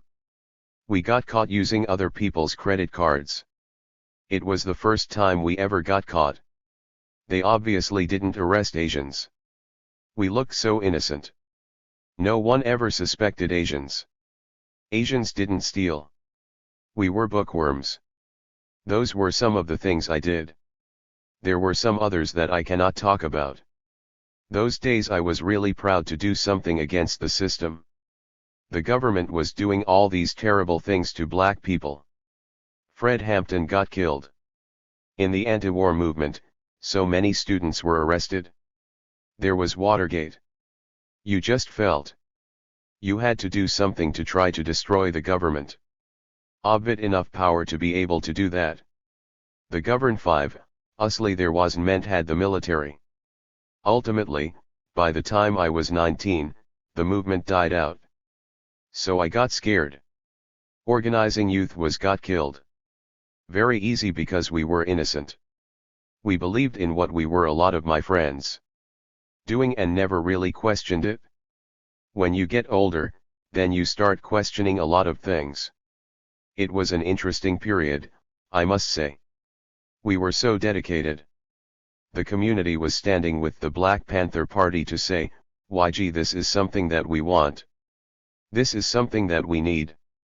Nelson Malloy, B. September 22, 1946, helped found the Winston-Salem chapter of the Black Panther Party in North Carolina, and he also ran the chapter's free ambulance service. He was shot by fellow Panthers and left for dead in the aftermath of a botched assassination attempt, in which Malloy was not involved, to silence a potential witness in a murder trial against Huey P. Newton, the charges for which were eventually dropped. There was a group of U.S. talking about the ills in our community. The Black Panther Party became a vehicle to change those conditions. We wanted to do more than simply talk. We wanted to bring about meaningful change, to stop the police brutality, to stop the discrimination, to do something to help black folks get a better education, better jobs, better pay, and better health care. Now, a lot of times we can identify a problem, but very seldom do we come up with a solution ourselves.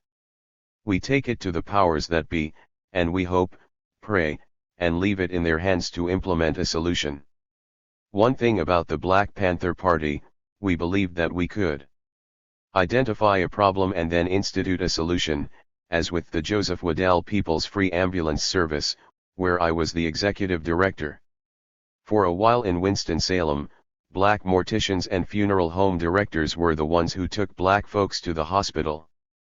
At some point, they lost the authority to do that, and the Forsyth County Ambulance Service was ordered to pick up everybody.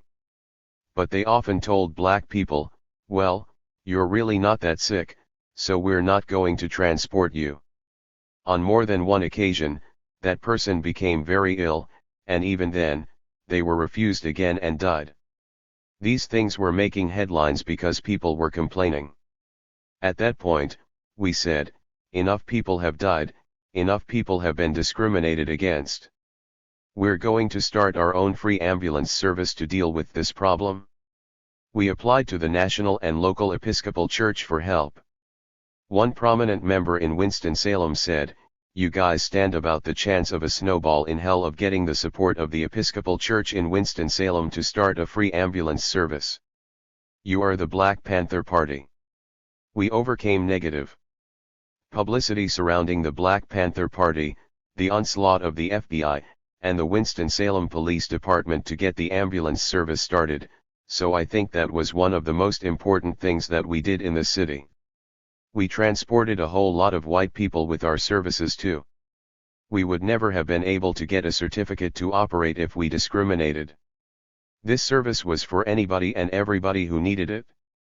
In fact, we had a contract with a racetrack, Bowman Gray Stadium, where these white folks raced cars every Saturday night, like NASCAR. If somebody got hurt, we would scoop them up between our calls. A couple of guys got hurt, I can remember this so clearly. They got banged up on the track, and because we were the Black Panther Party, they refused to get into the ambulance. That free ambulance service was one of the most profound programs that we worked with, and what made it so beautiful was the fact that it was able to operate because of the warm and tremendous support we received from the people in the community. That was the key to that program from beginning to end, to demonstrate to the Episcopal Church to get our grant and to the city and county to say that it was not just the Black Panther Party alone. The community was standing with the Black Panther Party to say, this is something that we want. This is something that we need. Most of the folks who went through the training to be attendants, they were community people. These people would take the time after they worked all day to ride 30 miles, 50 miles to these various community colleges to get their certificates as emergency medical technicians. They were the backbone of this ambulance service who made it possible for us to be successful in its operation. They also went out and helped collect donations to keep the service operating. Often the question is asked, well, how many members were there in the Winston-Salem chapter of the Black Panther Party? We never throw out a specific number because we had strong, hands-on community support, the key to our success not only with the ambulance service but with all the other programs that we operated. We had lots and lots of community volunteers who went far beyond ordinary service to make them successful because they believed in them. The party was under constant assault, so people were not running over each other to become members of the Black Panther Party. But they could be committed to work with our programs and support us in those types of efforts. They saw a need for them, so they put sweat equity into making sure these programs were successful. The journey of doing it all was something that just blew your mind. It was unbelievable. We had a saying, use what you got, to get what you need. We used that phrase in all of our undertakings. We didn't have much, but whatever we had, we were able, through the power of persuasion, to make people believe and understand what we were trying to do. Whatever would persuade a person to give us a hand or cut us a break or sell us something at a lower price. Man, it was really a phenomenal time. I like to think that in some small way by our participation, by our dedication, we could stand on the shoulders of our ancestors and be mentioned, maybe in the back row, of people like W.E.B. Du Bois, Frederick Douglass, Martin Luther King Jr., Malcolm X. That we would be mentioned to some small degree as playing some sort of role in the overall struggle for the liberation not just of black people but the liberation of all people from oppression, discrimination, and exploitation. I was a member of the party from 1969 to 1977, so that's roughly 8 years of my life. I put my life on the line for my people and for the Black Panther Party, only to have 2 members try to kill me. Without going into the details of it all, it was an assassination attempt. It was an understatement to say I was crushed, devastated. Any word I could use would not adequately define how I felt at the moment that it happened and for a time thereafter. I thank God that I survived it. I have my own idea about what happened and how it happened. I'm at a loss as to why it happened like it did, because I don't think things had to unfold the way that they did. I guess only me and whoever else might have been involved can answer that question. I guess I'll leave it at that. People often say, "Wow, man, how did you survive it? How could you keep going and still try to make some sort of contribution and be of some service to your community and to people? Why would you not be bitter and denounce the organization?" You sum it up like this: being bitter, being angry, that will not change my condition of being paralyzed. That probably would just usurp too much of my energy and would probably affect me even more negatively. Individuals in the party did this, but that didn't negate the party I knew and the party that I was a member of and the things that motivated me in terms of what the party stood for in the 10-point platform and program. We wanted decent housing, we wanted full employment for our people, we wanted the power to determine our own destiny, we wanted education for our people, we wanted an end to police brutality and murder, we wanted an end to wars of aggression. That assassination attempt didn't change that full foundation of beliefs that the party was founded on. That didn't change that in my mind. I guess that's kind of a strange way of telling you how I felt. People say, "Hey, what you saying ain't making no sense." But it makes sense to me. Joined because of macho bullshit, but became a servant of the people. Richard Brown, B. March 23, 1941, grew up in San Francisco, where he joined the party. As one of the San Francisco Eight, he was charged in 2007 with the 1971 killing of a San Francisco police officer, charges later dropped. He worked at the Ella Hill Hutch Community Center in San Francisco as a coordinator for programs involving jobs and education. He was also a judge for a San Francisco Community Court program, an alternative to criminal court. I joined for the wrong reasons. I joined out of machismo. I joined for the gun. I joined because we were standing up and talking about fighting the police. When the police pulled people over in the community, we would stand there and watch with our guns to ensure that they didn't murder or brutalize them. The people in the community quickly pointed out that that was all well and good, but they had so many more problems, and that's when we started our social programs. Joined because of macho bullshit, but I became a servant of the people. One of the greatest things I did was participate in the Breakfast for School Children program to help feed children every morning and take care of the elderly. Before that, I was just a regular brother on the block, surviving day to day. A little thug, so to speak. But I hated the way that I was raised and the things that had happened to me in America. We were second-class citizens, told that we would never amount to anything. We were treated as criminals in our community and bullied by the police. I didn't want my sons to grow up in that environment. I did a little bit of everything, but I was very good at organizing the community. That was a role that I loved.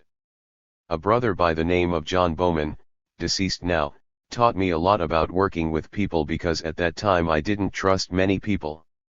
I was a loner, and he convinced me that because I was older I had a lot of influence, and I had to help educate people and help organize because I was accepted in the community. We organized block by block. We would pick someone's home and ask him or her if we could hold education classes there. We helped organize that way by talking to people and getting them to understand the power of community. I just happened to be good at that. I sincerely believed in what I was saying, and I was respectful to elders, who saw that I had love for the people. I was a 24/7 panther. I got arrested a lot, so much so that at one point members of the Oakland chapter said that they weren't going to bail me out anymore. I got busted 3 times in 1 week. That was the type of relationship I had with the police. If they weren't trying to kill me, they were trying to lock me up for life. That was one of the tactics they used to drain our resources and undermine the party. I got arrested so much, and we always paid them, so the bail bond agencies realized that the more they released us, the sooner we would be back, and they could get more money to release us again. I was good business for them. My case was extreme because, like I said, I was a 24/7 panther. The police focused on all of us who were. That's why Bunchy Carter and John Huggins and Fred Hampton and others were murdered, because they were relentless and great organizers, making them a tremendous problem. I was there every day in their faces doing something. They realized early that something had to be done about me, which was why I was framed several times and sent to the penitentiary.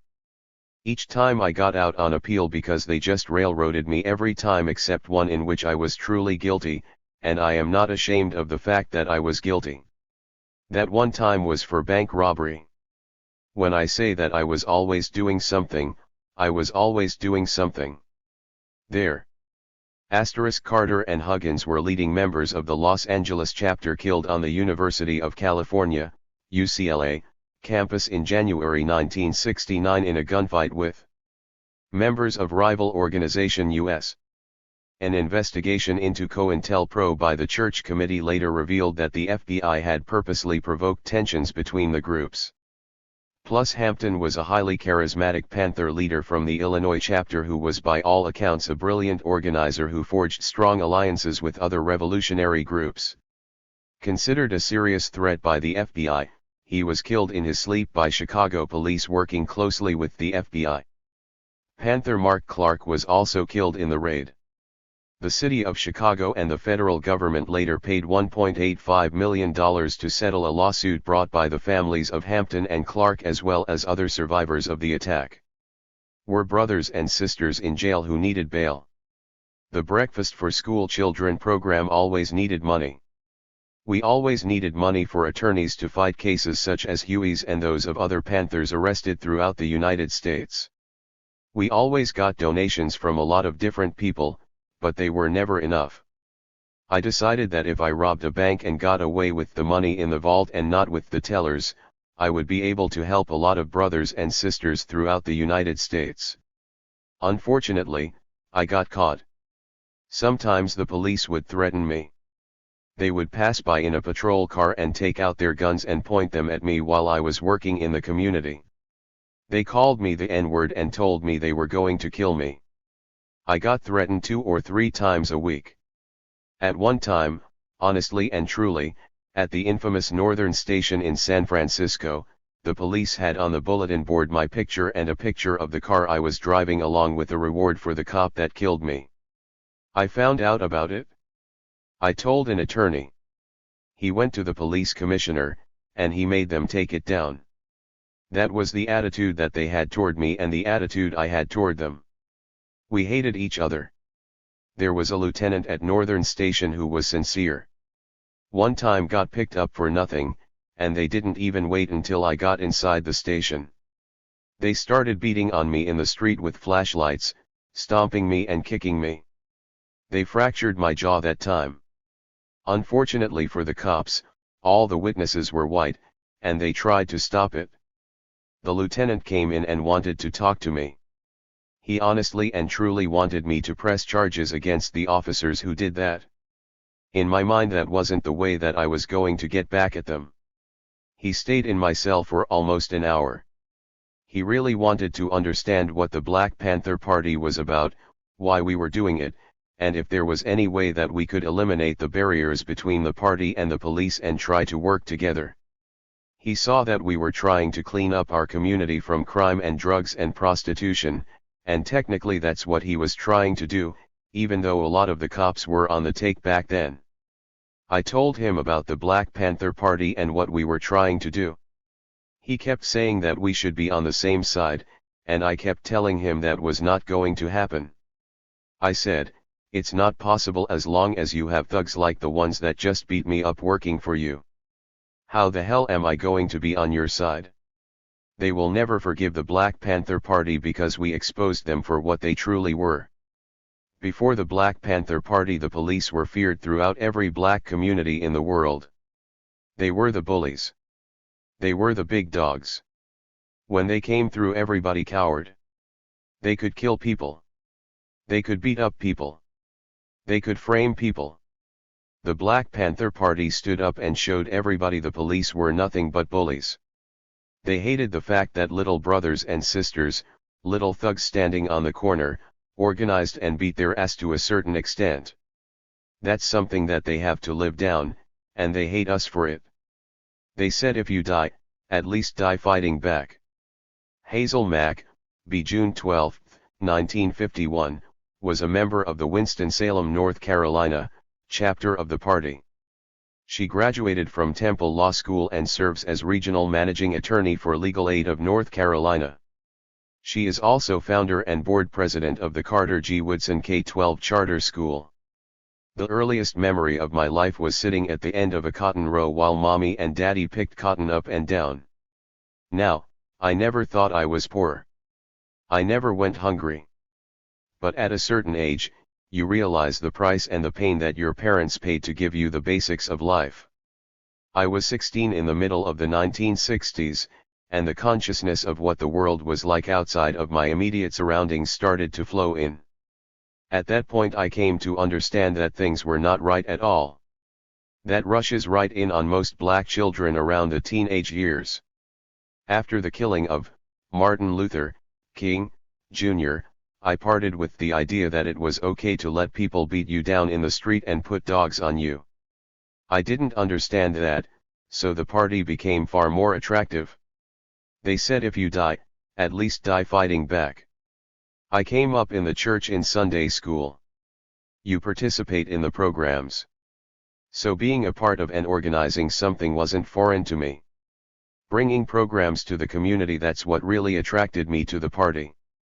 Our focus here in Winston-Salem was very much on the survival program. We probably were not as tied to the national headquarters as most people. Geographically, we were somewhat isolated, but we trained.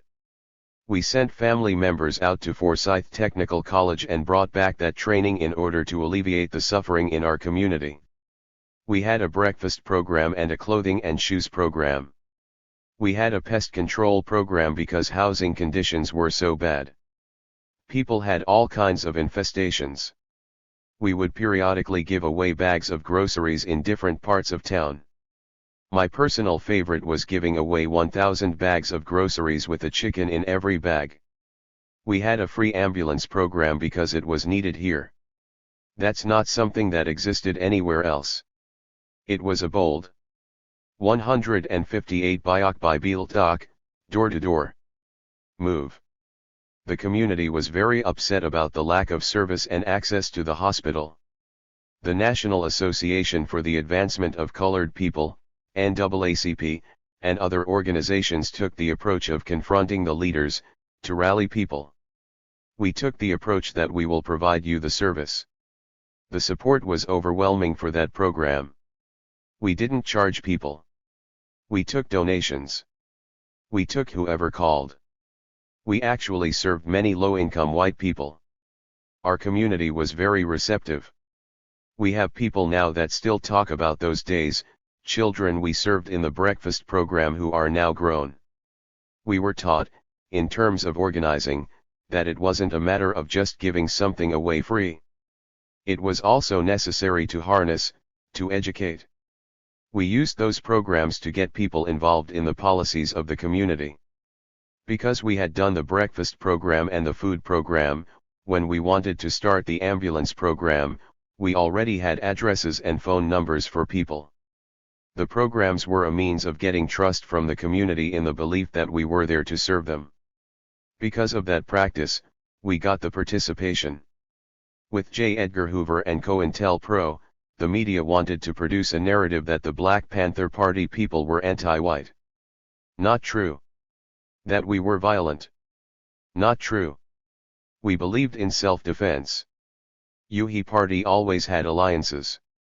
Fred Hampton used to say, black power for black people, yellow power for yellow people, brown power for brown people. All people should have power and conscious control of their destinies. Even in Oakland, there were many white people who supported the Black Panther Party, and we had the Young Lords in New York, who were Puerto Rican. So that was a myth that served the people who were not our friends. That was not what we were taught, and it's not what we practiced. Those misconceptions are what the people in control wanted the public to have. It's the same way it's done today. People in power control the means of communication. That's why one of the first things people do when they overthrow a government is to get the lines of communication under control. All of us experienced those things with COINTELPRO. They would follow us around. That is what they did. I guess that was their job. They wrote letters to organizations in the community in the name of the party during times when a heated issue might exist in order to create division. For example, they would write to members of the NAACP outlining our supposed disagreement with them, whatever the issues were. This happened all the time. It got to be a real joke because people would bring us the letters. Oh, yes. We knew each other. These were people you grew up with. The thing about the black community in the South is that we were all lumped together in one place. You met each other no matter what your status was. You could be well-to-do or poor, but you knew people. You __ knew their families, their mothers, and everybody. The other side could see that we were dangerous. We were galvanizing people of faith, normal people, some conservative, some in between. Satchru Ned, formerly James Mott, b. July 6, 1949, grew up in Sacramento and joined the Sacramento branch of the party. After moving to the San Francisco Bay Area, he became the fourth member of the Black Panther Party band, the Lumpen. He also taught at the Oakland Community School. He serves on the City of Oakland's Commission on Aging and also works with community colleges in Oakland to improve college retention, transfer, and graduation rates for young African American men. The other side could see that we were dangerous. We were galvanizing people of faith, normal people, some conservative, some in between. We had students, the anti-war movement. I would tell local businesses, we are going to make sure that people respect your business because we're going to let the community know that you are helping and giving back to feed the children, so they have a wonderful education. The word got out. They were just as happy. Their business increased. They were giving sausage, eggs, whatever products they had willingly every week by the dozens because they were using this as a write-off. The people would come in and thank them. Thank you for helping feed my child. Thank you, Mr. Jones. It became a wonderful relationship where those businesses in the community actually were giving back, which they don't do anymore. Wednesday night was distribution night in San Francisco. That's where all the party members would be assigned for the most part, other than a skeleton crew at the facilities in the houses, to put the newspaper together. We would start singing songs, dawoping, and singing popular music. That's how we started to get together. They'd go around on the truck, and those three would start singing Michael Torrance, Clark Bailey, and Bill Calhoun. So Emery proposed the idea of creating a cultural group, and he introduced me as the fourth member. We all came up with the name the Lumpen. The Lumpen are the dispossessed. The folks in the community, folks from the hood, as they would say today. In Marxism-Leninism, it's the lumpen proletariat, the working class. That's what Frantz Fanon wrote about in The Wretched of the Earth. We performed at a lot of colleges. We performed all over New York, New Haven. We actually sang at a concert scheduled right across from where Bobby Seale and Erica Huggins were locked up in New Haven, charged with Alex Rackley's murder. The day we went, the community in New Flavin had been totally saturated. We expected a lot of people to be out there. It was cold. It had been snowing. I think it was probably about 5 degrees. We got there, and in the park area they had this little bandstand, but they wouldn't allow us access to electricity. A few brave souls showed up. I asked, "Where is everybody, man?" They were told if they showed up, they were all going to get arrested or might get killed by the police and the feds. I said, "Really?" They said, "Yeah. But we don't care. We came anyway." We put on our performance, and you could hear across the street in the jail, "Right on, brothers. Sing that song." In the meantime, I want you to imagine the scene, these guys standing around the perimeters, cops and some plainclothes FBI agents. They sounded like a bunch of wise guys from The Sopranos, the way they were cussing us out, making hand gestures. After we finished and broke down the equipment, we were driving to New York because we were supposed to meet the chapter there, where we were doing some concerts. We got an escort from the feds. They were very courteous. We told them, "Well, we're leaving now. Make sure you keep up." The Oakland Community School had already started, but we really focused on it after Bobby Seale's campaign. It had an unbelievable effect in the community. That's where a lot of the other later survival programs started. It had a tremendous community martial arts program. We recruited a lot of people out of the 69th Street Village. Felix Mitchell. Remember him? The heroin kingpin at that time. We recruited all his young people, and he loved it. He started buying them school clothes, he started not selling his wares to the parents in the village. He told the kids they could no longer be runners and work with him, so there was an influence even on that particular end in cooperating with the no-drug zone. We're talking from A to Z. That period was a good, important time because of the Oakland Community School. We had so many wonderful children, and we proved a point. It received an award from the California State Legislature for Educational Excellence. At the ceremony, some of the Republicans were sitting there with their arms crossed and those little frowns, but when the kids got to speaking, they opened up, they smiled, they all stood up. PD never seen this before. Huey P. Newton stood up in front of them, and somebody handed him a bouquet of flowers. I looked at one of the other guys. Can you believe this? We brought national attention to the educational aspect of the party. That's where the concept of each one teach one was developed. The method of teaching that we developed was uncanny.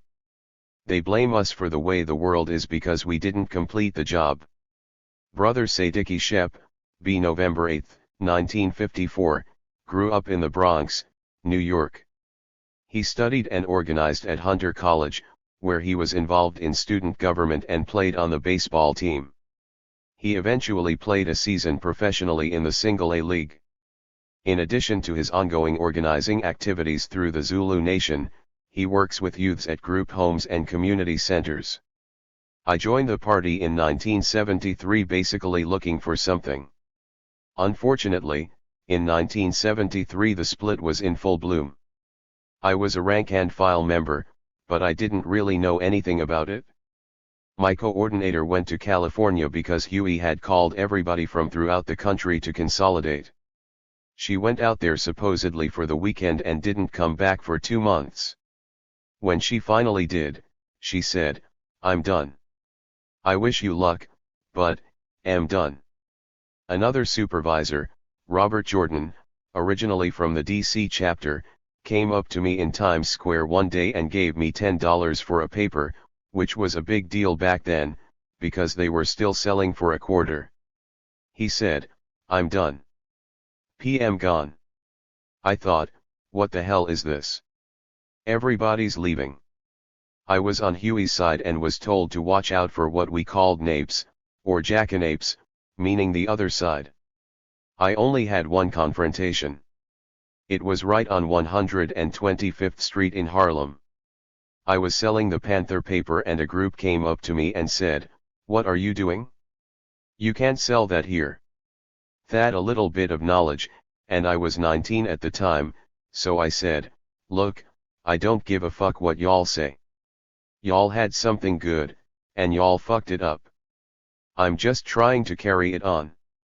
Was armed and ready, and we were 2 seconds from killing each other, but an elder stepped in and said, "Whip, he's young. He doesn't know. Just leave him alone," and they walked away. I found out years later that the main person who confronted me was Cyril Bullwhip Innes Jr.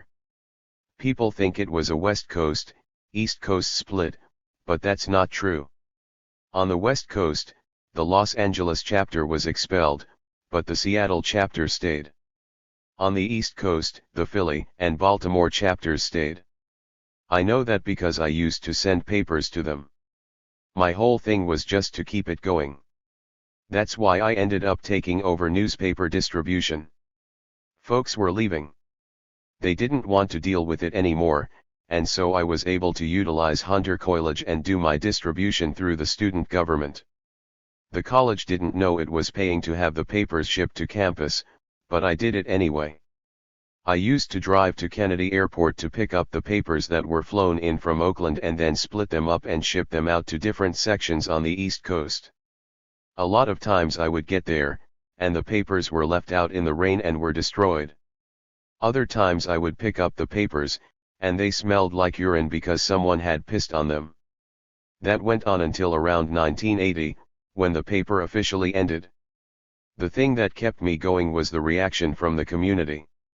I could go anywhere in New York City and sell the paper. I could go to 8th Avenue back then, when Times Square was hooker heaven and full of derelicts, and people with nothing would say, "Oh, here, this is all I can give you, 50 cents, because they wanted the paper." Hey, respected the paper.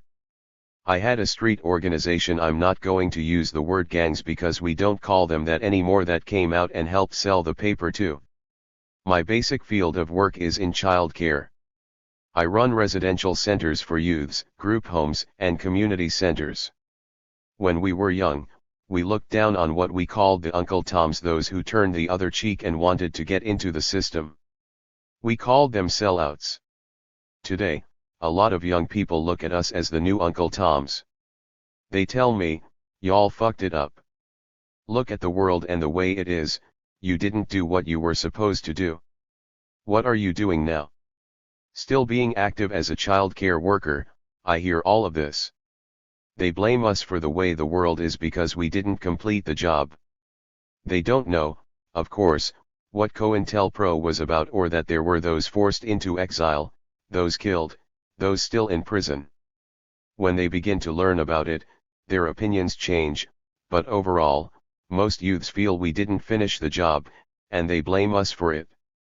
In many ways, they're right, because a lot of people did forget their jobs and forget the struggle. They stepped off. I'm continuing that struggle. Understand what my destiny is supposed to be, has been, and will be.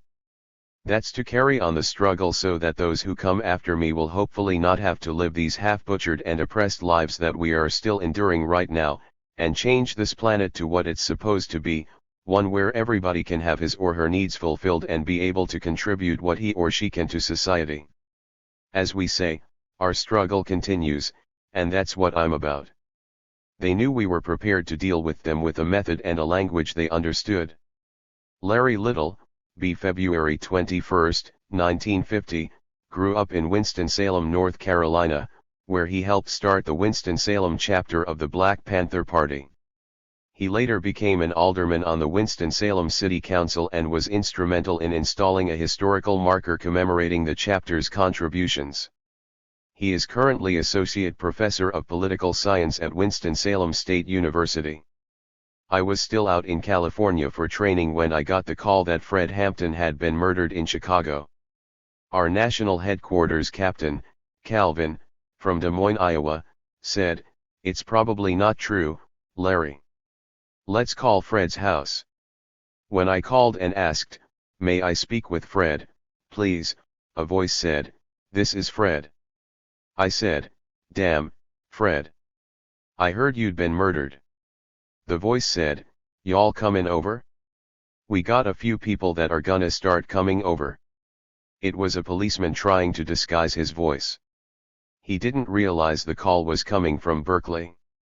The next day on national television, that same person spoke with his back turned to the camera. It was the same voice. He talked about this vicious shootout they were in with the Black Panther Party. He made me pause. It became very clear that we could be murdered in our beds. At that point, I had to make a decision: was I ready to die for the people? And I knew that I was ready to die.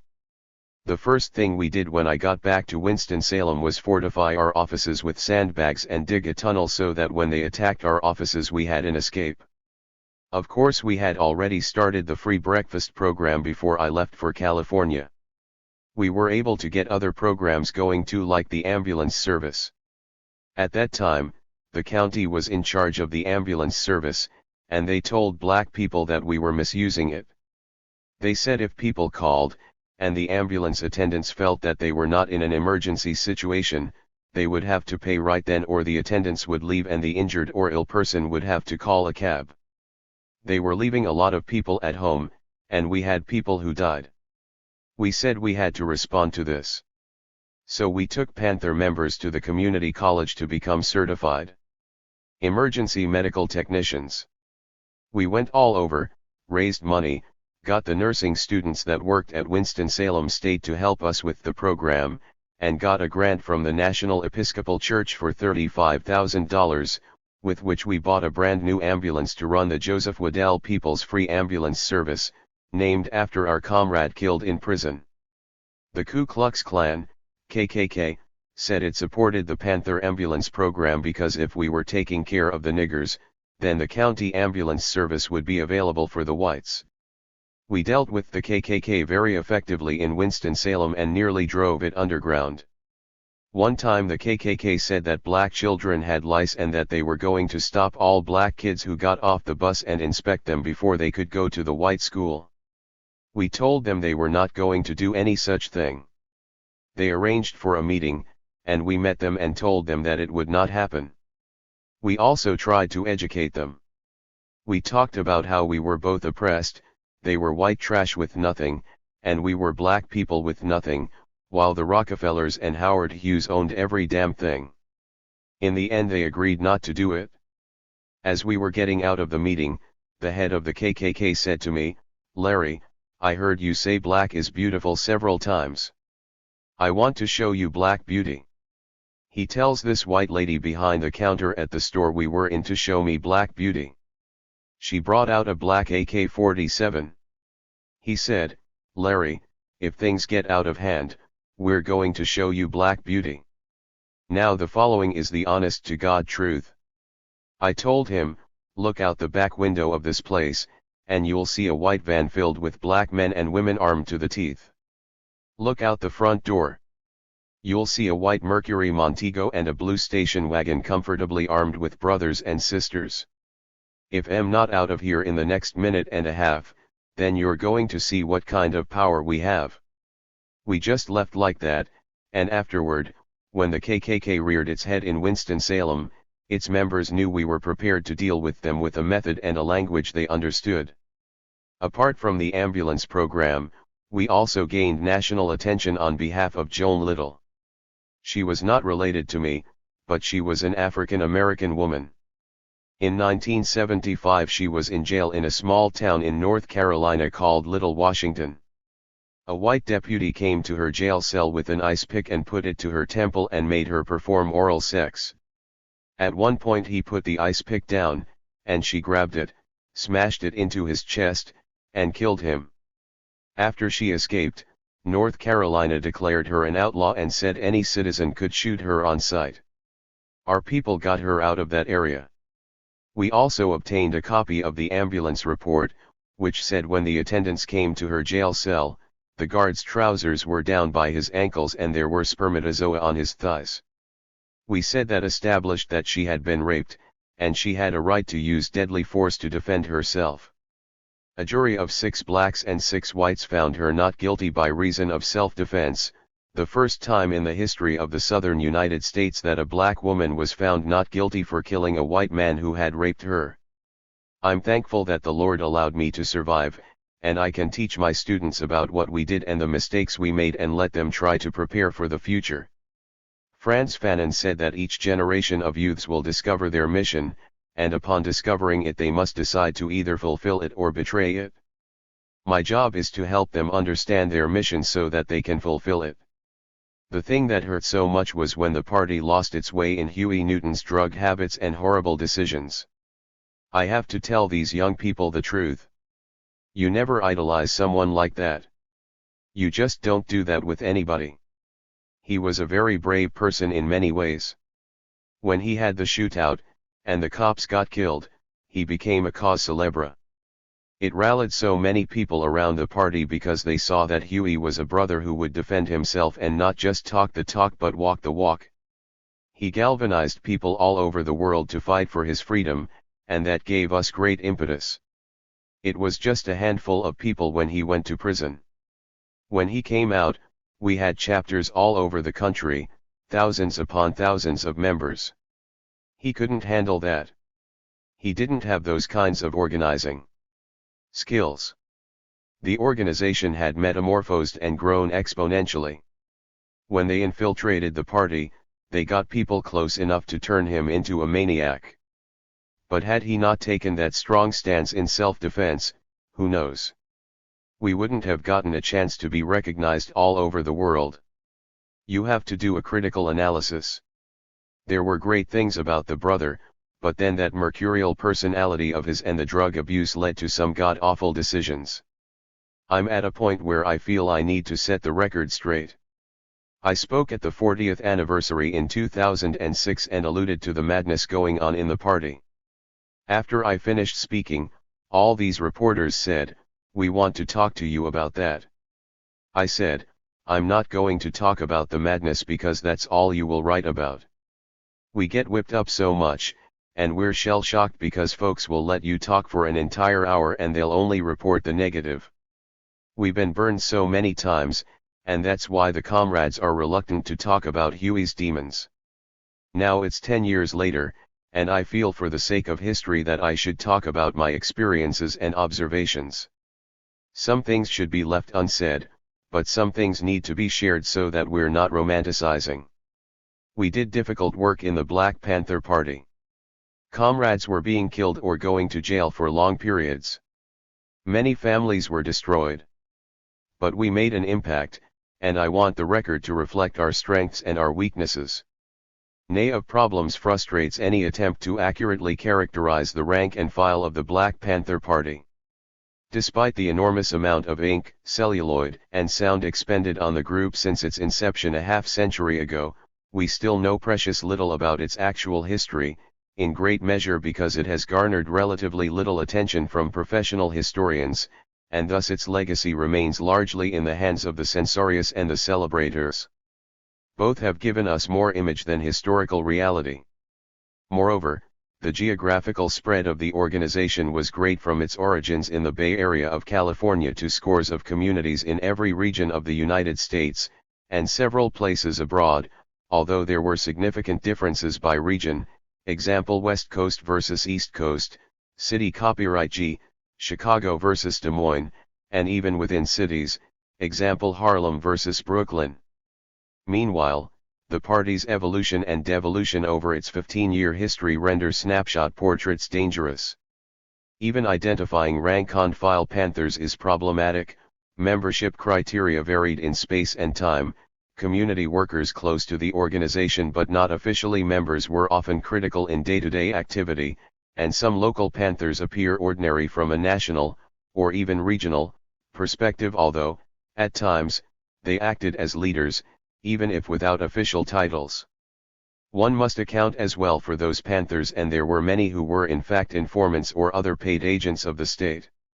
Until we have many more finely textured local histories, our view of who the Panthers were will remain, at best, blurry. Still, at least, the rich diversity of Panther personnel and experiences can be glimpsed in a place away from the limelight of Oakland, Chicago, and New Bedford, Massachusetts. Though a small city of about 100,000 known more for Wales than Panthers, New Bedford was linked by Cotter and family connection to Boston, 60 miles north and the regional hub of Panther activity, and through Boston to national headquarters in California. Here, the originator of the group in late 1969, and active, if off and on, throughout its existence until mid-1972, was agitator and community activist Frank Parker-Grace. A second-generation American, he grew up in New Bedford's South End, the heart of the Cape Verdean community in the United States, but as a teen moved to the West End, which, though composed of Afro-Americans, Afro-Indians, and West Indians, was known as the Negro section of town. Although he came to identify as black, like most New Bedford Panthers, he understood his identity as fluid. From a working-class family and working at various jobs after dropping out of high school, he became a gangster as a teen and, referring to the Panthers' targeted recruits of brothers on the block, would proudly call himself a voluntary lumpen. To avoid jail, he enlisted in the army and was sent to Vietnam. On his return in late 1968, he entered a local community college, fell in with some white New Leftists with whom he traveled to Washington in 1969 to demonstrate against the war, ended up on the wrong bus back home, and found himself at the headquarters of the Boston Black Panther Party. He became their itinerant organizer in New Bedford. When rioting broke out there the following summer, first in the West End and then in the South End, he facilitated the movement of a cadre of Boston Panthers into the community. They stayed and he remained active for the next 2 years. Among that cadre, for example, was Johnny Butch Vieira, another Cape Verdean and gangbanger, originally from New Bedford, who had almost killed Grace during a gang fight when they were teenagers. His girlfriend was Kathy Perry, another Boston Panther who had grown up in that city's Chinatown, the daughter of a Chinese mother and Cape Verdean father. Already recruited to the party or at least its activities by the time these Boston Panthers arrived, was Russell Buffalo Ribeiro, another native to New Bedford and a Cape Verdean Vietnam veteran. He had enlisted in the Marines and had been among the first combat troops in Vietnam in early 1965. There was also Kim Holland, born in New York of Afro-American college professors and civil rights activists, a 15-year-old high school student who had been on picket lines since she was a little girl and who now lived in the West End and worked with the same white New Leftists Parker Grace had encountered on his return from Vietnam. Holland was active in the local organization until it dissolved in the spring of 1972. Certain elements of this New Bedford Panther story stand out: the significance of ethnicity and family connections, the role of outsiders, white and black, the influence of the street, school, and Vietnam. But, for now, that story can constitute only a collection of stories that itself is a small part of a much larger one. If we are ever to know the historical Panthers, we need to know much more about the complex assortment of people such as Grace, Vieira, Perry, Ribeiro, and Holland who constituted the flesh and blood reality of the Black Panthers rather than the image we have constructed of them. Jamal Lazaro is the author of Religion and the Working Class in Antebellum America, 1995, editor, with Yohuru Williams, of In Search of the Black Panther Party, New Perspectives on a Revolutionary Movement, 2006, and Liberated Territory, Untold Local Perspectives on the Black Panther Party, 2009, and author of the forthcoming The Awakening of a Sleeping Giant, New Bedford, The Black Panthers, and the 1960s. He teaches history at Wheelock College in Boston. Among the least known and most important of the Black Panther Party's activities was its healthcare activism. Yet by 1972, when the organization's founding 10-point platform and program was revised to include a demand for completely free health care for all black and oppressed people, this was one of the party's deepest social and political commitments. This BPP activism was wide in scope and challenged many forms of medical discrimination. Equally important, although the Panthers' health work dealt most centrally with disease and healing, it placed these matters in the context of their broader political strategy. The Black Panthers' politics of healthcare and race combined two emphases: defense against biomedical neglect and a demand for full human rights. Poor blacks were not only medically underserved but also overexposed to the worst jeopardies of medical practice and scientific research. The Black Panthers and the communities they served confronted the paradox of the general neglect of poor and black people's healthcare needs, on the one hand, and disproportionate enlistment of these same groups into the riskiest elements of biomedicine, on the other. The Black Panther Party response was similarly multifaceted. Across a national network of neighborhood-based clinics, working with community members and volunteers from the medical professions, the activists provided basic medical care. First aid and basic services including testing for high blood pressure, lead poisoning, tuberculosis, and diabetes, cancer detection tests, physical exams, treatments for colds and flu, and immunization against polio, measles, rubella, and diphtheria were available at many of the People's Free Medical Clinics, as the BPP's facilities were named. A diverse array of services was available at the clinics, including screening for sickle cell anemia, optometry, well baby exams, pediatric care, and gynecological exams. For the most part, the party attended to basic health needs that might have otherwise gone unconsidered or untreated. Working with collaborators, the activists reportedly screened thousands for sickle cell anemia, a genetic disease that predominates in persons of African descent. When treatment for more complex or serious health care issues was required, an effort was made to provide referrals to other facilities or other medical professionals. The People's Free Medical Clinics exemplified the party's commitment to total well-being. Highlighting the importance of social conditions, the Panthers touted their well-known breakfast program and grocery giveaways as ameliorating the malnutrition that often accompanied poverty and thus as contributing to community members' healthfulness. A person entering a party clinic might also receive help from a patient advocate with paying bills or dealing with a problematic landlord. This individual might also be encouraged to attend a political education class in which writings by Malcolm X, Frantz Fanon, and other political thinkers would be discussed. Medical institutions could be dangerous for African Americans because of the poor quality of care available as well as racist assumptions that affected diagnoses and treatment. Lesser known is the fact that in some instances black communities mobilized against efforts to experiment on their members, plans sometimes supported by unsound theories about their pathological bodies and minds. The Black Panthers engaged in public debates in which they disputed research studies based on these assumptions. As was shown with its campaign to block formation of the Center for Study and Reduction of Violence at the University of California at Los Angeles, UCLA, a highly controversial project based upon the hypothesis that the diseased brains of blacks and Latinos/as were a significant source of social violence and that invasive neurosurgery could be a method of behavior modification. In successfully challenging the formation of the center, Panthers sought to protect those at risk of overexposure to medical power. The Black Panthers' foray into healthcare activism reveals that the group, although skeptical of mainstream medicine, was not anti-medicine. The activists appreciated that biomedicine was necessary and could be put to useful purposes if it was loosed from market imperatives and carried out by trusted experts. Between its founding in 1966 and its formal end in the early 1980s, the party blazed a distinctive trail in U.S. political culture, linking a right to health to its radical vision of the good society. Alondra Nelson is Dean of Social Science and Professor of Sociology at Columbia University. An interdisciplinary social scientist, her research and writing addresses the intersections of science, technology, and social inequality.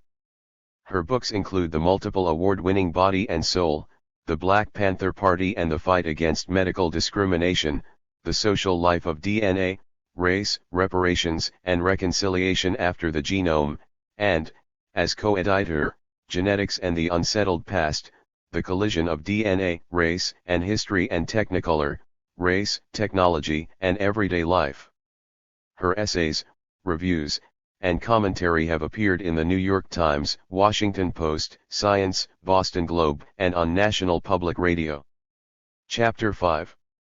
The Single Greatest Threat. The Covert War Against the BPP. Although some Panthers were committed to fomenting revolution in the United States through a clandestine Panther underground, the vast majority operated lawfully. This mattered little to local, state, and federal law enforcement agencies, which saw the Panthers as a violent and lawless threat. Under the highly secret and illegal, given the propensity of agents to violate the Constitution as well as a variety of federal, state, and local laws, counterintelligence program, COINTELPRO, excerpts of which are included in the appendix, FBI Director J. Edgar Hoover set out to eradicate the BPP through a campaign of harassment and disinformation designed to expose, disrupt, misdirect, discredit, neutralize, or otherwise eliminate organizations such as the Panthers. FBI agents surveilled the party and used paid informants who regularly doubled as agents provocateurs. Panther offices were routinely bugged, and members, through the use of false missives, were set against each other as well as other revolutionary groups, sometimes resulting in violent altercations. One such example was the 1969 killing of Panther leaders John Huggins and Alprentice Bunchy Carter on the University of California at Los Angeles, UCLA, campus by rival organization US in a conflict stoked by the FBL. In the end, the program was highly successful in creating fear and mistrust among party members that deepened existing divisions within the party. Some of the FBI's harassment campaigns also resulted in the incarceration of Panther members on a variety of charges, some of whom remain behind bars and maintain their status as political prisoners. The existence of COINTELPRO was first revealed after a group of white activists calling themselves the Citizens Commission to investigate the FBI broke into an FBI field office in Media, Pennsylvania, where they discovered documentation confirming the existence of the illegal program. Soon after, Hoover declared an end to the program. COINTELPRO was later investigated by the Church Committee, which issued a scathing report on COINTELPRO, laying the blame directly on FBI senior officials.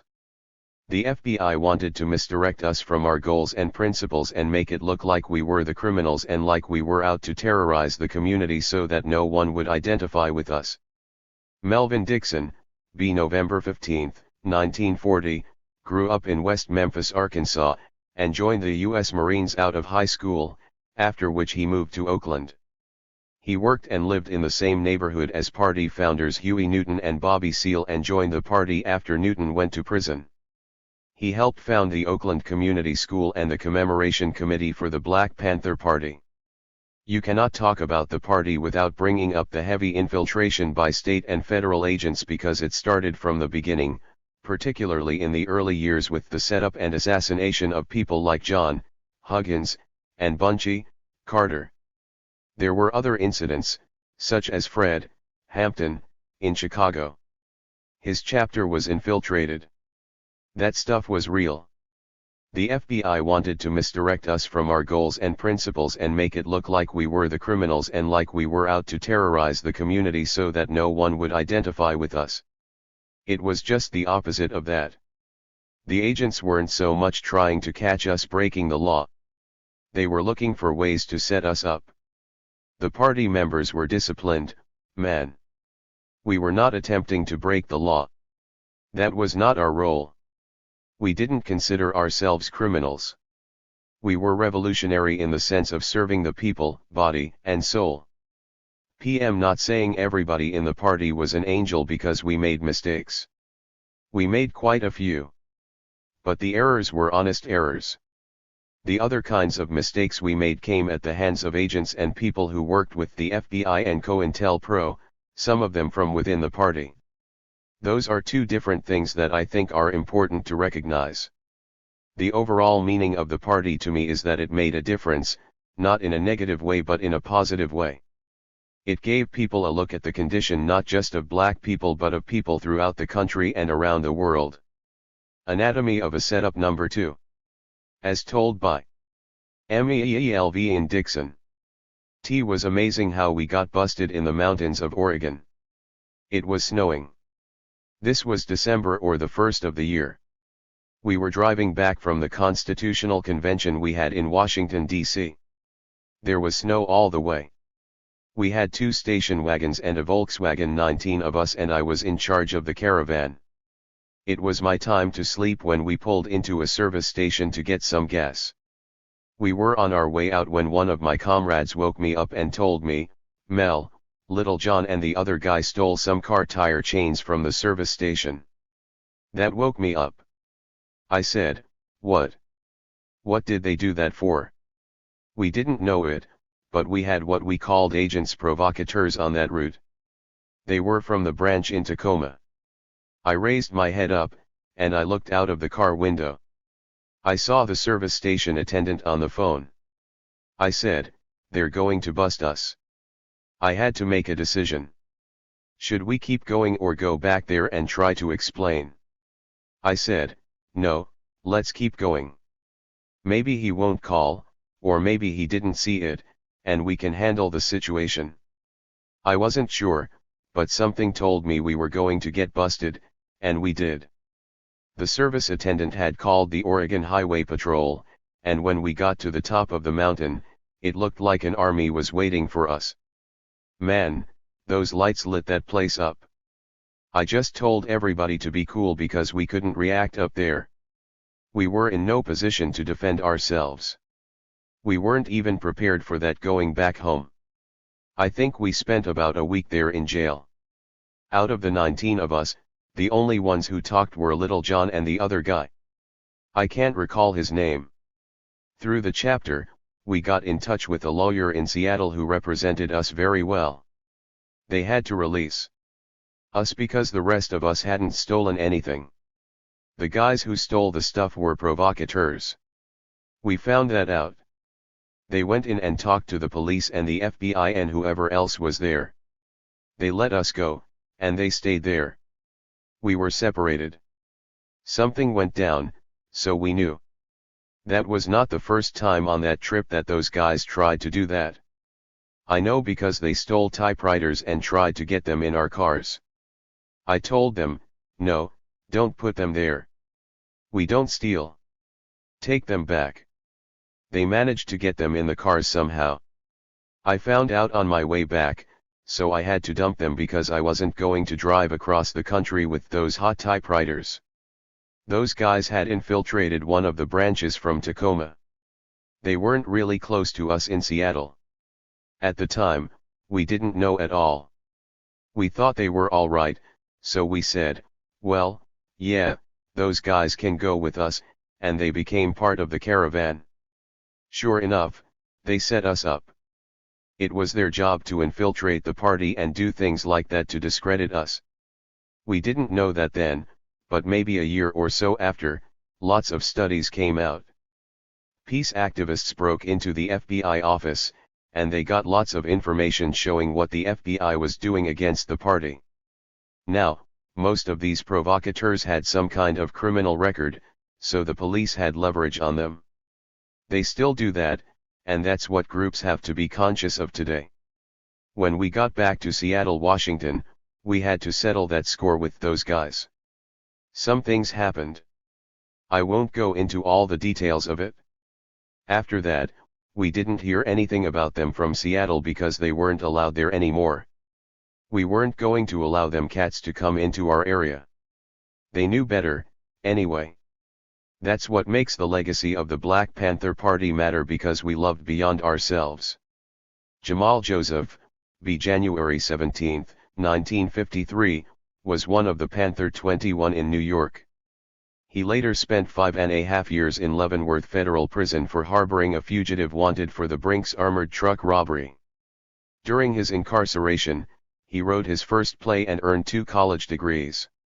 He is professor and former chair of Columbia University's Graduate Film Division, artistic director of the New Heritage Theater in Harlem, and director of Impact Repertory Theater, a youth leadership and arts training program in Harlem. He is the author of a memoir, Panther Baby, along with Tupac Shakur Legacy, an interactive biography. He is also director of the feature-length film Chapter and Verse.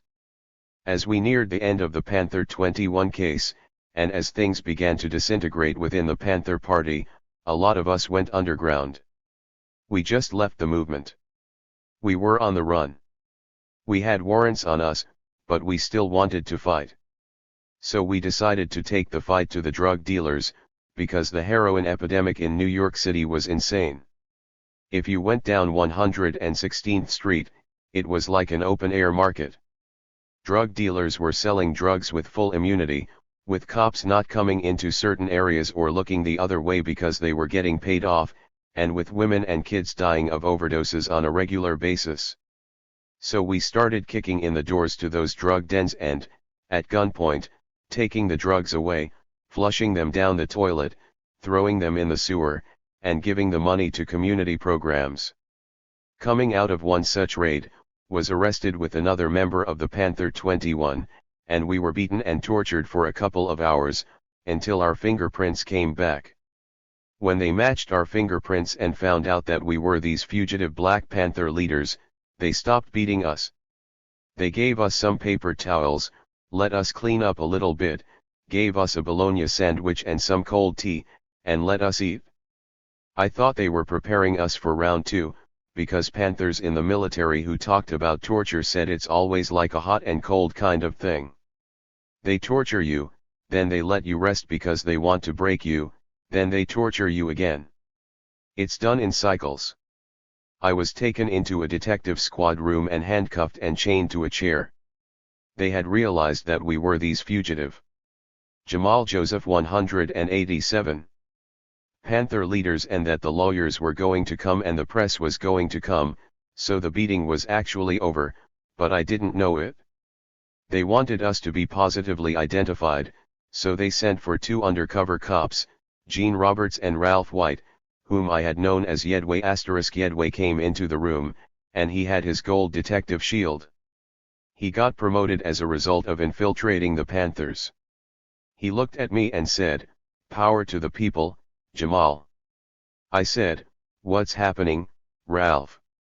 I wasn't going to give him the satisfaction of answering him with the revolutionary greeting. I was pretty beat up. My jaw was cracked, my left eye was swollen shut, my ribs were cracked, my face was really swollen. He said, "Man, you look pretty messed up, there." I said, "Well, you know your pig buddies have been torturing me for the past 5 hours. He was pacing the floor in front of me.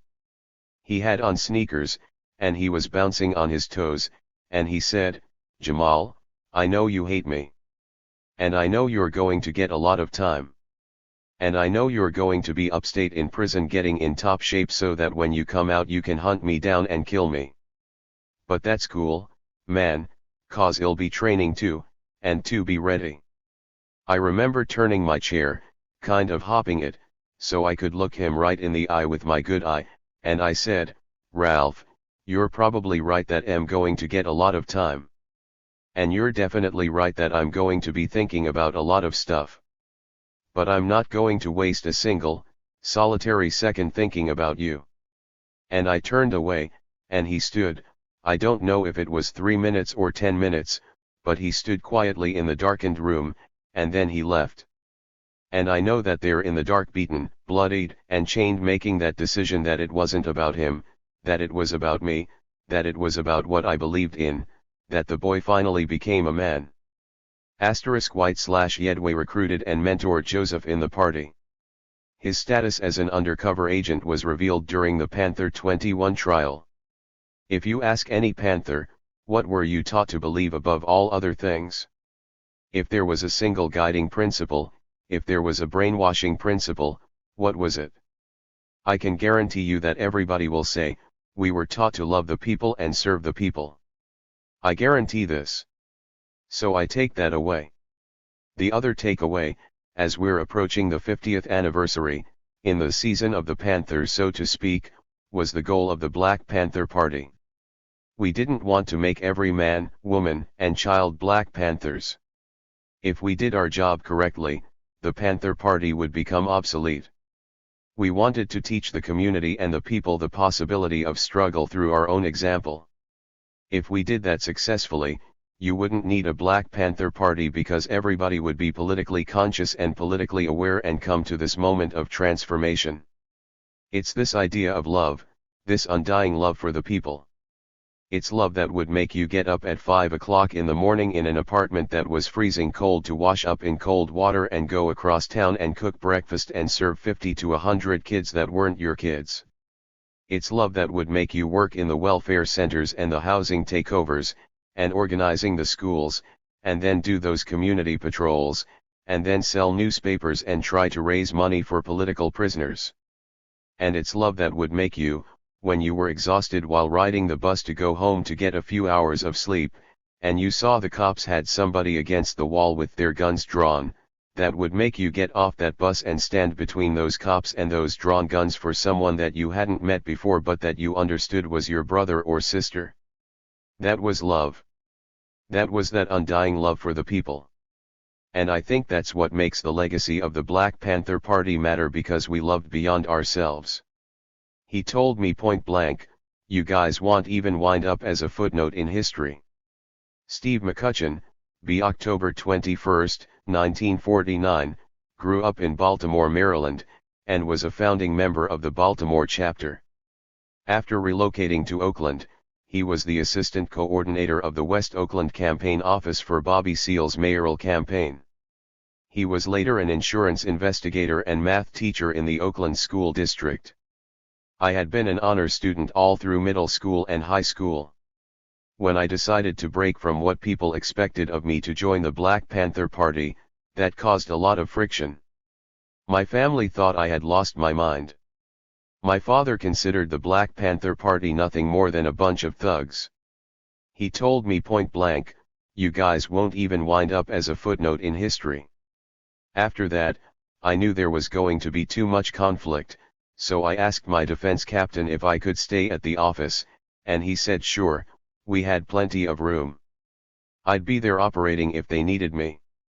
Because of my writing and speaking abilities, I was made Lieutenant of Information. I was responsible for coordinating all the information that went out of our office into our community. I wrote articles for the Black Panther newspaper and prepared television and radio commentary to talk about the Black Panther Party's programs and activities, the actions against the Black Panther Party, and those against other poor people in Baltimore, Maryland.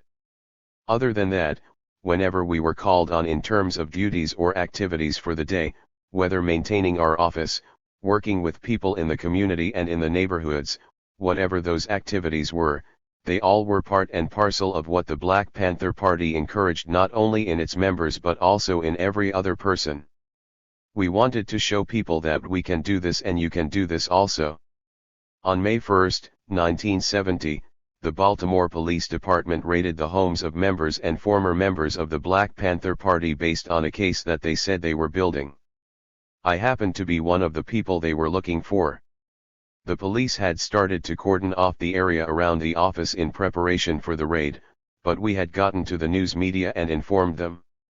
When that happened, people from the neighborhood came out of their homes, and even from other areas, to block the police from coming near our office.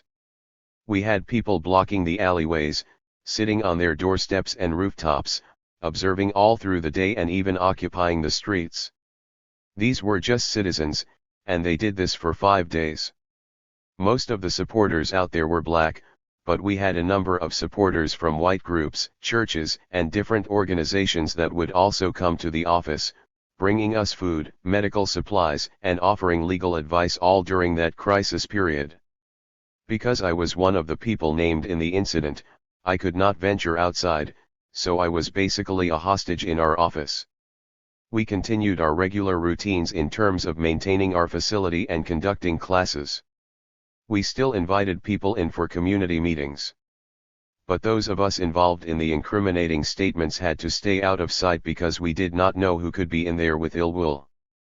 As the news media continued their coverage and as the community support continued over those days, the Baltimore Police Department decided that it was best not to try to attack our office because there was no way they could get close to our office with ground vehicles or personnel. The people protected us with their bodies, and in fact, prevented a firefight between the Baltimore Police Department and members of our office. The idea of the Black Panther Party was to put ourselves between oppressive conditions and the people, along with those who would violate the rights of black and poor people, but these people put themselves between the police and the Black Panther Party to protect us. I never would have imagined it. It showed me that we did have the support and following of people who believed in the efforts of the Black Panther Party. It was a reaffirmation of what I had decided to do 2 years earlier when I joined the organizing efforts of the Baltimore chapter of the Black Panther Party and what the Black Panther Party represented as an organization. The case they were building came to be known as the Bag of Bones case. The police said they were looking at members or former members of the Black Panther Party who might have been 192. Involved in the murder of a reported police informant. At the time, one of our attorneys was Bill Kunstler.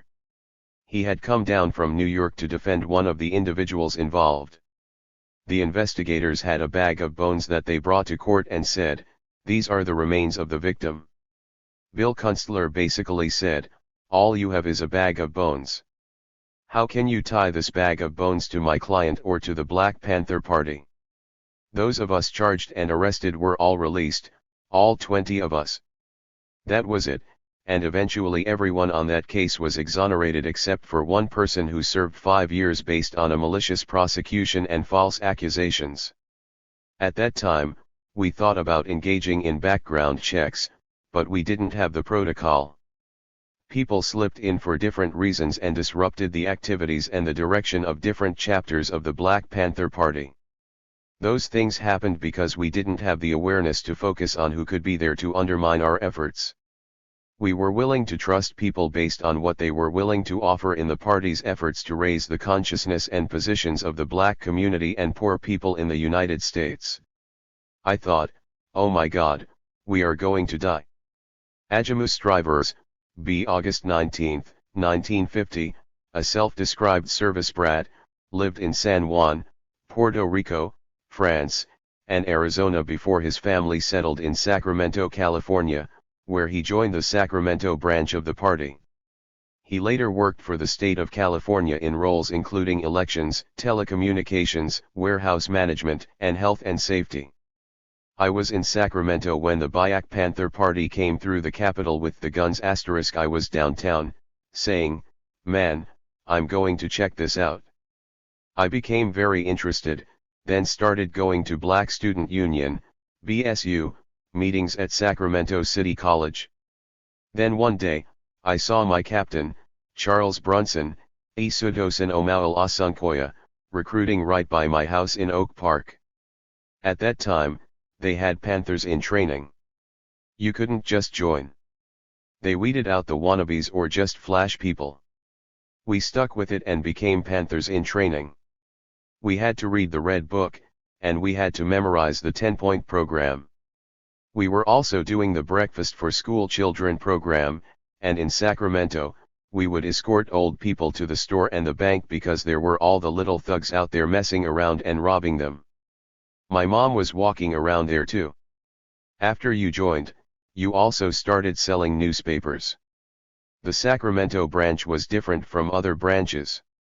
We declared martial law in Oak Park right by the office and told all these little thugs, "If we catch you with a gun, we're going to shoot you."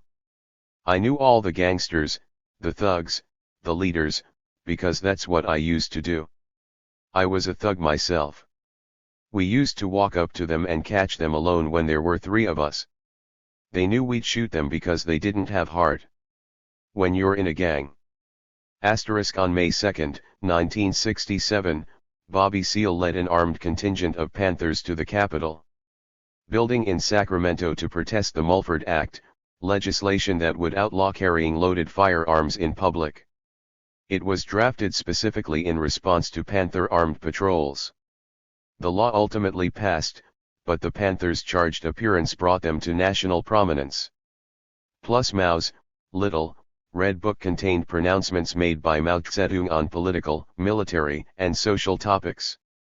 The Panthers treated the text as a cornerstone of their political education. Ajamu Strivers 195. Black Students Union. Statewide High School Convention. October 26, 1968, 10 a.m. to 10 p.m. Fillmore Auditorium 1805, Geary Street, San Francisco, California. To discuss National Organization of Black Students Black Entertainment, Convention Workshops Black Panther Speakers Eldridge Cleaver Bobby Seale Minister of Information Chairman, Black Panther Party George Murray David Hilliard Minister of Education Chief of Staff. Point number 5 of the Black Panther Party 10-point program. We want education for our people that exposes the true nature of this decadent American society. We want education that teaches us our true history and our role in the present-day society. We believe in an educational system that will give to our people a knowledge of self. If a man does not have knowledge of himself and his position in society and the world, then he has little chance to relate to anything else. And you don't have heart, it'll come out. They knew me, and they knew I had heart because I had to battle with them. Being mixed race, I had to be rougher and tougher to be accepted. They knew I would do a 5,150, that I would go crazy on them. So we took the guns away from them, and pretty soon that died down. Joining the party was the best thing I ever did. I either would have been dead or in prison, the way I was going. It straightened me out. When I came out of high school, I was semi-illiterate. I had low self-esteem because of my illiteracy. The party used to hold political education, PE, classes, and I needed the discipline. You would jump up and read a paragraph of the Red Book, and they would help you with the words that you couldn't read. There were a lot of them. They'd say the word with you. Then you would interpret the meaning of that paragraph. It gave me more self-confidence. Nobody was snickering or laughing, because it wasn't like that. I was there for the Father's Day attack in 1969, right there in Oak Park. At that time, Los Angeles had sent up new attack squads, which the police had never had before. They were carrying guns and wearing riot gear to control the people. Earlier that morning, I had gone around the neighborhood and seen that they blocked off 12th Avenue, and they had all these paddy wagons and police there. They had another one at Martin Luther King Boulevard and Broadway, right there at the Bank of America. Then they had another one at Broadway and Alhambra, all these paddy wagons. Then we went to McGeorge Law School, and that's where they had the attack squads. As the day went on, we were the only office open, the Black Panther Party office, but we actually closed and mixed in with the community. The attack squads were wound up, and when one of my friends lit a firecracker, that's all it took. They started marching through the park with their shields and axe handles. That's what they used in those days. They blocked off 34th Street in AV, and of course people started shouting, "Get off the street." They herded them like cattle in AV to the paddy wagon, beating the people all the way down. Behind the guys with the shields were the shotgun people, and they started shooting into the crowd. We went down there and opened up the office and let people go through into the alley to get away from the paddy wagons and away from the corral. I remember being out there. We were trying to help slow down the attack squad's progression. I remember when I looked up, and I saw one officer with a shotgun. We made eye contact. I was in a corner, and I could see the shotgun go pow, in slow motion. I could just see the puff.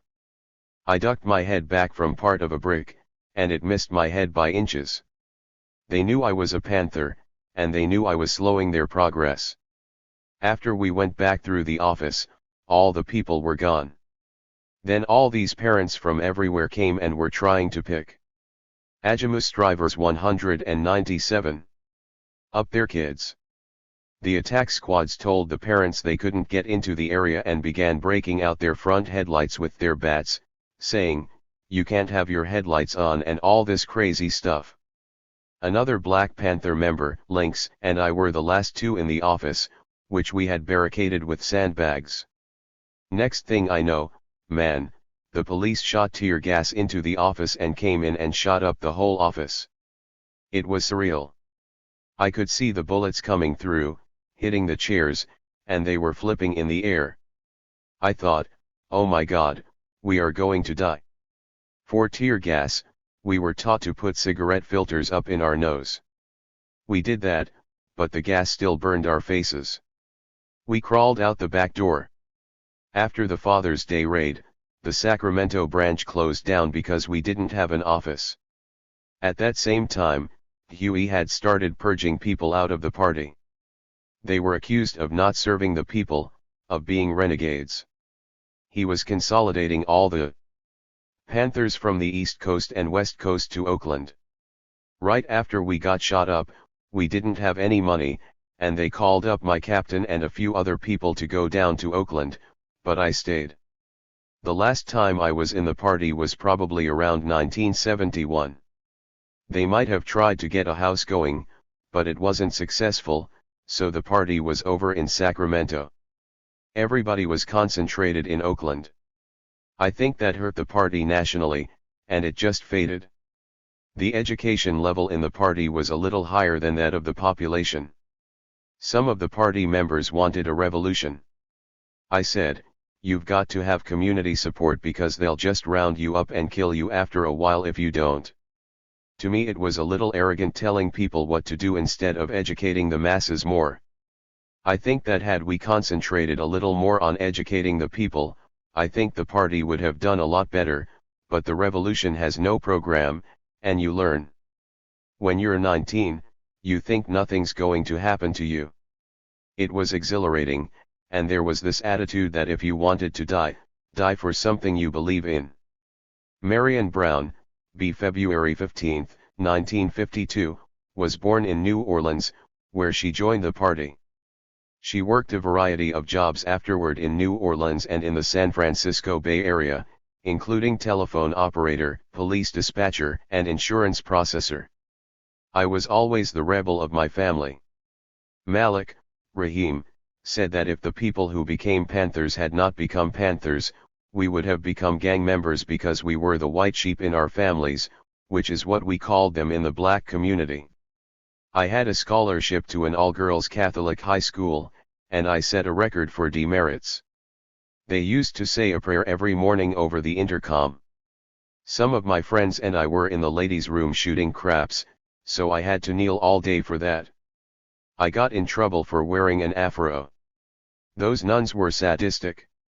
I remember a civil rights organization came to my school to recruit kids to sit at lunch counters. They wanted kids to be front and center because that would be more sympathetic. They showed us how to ball ourselves up so that when they hit you, they would do less damage.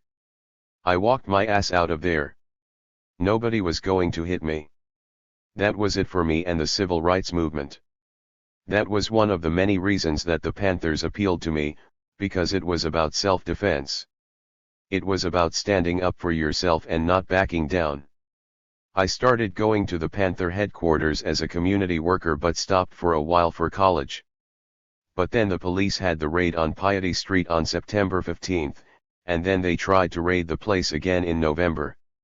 By that time, the Panthers had moved the office into the project, and when the police tried to evict them, the entire community turned out and stood between the police and the Panthers' office. When I saw that on television, I ran off campus and hopped on a bus because I just had to be there. I had never seen anything like that before. People were partying in front of the line of armed police. It was surreal. They had riot gear on, and they were demanding that the people get out of the way. The people refused to move. At one point, I got all the way up to the office steps and sat down. It was awesome. I will never forget that day. Everybody was out there, and it was like, "No, you're not going to do this. Not today." It was a feeling of standing up for what you believe in, even though you didn't know what the outcome was going to be. I guess the mayor did not want a bloodbath at that time. Later, when the police did raid the office, they came by in the middle of the night dressed as priests and mailmen. I started going to the trial of the first group from the September 15th raid, and when they were acquitted, I became a full-time community worker. I was there practically every day. You had to prove yourself as a community worker before they let you join. By the end of 1971, I decided that school was not for me. I dropped out and became a full-time Panther. When you're 19, you think nothing's going to happen to you. It was exhilarating, and there was this attitude that if you wanted to die, die for something you believe in. Althea, Francois, and I would go downtown on Saturday to sell papers. The police would swoop in and take the guys away and leave us alone, or they would pick up the guys and then beat them up, and then we'd have to try and figure out where they were. They were always more aggressive with the men than they were with the women. I think there was something strategic behind it. I guess they figured we were weaker, so we could be intimidated more easily, but I found out years later that my mom used to get calls from men who either didn't identify themselves or said they were FBI. They asked her things like, "Do you know where your daughter is right now?" Or, "We heard your daughter got killed." She didn't say a word to me for years about that. Then I found out that they did the same thing to Althea's mother. Even after I left the party and came back to New Orleans in 1973, the FBI kept tabs on me. I started working at the phone company, and this is the God's honest truth. The FBI used to come by my job and ask me how I was. It was always the good cop thing. It was always, "How are you? Do you like your job? We were concerned about you." 202. I said, "Screw you. What the hell do you want?" They were interested in a guy named Clarence. The irony about it is that I couldn't stand Clarence. He had some serious issues, but this was a matter of principle. I couldn't let them know where Clarence was, so I told them, "Stay the hell out of my apartment. Don't come back here with that bullshit." Ironically, in the 1980s, I worked as a dispatcher for the harbor police in New Orleans. A guy told me that when he ran my background with the FBI, it came up above his pay grade. He couldn't even look at it. He said that what he did find out, though, was that the FBI had intended to try to turn me and Althea because they figured that we were more educated than the other members in New Orleans, that we would be easier to flip. I was insulted. I was never a talker. Was somebody who got involved. 204. Clarence Peterson, b. August 11, 1948, grew up in Philadelphia. Also known as Stretch, he helped start the Philadelphia chapter of the party, where he served as lieutenant of finance. He later worked for the city of Philadelphia in various roles including anti-gang organizer, finance account clerk, and tax review board clerk. He now writes crime mysteries and also works on the Panther Post, a newsletter produced by the National Alumni Association of the Black Panther Party. Well, there were trying times during those days. What do you do? Do you continue to work and act like nothing's happening? Do you get high and act like nothing's happening? Or do you get involved? Well, you could just walk around like some guys did and just talk about it. I was never a talker. I was always somebody who got involved. I didn't hear about the party till 1968 with what they did in Sacramento. That totally got me. I thought, oh my God. I'm with you all. I became lieutenant of finance, probably because I had taken up bookkeeping in school. You had to account for everything.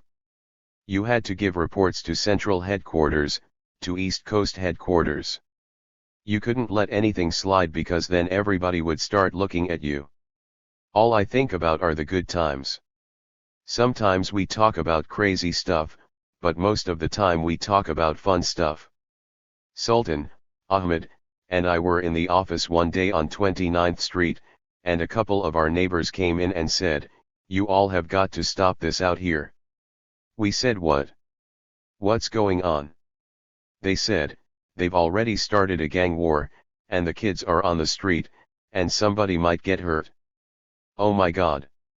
I said.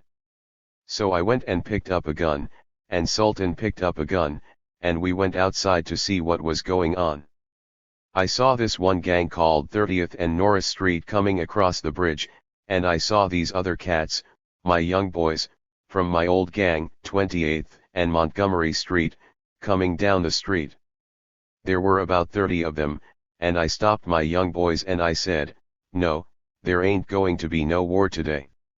Clarence Peterson 205. No, Stretch, you don't understand.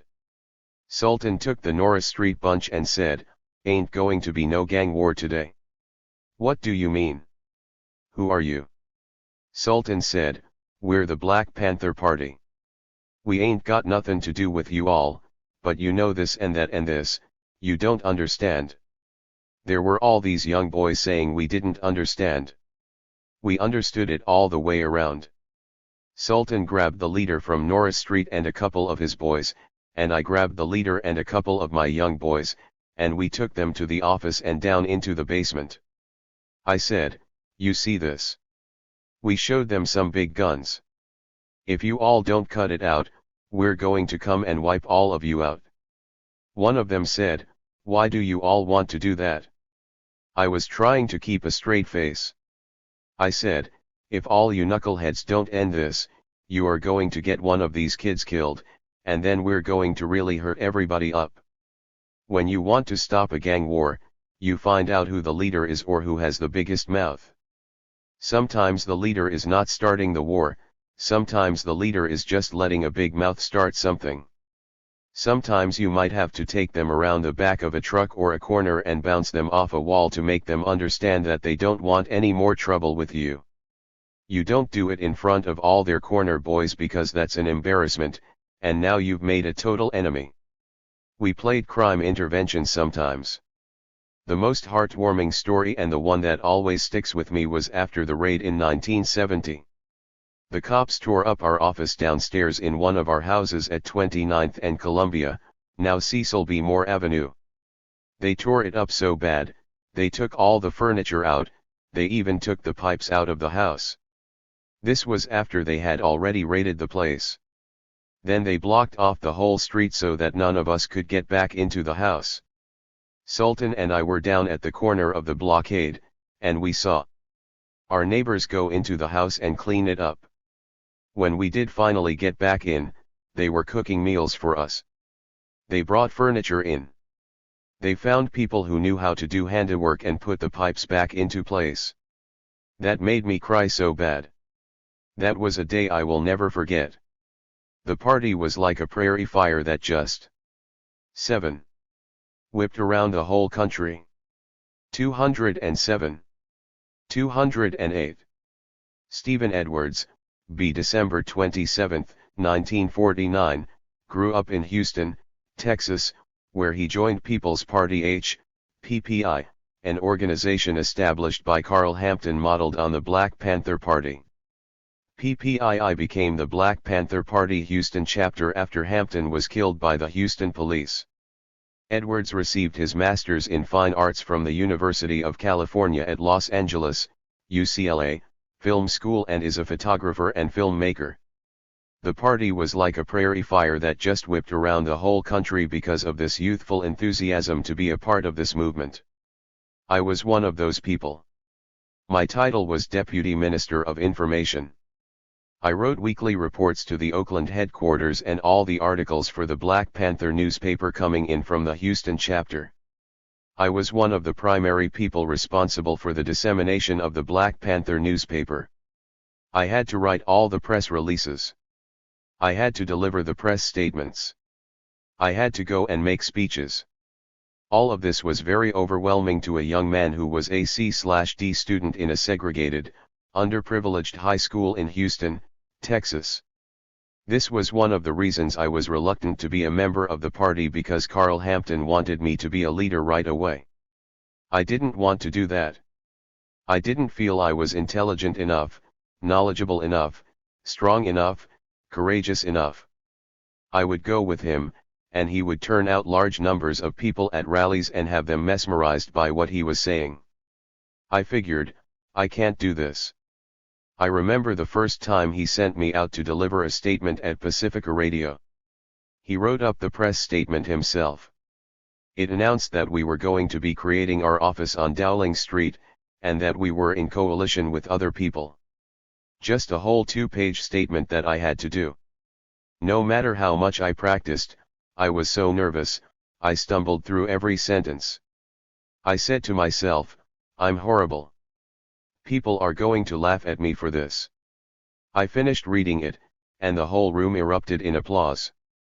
I was shocked and relieved and very happy that people really appreciated what I was saying, more so even than I did. That's how I got involved with the Black Panther Party. Arm yourself or harm yourself. People's Party IL and the Black Panther Party in Houston, Texas. Charles E. Jones. Cover by Boko. They were very afraid of what we were doing, and this is what COINTELPRO was all about. I was constantly harassed, arrested, and interrogated by the FBI. We were shot at. There were a couple of instances where we had these drive-by shootings, where we'd be in our office at night, and they would just drive by and shoot up the place. It was designed to terrorize us out of existence, to keep people from joining up with us. We had an incident where one of our members was arrested while fixing a flat tire. The police tried to frame him by saying they found a marijuana plant on him. At the time, you could go to prison for 15 to 20 years. I remember telling these reporters, think about it. We're harassed, monitored, and watched 24/7. Why in the world would one of our members go out and have marijuana on him while driving around and fixing a flat tire? For the first time, they got it. They wrote the story as we said it happened. The trial lasted about 2 weeks. We even got into a fist fight in the lobby of the courtroom. I was in the witness stand when somebody shouted out, "The police are beating up the Panthers downstairs." Then the whole courtroom cleared. People ran downstairs. I thought, oh my God. They're really going to get us this time and convict this brother. Our attorneys made a very eloquent presentation to the jury. They were 2 black men, and the jury was all white. I think they had 2 women on it. When the jury members came back, they said, "Not guilty." You cannot imagine the jubilation in that court. The judge had to constantly pound his gavel for quiet. It was just such a tremendous relief that they finally got it. I think one of the things that they really listened to was a rule written by Bobby Seale that no party member could be in possession of marijuana while doing party work. This rule was read out in the courtroom by one of our attorneys. I could see that the jury was really paying attention to this. Why would he have marijuana when the rule said he shouldn't? He was a leading member of the organization. The police also claimed they put him in the patrol car, took him down to the station, and then searched him down at the station, when they found the marijuana. When I was on the witness stand, I testified that I saw the police officers search him. No marijuana. They tried to cross-examine me, and I constantly said the same thing, I don't care what you say. I don't care how many times you put this question to me. I witnessed the police officers search him before he was put in the patrol car. On top of that, our attorneys. Stephen Edwards Pinehill. Read the policy of the police department, always search suspects before putting them in a patrol car. The prosecutor was this young, arrogant, white guy, and he was packing a gun in the courtroom. I think they just thought that they could throw anything out there, and the jury would convict him. The jury basically said, "How can you expect us to believe these kinds of stories you guys are telling us? You've got to do better than this." From that point on, we started to have a much easier time of organizing. More money came in, more people wanted to be a part of the organization. We had actually won. We beat them. One of the cops who participated in the frame-up quit his job. Even the cops started treating us a little bit better. That was right during the time that Huey Newton announced that we were going to stop emphasizing the gun so much. I remember talking to this police officer, and he said he was so happy that we did that because he thought he was going to get killed. I was 15 years old when I joined the Black Panther Party. Wanted to make a difference. Wanted it bad. Bryan Hunter, B. May 4, 1955, joined the New Orleans chapter of the party. He studied draft engineering in college and now works with people in recovery. He is still active in his New Orleans neighborhood, serving on a local board trying to build a community center. I was 15 years old when I joined the Black Panther Party. I wanted to make a difference. I wanted it bad. I even lived in a Panther house. I've always had a passion to try and help others, and there was a lot of police brutality going on in the city at that time. Aggressive confrontations with the police were common. When I was 17, I suffered a broken rib and other injuries from the police. They were handling me very aggressively during a search. One thing led to another, and one of the officers struck me, which led to a fight. I was then taken to one of the precincts, where I was handcuffed and beaten with a flashlight. I was happy that the Panthers had come to New Orleans. They were much needed. They gave the neighborhood and community a strong sense of pride. The Panthers were doing things that connected with the people on deep levels by providing services that were usually considered very human and giving you encouragement that you were somebody and did matter. Just to see the smiles on those kids' faces at the free breakfast for school children program, it was very rewarding. The party helped me develop into a man of morals and principles. I owe the Black Panthers a lot for the character that I developed. It was an experience that I would not trade for anything in the world. The camaraderie we shared was just unbelievable, and I was able to touch a lot of people's lives. I remained in high school while I was with the Panthers, where I was very active also. My experiences and knowledge of the movement at that time led me to becoming a student body representative. In fact, one of the organizations I was a part of, Youth Organized and United of New Orleans, exposed 2 undercover agents that were infiltrating the Black Panthers at that time. They held what they called the People's Court on them, and the 2 agents were turned over to the people of Desire. One of them got away, but the other was beaten pretty badly. That happened September 14, 1970, at night, and the shootout occurred the very next morning. Desire is a neighborhood in New Orleans. I'll be damned if I was going to let one of these racists treat me any kind of way. Malik Rahim, b. December 17, 1947, grew up in New Orleans, Louisiana, and served in the U.S. Navy in Vietnam. After Hurricane Katrina, he established and led Common Ground, a massive volunteer relief effort he set up in his mother's house.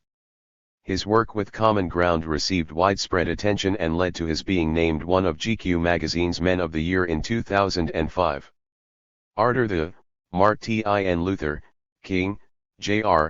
assassination. That's when I realized that we had to learn how to defend ourselves.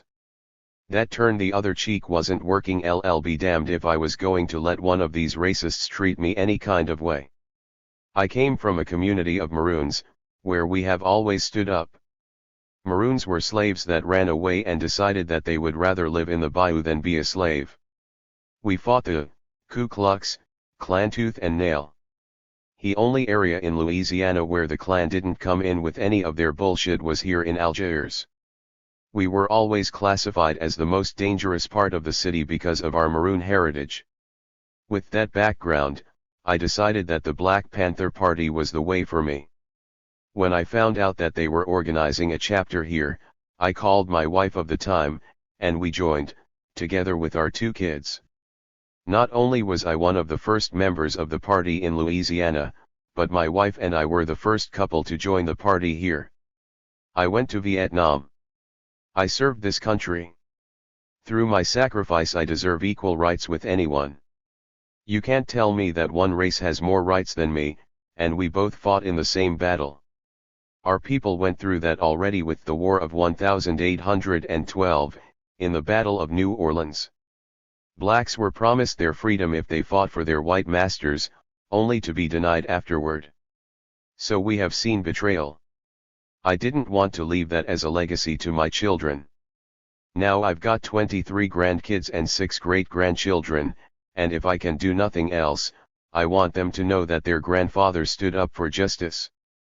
You have to remember that I joined during the most dangerous time to be a member of the Black Panther Party.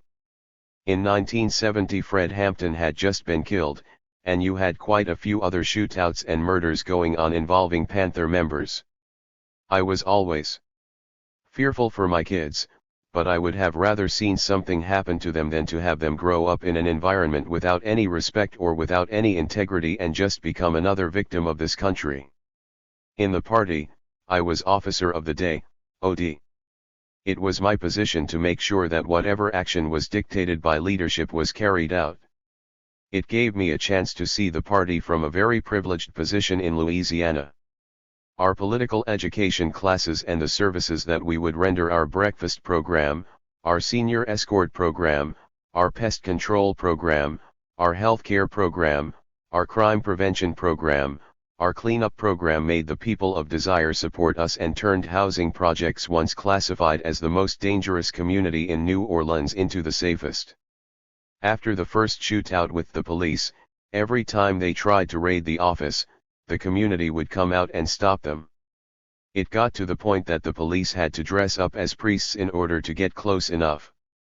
I never thought that the teachings I learned in the party would manifest themselves after a disaster. There wouldn't have been a common ground if there had not been the Angola 3 Support Committee. And there wouldn't have been an Angola 3 Support Committee if there had not been a Black Panther Party. I started 4 wellness clinics. No one could have told me about starting health clinics, but that's one of the things I learned in the party. Distribution centers were another thing that we learned. Our bioremediation program was nothing more than an extension of our pest control program. In Common Ground, I had more than 19,000 volunteers in 2.5 years who served more than 500,000 people. Of those, 18,000 were white, and they volunteered under the leadership of a black.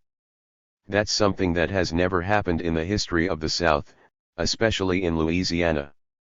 I felt honored because saw the essence of what made America great, those willing to stand up for peace and justice.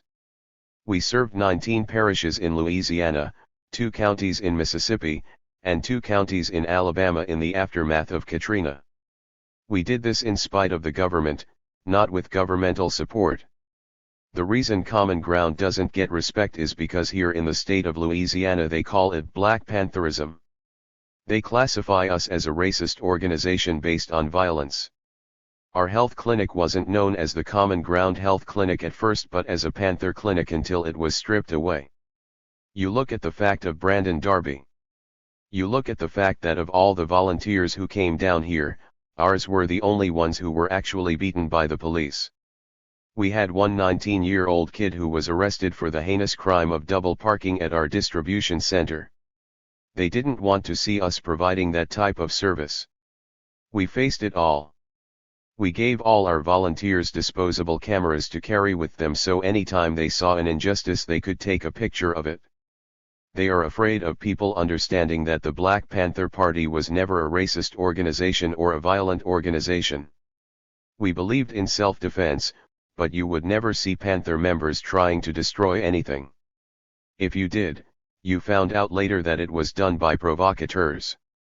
In GQ magazine for the year 2005, I was named a Man of the Year. They called me a Katrina organizer. Where did those organizing skills come from? The Black Panther Party. If they would have found out I was in the Panthers, I wouldn't have been in the magazine. But the greatest thing that ever happened to me in my life was becoming a member of the Black Panther Party. Darby was a highly visible and active co-founder of Common Ground who later became an FBI informant and right-wing activist and spokesperson. Without a doubt, am a political prisoner. Abdullah Majid, formerly Anthony Laborde, b. June 25, 1949, d. April 3, 2016, born in Flushing, New York, was a founding member of the Queens chapter of the party and a full-time party member from 1968 to 1971. At the time of his death, he was incarcerated in 5 Points Correctional Facility, a maximum security prison in upstate New York, for his role in the shooting death of one New York City police officer and the wounding of another. One of the first things we did was study housing law. We then began to organize tenants to withhold their rent strikes, if you will, until the landlords rendered the services that they were supposed to render according to the housing law. When people began to resist paying them, the landlords relied on the police to be their enforcers.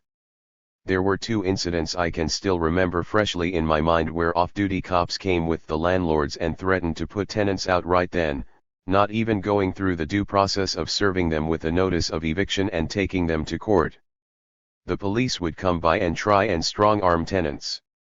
On at least 2 occasions, we had to address the situation ourselves. In one incident, a sister was organizing a rent strike. The landlord put his hands on her physically. She came back to the office. I took a couple brothers upstairs to see what was going on.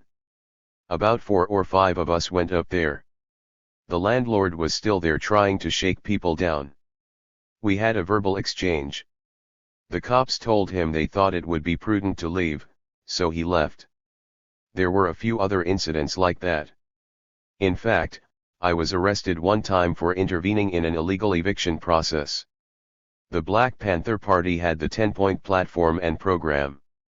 We wanted an end to the exploitation of our community, full employment for our community, education, housing, impartial trials for black people, and an end to the mass incarceration of black people.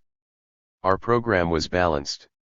Actually, we were trying to work within the framework of the law. With the counterintelligence program, COINTELPRO, J. Edgar Hoover himself did everything to undermine and break the law and violate the Constitution through infiltrating the party with agents provocateurs, literally creating crime in many instances, which in turn brought the reaction from the law enforcement community to disrupt the party. We were exercising what were supposedly our constitutional rights, the First Amendment right to free speech, the 14th Amendment right to equal protection of the law. They were the ones that were doing the law-breaking.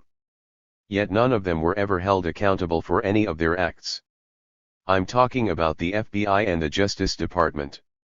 You have brothers who are still in prison, rotting in prison as we speak right now, for crimes that the government knows they didn't commit. Geronimo G. Jaga and Doroba bin Wahad are two cases people are aware of. Geronimo did 27 years for 2 murders that they knew he didn't commit. Doroba bin Wahad did almost 20 years for acts that they know he didn't commit. These were just 2 of them where brothers were fortunate enough to get exculpatory evidence made available.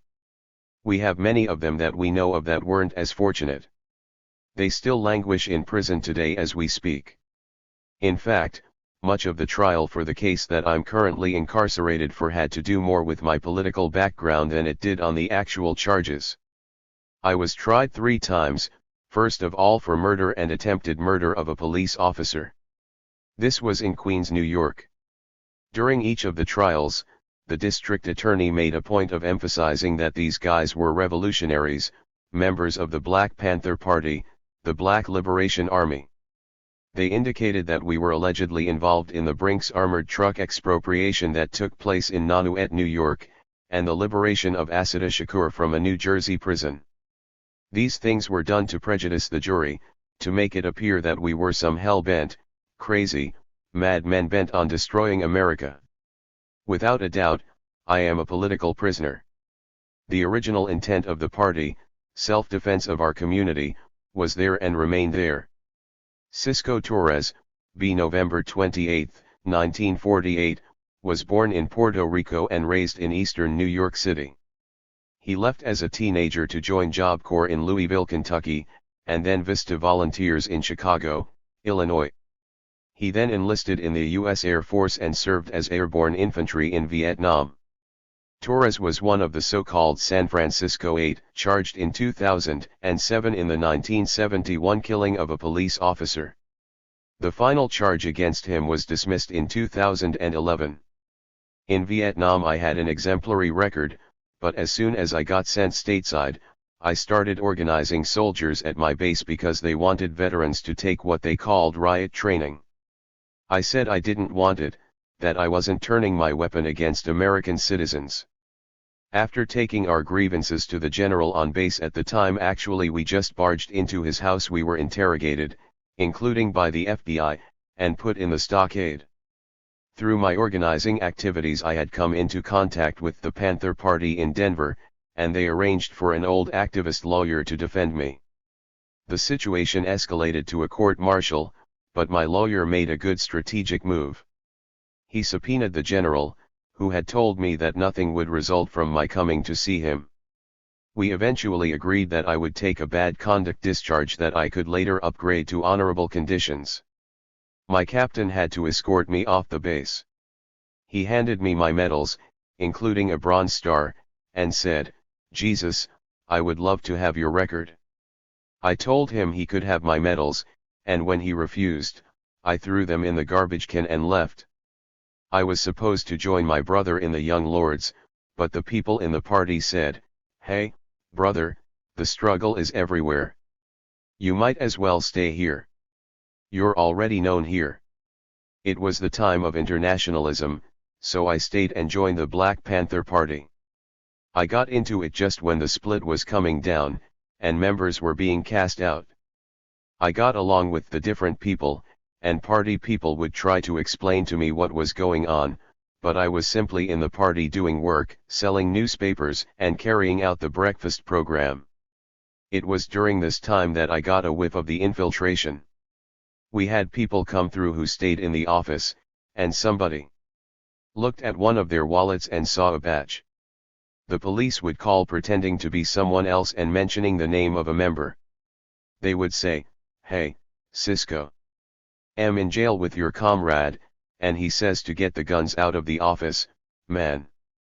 They're getting ready to raid the office." They'd say, "So and so is over here telling on you. You'd better get out of there now." I'd tell the other people in the office, and we'd go sit on the stoop, and then the police would ride around, pointing their guns at us and waiting for somebody to panic to provoke a shootout.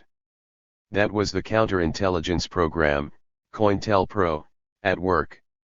I was never approached to infiltrate because they already had my military record, including reports from a psychologist and CIA investigation, and didn't want anything to do with them. The United States had nothing to offer me, you know. I think they just said, "He's gone," because for them I wasn't approachable. Although later on, when I did get arrested for something, they tried to approach me. I just told them, "Get the hell out of here. Talk to my lawyer." If there's one thing I learned in the military, it's that all you give your opponent is your name, rank, and serial number. When it comes to giving information on your comrades, you don't talk to them. I would say I was in the party for a year when things started spiraling out of control. The Denver chapter office had already shut down because of the split. That's when I went underground. For me that meant moving from place to place, working when you could. Wherever we went, we still carried the party lines. You still wanted to keep breakfast programs going, still do community work, but that became more difficult. By then we had been targeted. People were getting hurt, people were dying, people were being arrested. There was also a sense of panic and anxiety too. Imagine all of this coming at you at a young age. When I look back and think, we were dealing with the US government, FBI, CIA, criminal investigations, That's a lot. We had the might of the state thrown at us. That was at the time when we stole, trying to fund our programs. One thing that the FBI did say when we were caught expropriating funds from banks because I went to prison for a bank robbery, they said that none of us ever got rich or drove a Cadillac, which was true.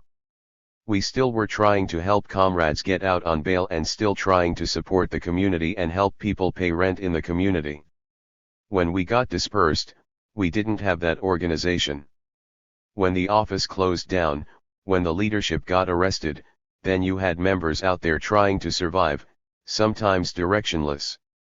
We formed certain pockets, certain cells, but we still tried to maintain the work. The reason I'm talking to you now is so that you can listen to the different takes on the party's history. When it started out, it wasn't reactionary. Here might have been certain reactionary elements in it, but for the most part the people were dedicated to serving the community, serving their people. The original intent of the party, self-defense of our community, was there and remained there. Jalil Muntaqim Dos. Jalil Muntaqim, formerly Anthony Bottom, b. October 18, 1951, grew up in the San Francisco Bay Area. He was a youth organizer with the National Association for the Advancement of Colored People, NAACP, before joining the Black Panther Party. Along with two other Panthers, he was convicted of the 1971 killing of 2 New York City police officers. He received a sentence of 25 years to life. He is currently incarcerated in Attica Correctional Facility, a maximum security prison in upstate New York. While in prison, He earned bachelor's degrees in psychology and sociology and launched a campaign to petition the United Nations to recognize the existence of political prisoners in the United States. Unfortunately, we did not receive a fair trial. If you look at the record of our case, you will find that a lot of exculpatory materials and information were withheld from the defense at the time of the trial. Unfortunately, the parole board wants you to be remorseful and to admit guilt, so if you want to get the opportunity to get out of here, that's what you have to do. It's damned if you do, damned if you don't. Our intent was never self-serving or self-aggrandizing. Our goals were always to support the development of the community. We created the free breakfast program, the free health clinic program. We established the first program to have buses come to prisons for visitation rights. We established the basis for sickle cell anemia research. All of that came from the Black Panther Party. We also created one of the first cop watches, patrolling our communities to ensure that people had their civil rights adhered to and were not brutalized by the police. That was part of what made us dangerous to the social order of the day, by virtue of our willingness to fight back and ensure the safety of the black community. In fact, one of my most vivid memories in the party was when we went to Soledad Prison for Black Solidarity Day. There was a group of us, 2 carloads, and a bunch of guys and women. There was difficulty getting me in because I was so young, but we men _aged to persuade the authorities that if the young guys didn't get in, then nobody was going in, and that would upset the prisoners, so they allowed us all in. When I walked into that institution, I had a premonition that I would be in prison, one time, one day, for a long period of time. The clanging of the metal door slamming. The noise in the hallways from the prisoners. It shook me. When I left, I told myself never go to another prison to visit anybody again. I believe I was 17. I do believe I was targeted for my involvement with the party. There ain't no fuss about that. We have documentation indicating we were targeted. The FBI was engaged in a very ruthless campaign to destroy the party that included everything from assassination to infiltration. When we look at the breadth of the FBI's campaign against the party, we say that anyone convicted on the basis of being involved in the Black Panther Party is naturally a political prisoner.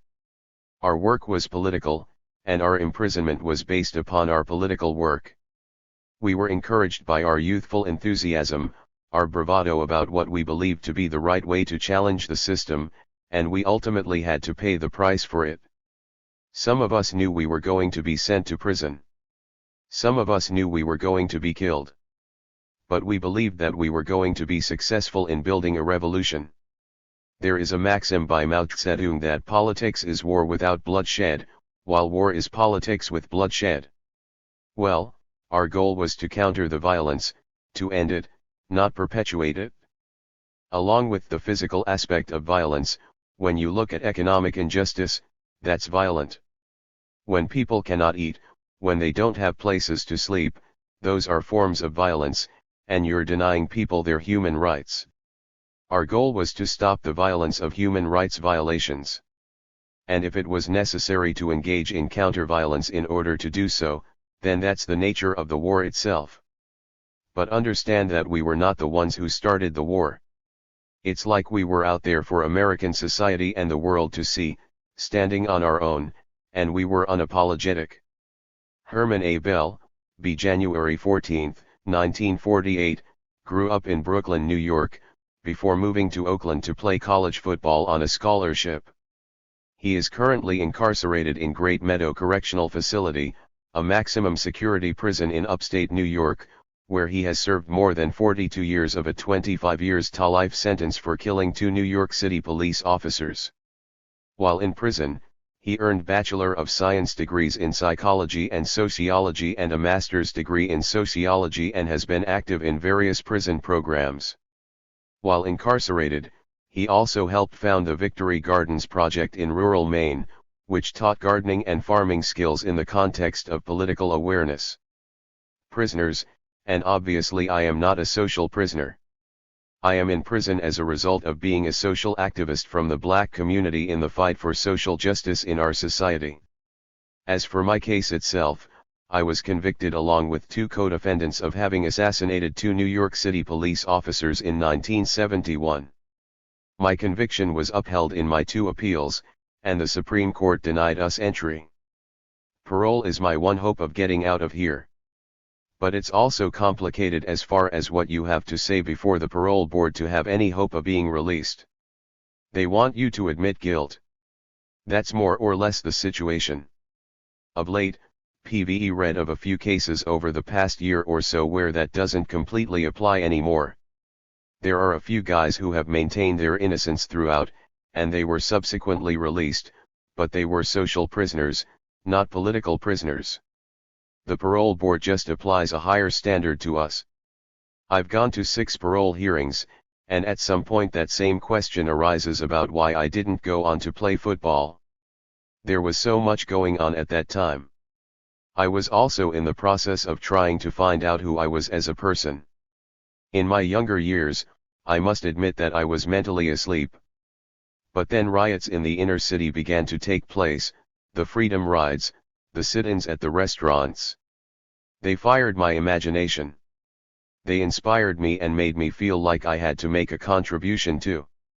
With some measure of social consciousness then, I arrived on campus at Laney College in California in the midst of the anti-war movement. I was like, what is imperialism? What is colonialism? In addition to that, there were people such as Malcolm X, my mentor, who woke me out of my mental stupor. To me, he epitomized a fine model of a black man. I felt, as Dr. Martin Luther King, Jr., said, that we went to the government with a check and were told at the window that there were insufficient funds. I felt like we certainly had a raw deal here in our society, so how could I not become involved in this struggle for social justice? In a sense, I set aside my personal ambition and decided to do what I could to help improve the quality of life of our people. In a way, that explains why I didn't choose the white picket fence and the 2-car garage and all the other things that might or might not have come to me had I gone in that other direction. One of my important functions was security within the community itself. There were, from time to time, domestic disturbances and so forth. A husband was beating up his wife, and sometimes a wife was beating up her husband. People knew who we were in the community. They would come find us and bring us to an apartment or house to intercede. We would pull them apart for a while to cool off and find out what the deal was, and we would find some kind of resolution one way or the other. That was really quite exhilarating and satisfying in the sense that we were there on the spot on the basis of our authority as party members and respectable members of our community, and people would hear what we had to say and respect that. Folks would donate cars to the party, refrigerators, they'd bring clothes around, community merchants brought food. They identified with the party, and that was a gratifying feeling too. Then there was the newspaper. We took great pride in that newspaper and in Emory Douglas's cartoons. He really demonized the police. He would do them so bad that sometimes, when the paper came out, we wouldn't read the articles at first, which had some really sharp political analysis. We'd go right to the cartoon section to see what Emory had cooked up. He'd lampoon these guys so bad that some of us would feel bad about how he was treating the police. It was hilarious, a just bit of payback. It's like we were out there for American society and the world to see, standing on our own, and we were unapologetic. We were children, and they moved on us like we were North Vietnam. Thomas McCreary, b. January 3, 1945, was raised in Brooklyn, New York. Before joining the Black Panther Party, he served in the U.S. Army in Vietnam and worked in the Merchant Marine. He later worked for the Legal Aid Society in New York City and as a counselor with the Salvation Army. When I speak on college campuses, one of the things I always ask the youth is, when you hear the name the Black Panther Party, what's the first thing that comes to your mind? A lot of them say, black berets, leather jackets, and guns. I always dispel the myth about the guns because everybody wants to put the guns in there. I tell them, listen, the majority of the Black Panther Party members were not in shootouts with police. There were only a few of us fools out there playing with guns. A lot of the guys who went underground in the Black Liberation Army were Vietnam veterans. We were the ones dealing with a lot of the arms. The police killings of African Americans in New York were horrendous back in the 1960s, just like Ferguson. It was always acquittal or justifiable homicide, so people decided that we had to do something. We couldn't go on like that because we were being murdered in the streets. I went under and stayed under for about 2.5 years before I was captured in St. Louis on February 15, 1972, after St. Valentine's Day.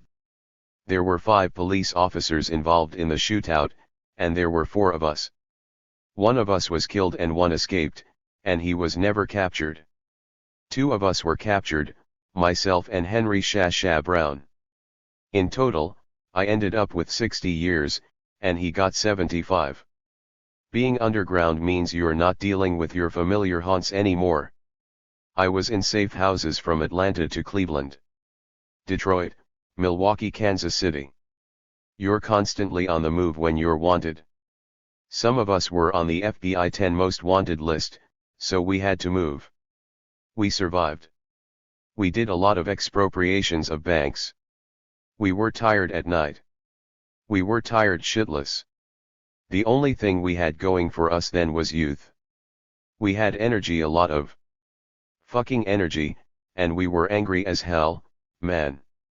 We were totally pissed off. We were just going on sheer vibes. After the counterintelligence program, COINTELPRO, was exposed, I became convinced, like I am to this day, that the only thing that we are guilty of is not leaning on this government hard enough. When they started killing kids in Harlem and Bedford-Stuyvesant and around the United States, my position was, if there are going to be wailing black mothers in the black community, we're going to have some white mothers wailing in the white community. We wanted them to know what suffering was really all about. Every time a cop got killed or wounded, they would always come out crying crocodile tears. They'd parade the family up there with the children. They never showed any of our children and the fathers who were killed. They didn't show that. They didn't even talk about that. When Panthers were killed in the city, they acted like they came from Mars, that they didn't have families or that their families didn't suffer.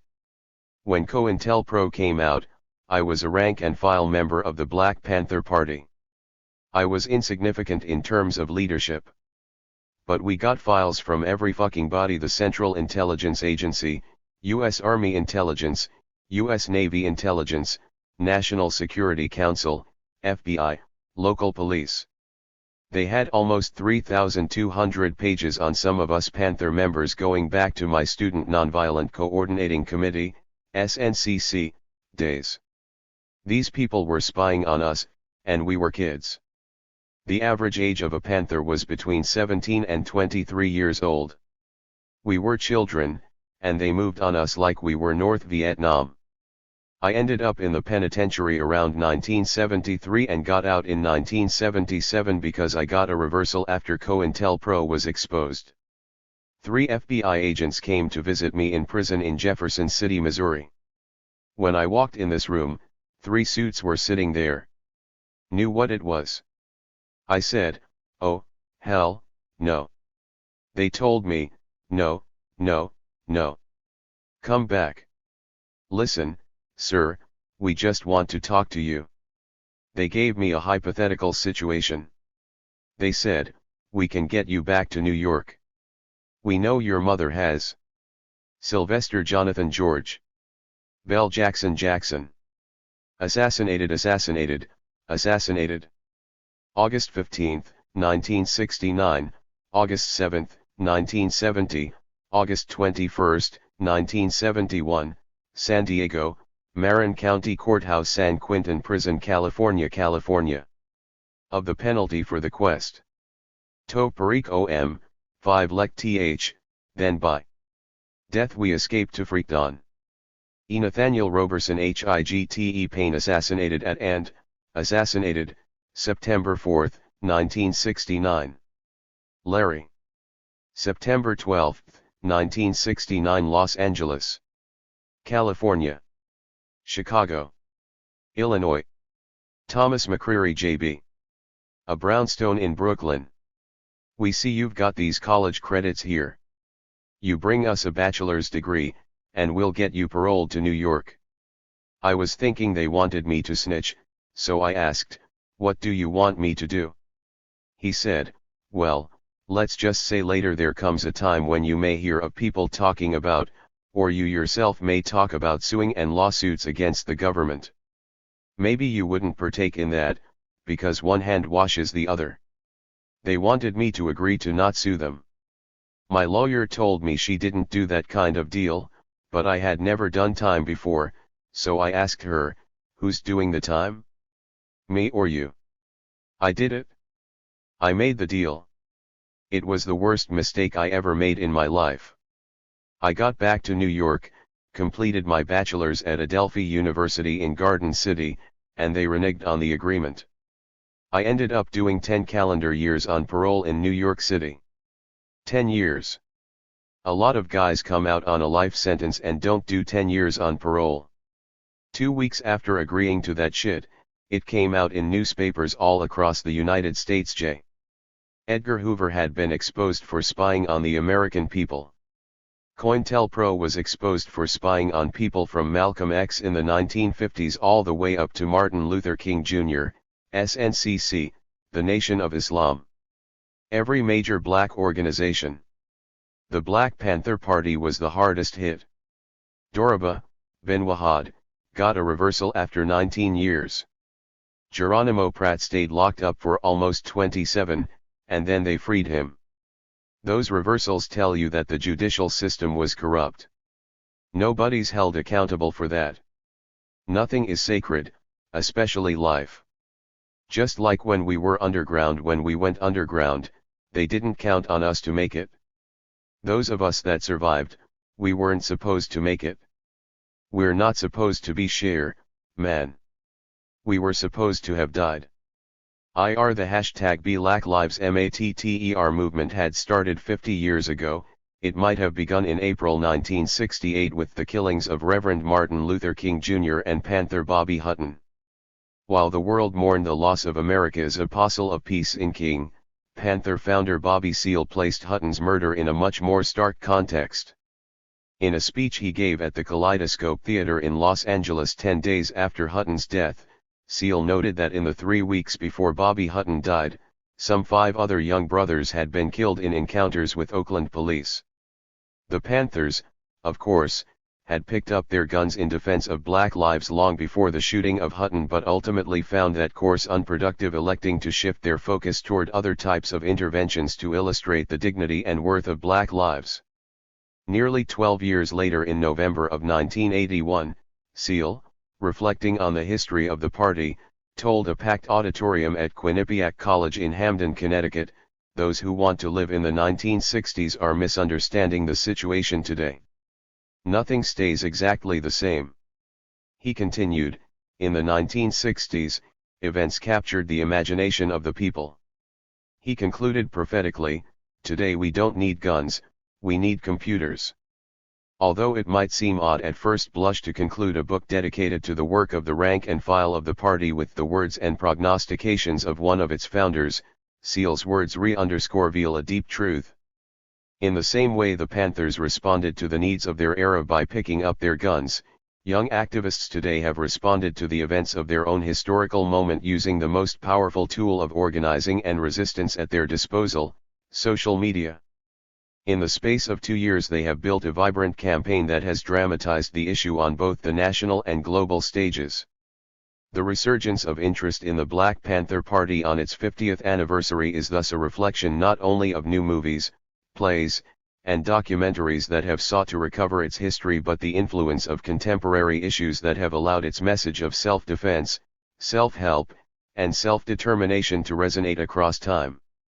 In the words of former Panthers, we find connections to the Department of Justice's blistering investigation into police misconduct in Ferguson, Missouri, which revealed the nagging persistence of Jim Crow justice in America.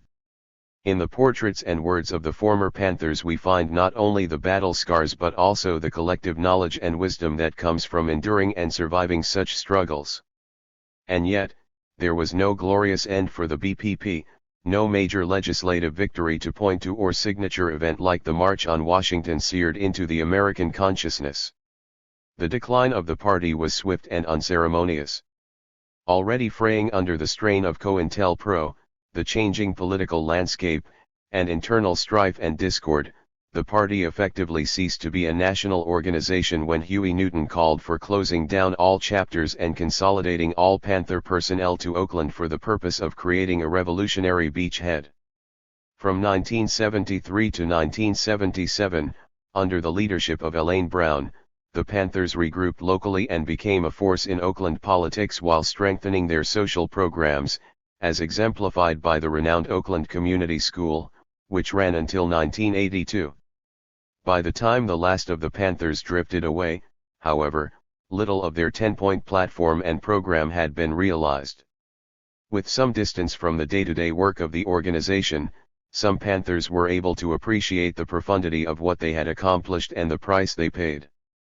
Many Panthers describe experiencing a form of post-traumatic stress syndrome as a result of their time in the party. Indeed, some of the Panthers in this book say they self-medicated with drugs and alcohol in the aftermath of the party, and others severed ties completely with their former comrades, only reconnecting decades later as various alumni groups and reunion committees slowly formed. Currently, about 15 former Panthers remain incarcerated as political prisoners, and the struggle for their release is a constant refrain and focus of activity among former Panthers. While this text was being finalized, 2 of them died in prison, Wopashitwi Mondo Ianwilanga, formerly David Rice, and Abdullah Majid, who is included in this book. Another political prisoner, Albert Woodfox, the last member of the Angola Three, was released. Even in light of these negative effects, the Panthers do not see their work as a failure. Nor should we, for if the present resurgence of interest in the party is any indication, their message still resonates. The airing of the PBS documentary The Black Panthers, Vanguard of the Revolution in February of 2016 electrified social media. Director Stanley Nelson's sweeping look at Panther history, warts and all, introduced the words and deeds of the BPP to a new generation in search of strategies and symbols to combat oppression in their own moment. Although it is easy to be seduced by the striking images of armed, uniformed Panthers staring down police, the deeper lessons of that history are to be found in the recollections of those who lived through that struggle and remain committed to a pending revolution in which the goals of equality and justice as first articulated by the party in 1966 can finally be realized. Editor's note. Sojourn with the Panthers. Why the fuck do you want to take pictures of the Black Panthers? I was sitting across the table from Billy X. Jennings in a sunny cafe near his house in Sacramento, California, in the spring of 2011. At the sound of his raised, barbed voice, a few patrons looked up from their brunches, but Billy X never took his eyes off of me. It was a feeling of close scrutiny I would become familiar with over the next 4 years as I worked on this project. Formerly a personal aide to Huey P. Newton and the main campaign office manager for Bobby Seale when he ran for Oakland mayor, Billy X is the closest thing the Panthers have to an official archivist. His home overflows with Panther history pictures, letters, postcards, posters, and perhaps the largest single collection of the Black Panther newspaper, the party's main propaganda, fundraising, and recruitment tool. At the time we met, he was organizing a 45th annual Panther reunion, held in Berkeley in October 2011, the birth month of the party, and I was asking him to let me stage a portrait studio there. Why the fuck did I want to take portraits of the Black Panthers? There wasn't and still isn't a straightforward answer. I knew I wanted to work on a project of historical importance, and despite my sheltered upbringing in East Bay suburbia, I somehow picked up that the Panthers first formed in nearby Oakland. I was living next door in Berkeley at the time. I also knew that the Panthers were controversial, but the more I read, the more I sensed that the stories about them were incomplete and not their own. I wanted to hear them for myself. It was much more than the surface thrill of touching the otherwise hidden. As someone who has always felt other myself, I am drawn to outsiders and the admittedly fleeting feeling of borrowed acceptance that accompanies hearing the stories that they share only with each other. In some ways, those are the only stories that matter. There were other reasons too. While photographing Islamic converts in prison inside San Quentin prison as part of my journalism graduate school thesis, I spoke with two inmates who told me they had been Panthers. Though they mentioned the party in passing, their words stuck with me, and a question began forming in my mind, shaped by my own family history: what happens to revolutionaries in America?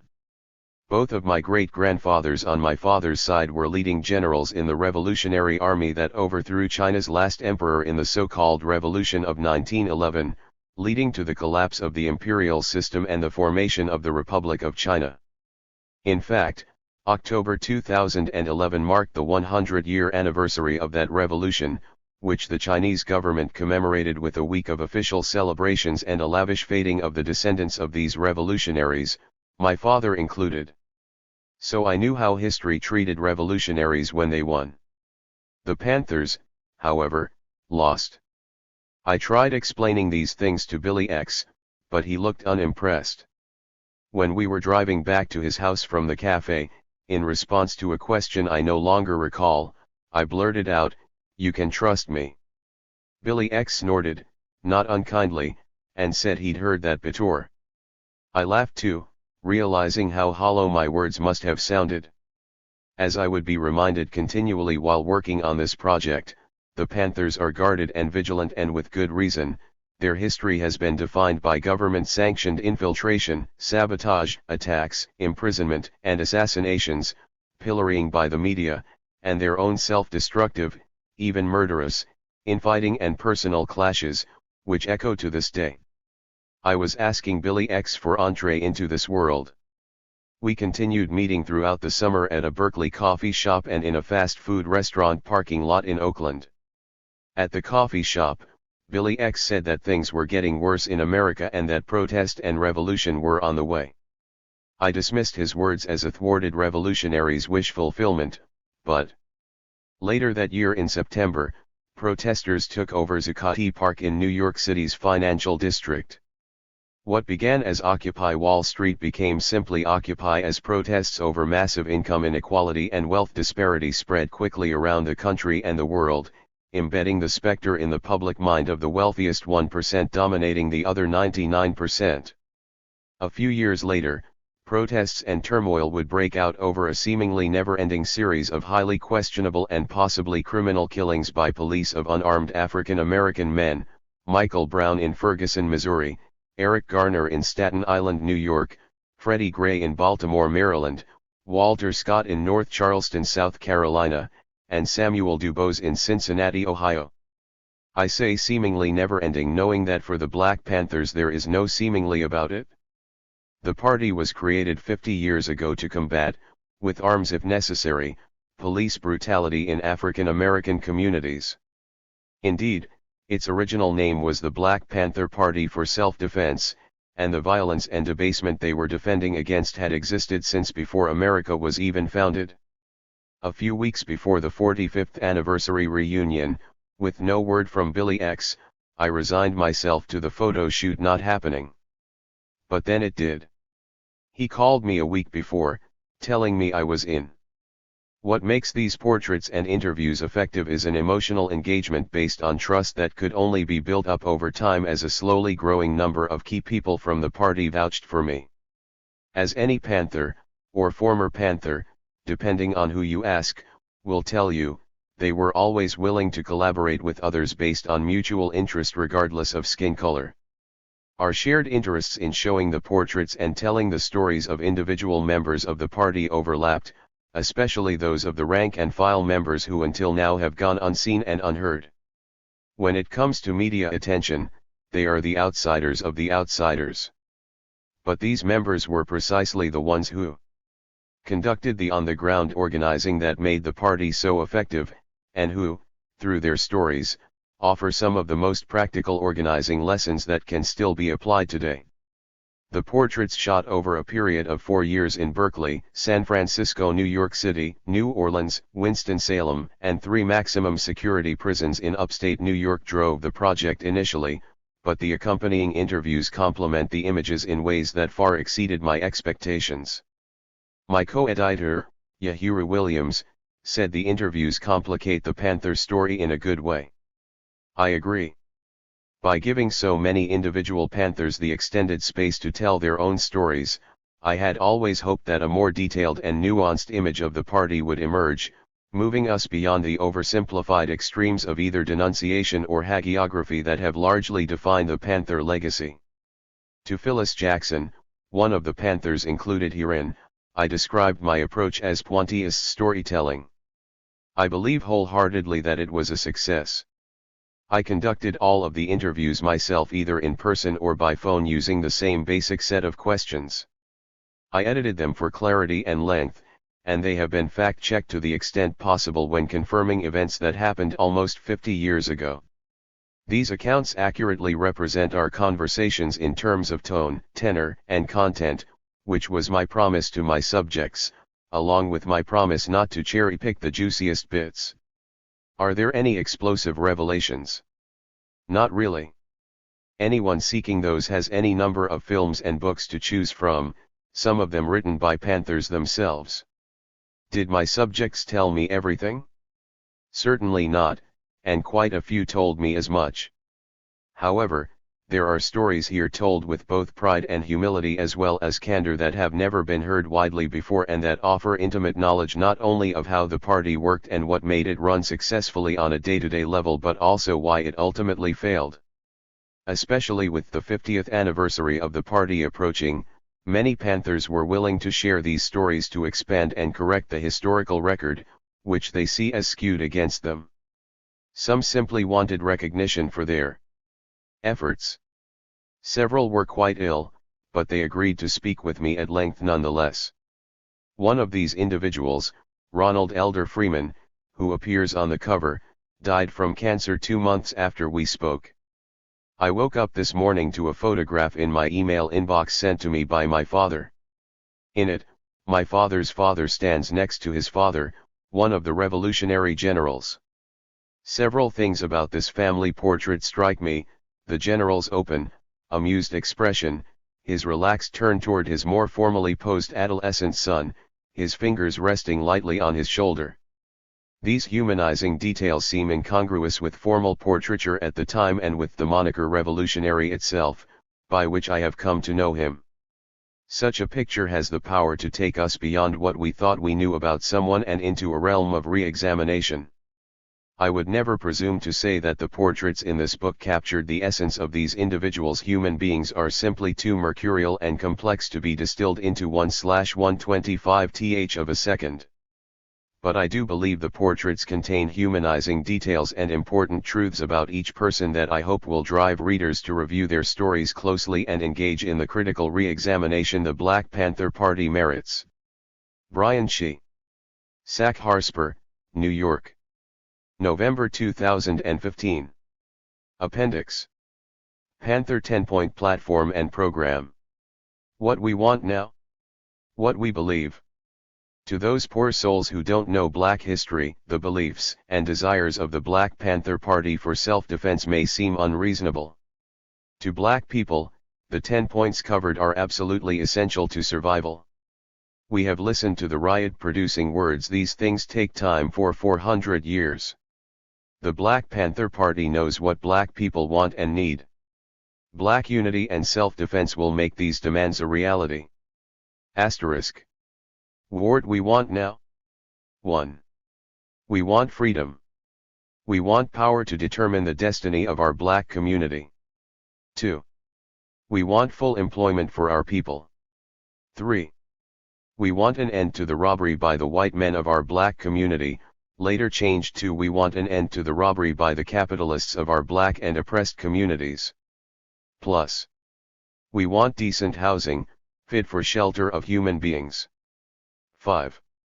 We want education for our people that exposes the true nature of this decadent American society. We want education that teaches us our true history and our role in the present-day society. 6. We want all black men to be exempt from military service. 7.